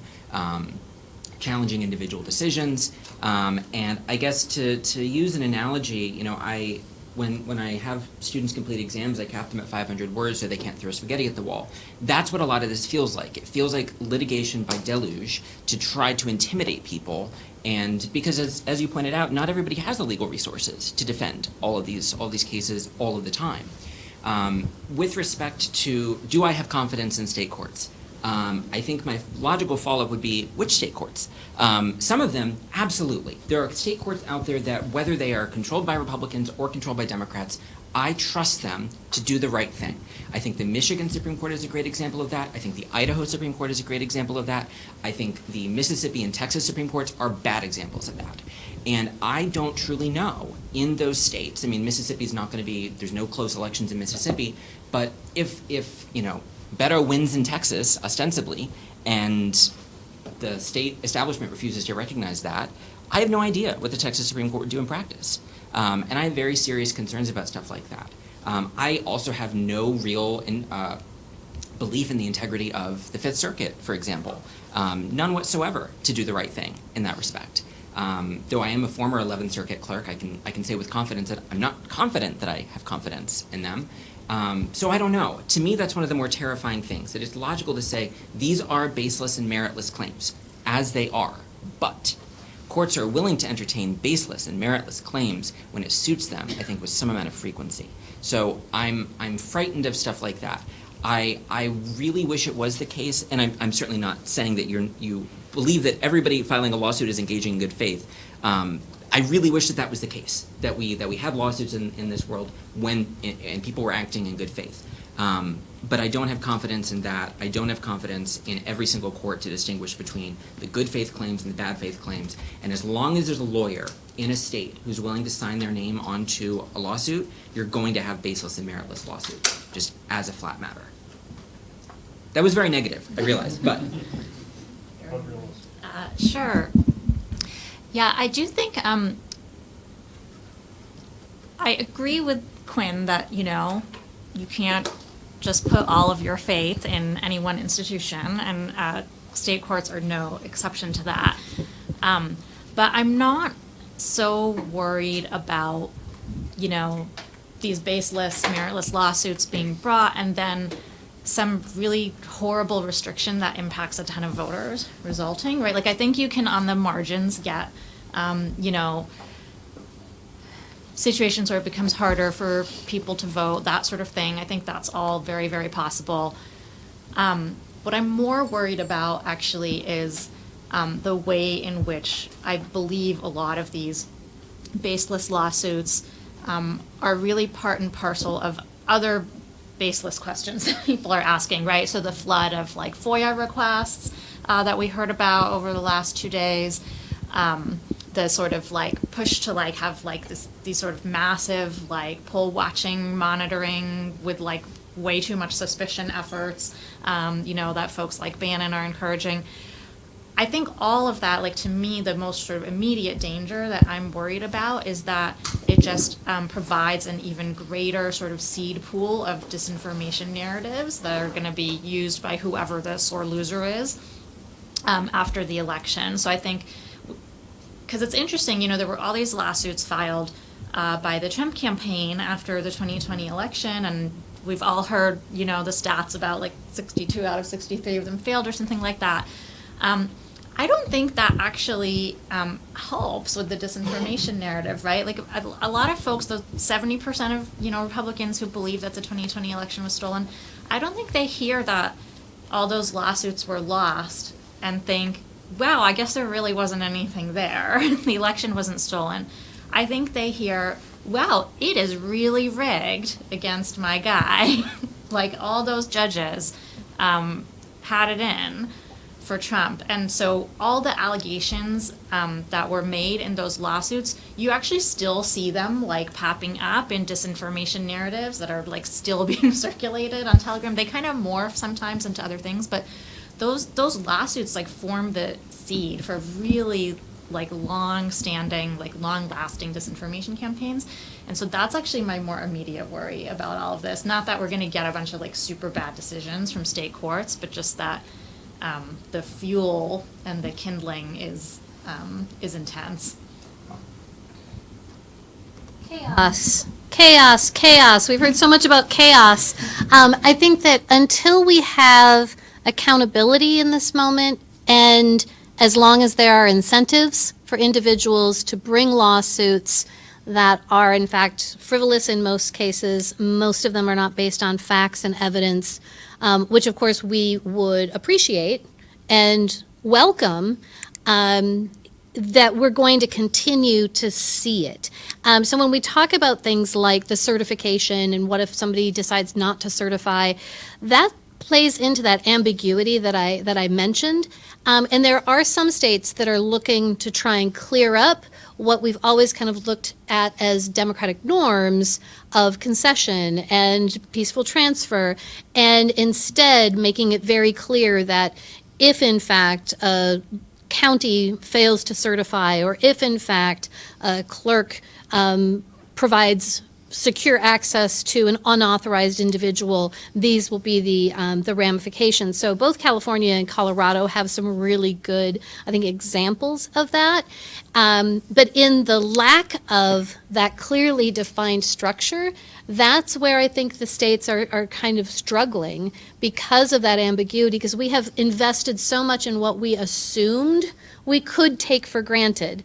And I think the 2016 election, where the winner called the election rigged because they didn't win as bigly as they should have, and then the 2020 election happens. So I think as we move through this very interesting time in our country's great experiment, the more we can clearly define what we have, what our expectations are in how we behave in the moment, the better off we're going to be, so that we're not relying upon a single judge or a single Secretary of State to do the right thing in the right moment and interpret the law correctly. And I'll add that lawsuits are not just about questioning the law or whether or not a program should or should not be done. Again, from an outside perspective, it's a wonderful fundraising opportunity for political campaigns and parties. What we saw play out in Harris County was, and I'm talking mundane, local runoff election with 3 candidates and 3,000 voters, maybe. We would have the Harris County Republican Party immediately sue us, even before Election Day, saying, we picked a really very arbitrary law that may or may not we win. It doesn't matter, because people heard in the headlines that night, Harris County Republican Party again sues Isabel Longoria, elections administrator. And there's a couple functions to that. At this point, voters in Harris County are hearing Isabel Longoria gets sued a lot. And the only people who get sued are bad people, right? Good people don't get sued, only bad people. So again, degrading kind of me as the person or the office as a person as a way of questioning elections in general, right? Well, who's running that election office? Because she's getting sued a bunch, whether or not they're paying attention. They might hear that headline that night, election office gets sued, and then temporary injunction hearing 2-3 weeks later, something case back and forth, something about partial, what I don't even know how to describe it, right? They're not hearing and then it got thrown out, and then it was frivolous. And if I'm trying to be on my soapbox 4 weeks later, election day is over. Voters don't care. And I will say this also feeds into, whether we know it or not, voters believe elections end on election night, period. And they believe election night ends at like 11 p.m., midnight if you're really bad at your job. There is not this perception that then the vote goes on, especially in big counties, and you got to check and double check, and you got to give a week for all the mail ballots to come in and make sure you vote that. Elections end on election night for voters. And that is a perception and messaging issue that I don't think a lot of folks are kind of doing, because it's very hard to educate around that, especially when you see our federal and national elections, and I'm sure we've talked about this, where everyone's trying to guess on election night, right? Who's winning, who's losing. We want to call it by the end of the night to be the first to call it. Calling it is now what people believe is done with elections. So the legal stuff, it works. I can send out a fundraising email as a Republican and say, we've had to sue that office 100 times, give us more money so that we can keep suing them because they need us to sue them for accountability. And the Democrats, on the other hand, say they're getting sued left and right, and so give us money because we're the only ones defending the Voting Rights Act, which has like nothing to do with anything anymore. But like, we're the only ones who are defending democracy, so give us money too. It is very little the actual question, to your point. It is more about the showmanship of kind of sowing chaos. Okay, I think we have time for at least one question, if anyone wants to ask one. Otherwise, I've got more. Okay. Oh, Karen, go ahead. Really interesting panel, thank you. My question is a little bit less about election administration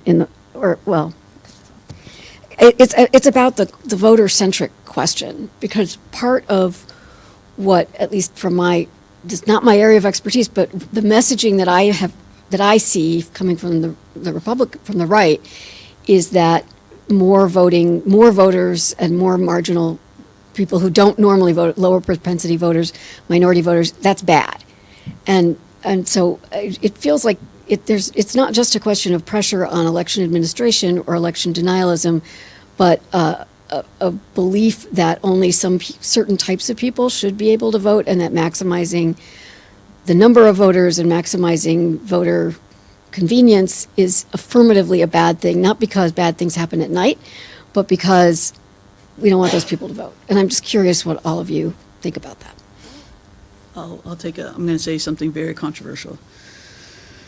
There is, in the entire United States, there is an incredible effort to influence elections, and that is called political campaigning. Right? For all we talk about the elections being rigged and machines, et cetera, political parties and candidates spend hundreds of millions of dollars to target voters that they think are going to come to them, by giving them only certain information and denying other information, and by going out of their way to get you to come vote. So it's not about, you're right, the Republican Party kind of muddies the water about like more voters are bad, unless they're Republican voters, right? And the Democratic Party does the same, right? More voters are bad unless it's the Democratic Party. And I'm, again, being a Democratic Politico, et cetera, I can tell you, like this whole like, no, we want everyone to vote. Push come to shove, you go to a Democratic campaign office, and those Democrats aren't working in Republican parts of town or places where they think people are voting against them, and same for the Republicans. So, you know, everyone is trying to, it's political game theory. Everyone is trying to get their voters out.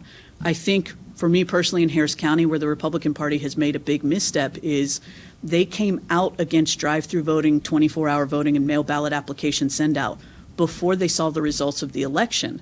And so they had already put themselves in a hole of being against these things because the Democratic leadership of Houston was for it. And what you see in the wash of the vote, ultimately in 2020 and the couple elections we could do after that, is pretty much 50-50. Democrats and Republicans both used it, especially drive-through voting. I think actually drive-through voting was like a hair used more by Republican voters, and it tended to be suburban Republican women who liked being able to pack their kids or their parents in a car and just go vote. And so I think that's where they shot themselves in the foot. Had they waited, they would have seen that these measures potentially help their voters, and then their messaging around it would have been different. But they were pegged in a hole, and that's just Harris County, so that's all I can talk about. But. So I love this question. I think that that Isabel is absolutely right. In 2020, there was a lot of concern about voting by mail and whether or not the Postal Service could handle that volume. There's a couple hundred million people would vote by mail. Billions of mail pieces go out on political mail. So think about your own household. How many mailers do you get from the political side of the house versus your ballot, maybe your sample ballot, maybe a polling place card? So you're absolutely right. The money is not in elections and election mail for the Postal Service. It is in this political side. So when you ask about voter-centric elections and voter-centric administration, the Presidential Commission on Election Administration was a bipartisan team. We came up with some really practical recommendations, both from Ds and Rs and independents, because we know that these policies kind of put blinders on. I mean, we're here in Arizona where the vast majority of Republicans have been voting by mail for decades here. And so the fact that that has been weaponized is a really interesting way that I often say it keeps people engaged, enraged, and donating, right? And these messages that get put out there, you're absolutely right. It's so much easier to amplify these anti-democratic messages, to amplify the rhetoric, than it is to actually hack a system. And this amplification is being done not only domestically, but we have foreign adversaries and anti-democratic forces that are sitting back just loving watching us eat our own in this moment. And so I think that there is a greater global impact to what we're seeing. And that's why I think we do need to just keep coming back to the voter and reminding people that in this moment, they still have the power to elect people in November that believe that their votes should count and that their vote should have counted in 2020 and should count again in 2024. I might push back a little bit on part of what Isabel said, because I'm not, obviously it is the case that campaigns want their own people to vote. I totally agree. But the rhetoric is materially different when Republicans talk about election results they don't like and Democrats talk about election results they don't like. Even going back to 2012, when Mitt Romney and Paul Ryan lost, Paul Ryan attributed their loss to the urban vote. I mean, when Scott Walker lost in 2018, so many people said, well, if you just took out Milwaukee and Madison, then Scott Walker would have won. And it's like, yeah, if you took out like all these rural places, then Tony Evers would have won by an even bigger margin. And that's kind of the rhetoric. You know, when Matt Bevin lost in Kentucky, it was, it's because of urban voters in Louisville. That was the reason. And so Republicans are not always treating all votes equally. That votes from rural areas, from rural white people in particular, should matter more. I mean, that gets to like age-old disputes about how we should allocate legislative districts and well beyond. But when Democrats talk about election results where they lose, the point is not always, oh, we shouldn't count votes from Republican areas, or, a lot of voters voted in this area, that's a little sketchy. The response is usually, understand the disparity in access to polling places in white areas versus black areas. Understand that in Atlanta in 2018, polling technology failed at black precincts more than it did at white precincts. And, you know, the response to Democrats' loss in the 2021 Virginia gubernatorial election was not, oh, there was cheating, there were all these false votes, et cetera. It was acknowledging that their side didn't turn out as much, and Republicans turned out a lot more. And so I think that, you know, to your point, the way that politicians talk about votes is fundamentally different. And there's a lot of, I guess, memes, for lack of a better word, that proliferate in sort of this right-wing media ecosystem that are easily disprovable, but reinforce perceptions about stuff like that. Like, I remember my grandfather sharing some meme that was like, you know, oh, if you look at, you know, the total number of votes in Palm Beach County and Broward, it exceeds the number of people who live there. Things that are demonstrably false, easily disprovable, but reinforce ideas that in communities of color, there's more people voting, it's cheating, it's fraudulent, there's not a perception that all votes are being cast equally, or, I think if we really get down to it, that not all votes should be counted equally. That when you have these blue islands and seas of red, the way to deal with that is not to acknowledge that, yeah, the blue areas can sometimes outvote the red areas, but to have a state-level electoral college, which was a solution proposed after the 2019 victory by Democrats in Kentucky. That, to me, is much more suggestive than Stacey Abrams saying, you know, had this election been conducted fairly, I don't know what the result would have been. What she said may have been imprecise, but I think, you know, equating that to how Republicans talk about results when they lose is not the same. And so I think that we're not treating votes equally.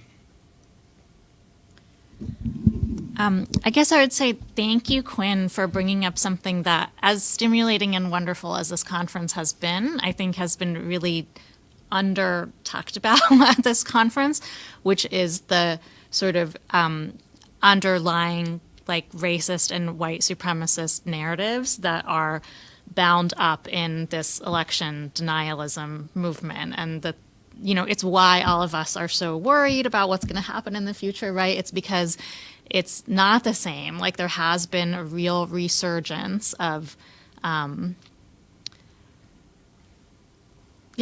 really sort of like racist, white supremacist, you know, refusal to accept a peaceful, multiracial democracy that's underlying a lot of this. So thank you is probably going to be my main comment for bringing that up. In terms of how to respond to it, I would say that, you know, I think a lot of what is going on is, you know, and we've talked about it a lot, folks on different panels at this conference. It's, you know, a change in social norms. It's a cultural problem, right? There's so much education that needs to be done. And I've noticed yesterday there were a lot of positive comments made about the civil rights movement in America. But I felt like the sense was like, how awesome of a 14th Amendment, how awesome of a Constitution we have that it allowed that to happen. And we didn't remember also like how awesome the actual people who put their lives on the line, who devoted all that time, the heroes of that movement, like we didn't talk about any of them. So I think there's, this is kind of going back to the original point I wanted to make in my remarks, which is that in addition to thinking about design reforms, structural reforms, those sorts of things, I do think we also need to pay close attention to the kind of broader social change and activism that is required to fight back against the kind of, you know, resurgent racism that we're seeing. Okay, I think it now falls to me to wrap not just this panel, but our conference. So let me just say a sentence or two in closing. It has been such a wonderful, interesting, stimulating set of discussions. I heard from so many people how nice it was to be together and see people again. I absolutely share that sentiment. And I especially want to thank Carol and Steph and Isis and Jay for their really gracious hospitality here in Phoenix. So with that, please join me in thanking panel 4.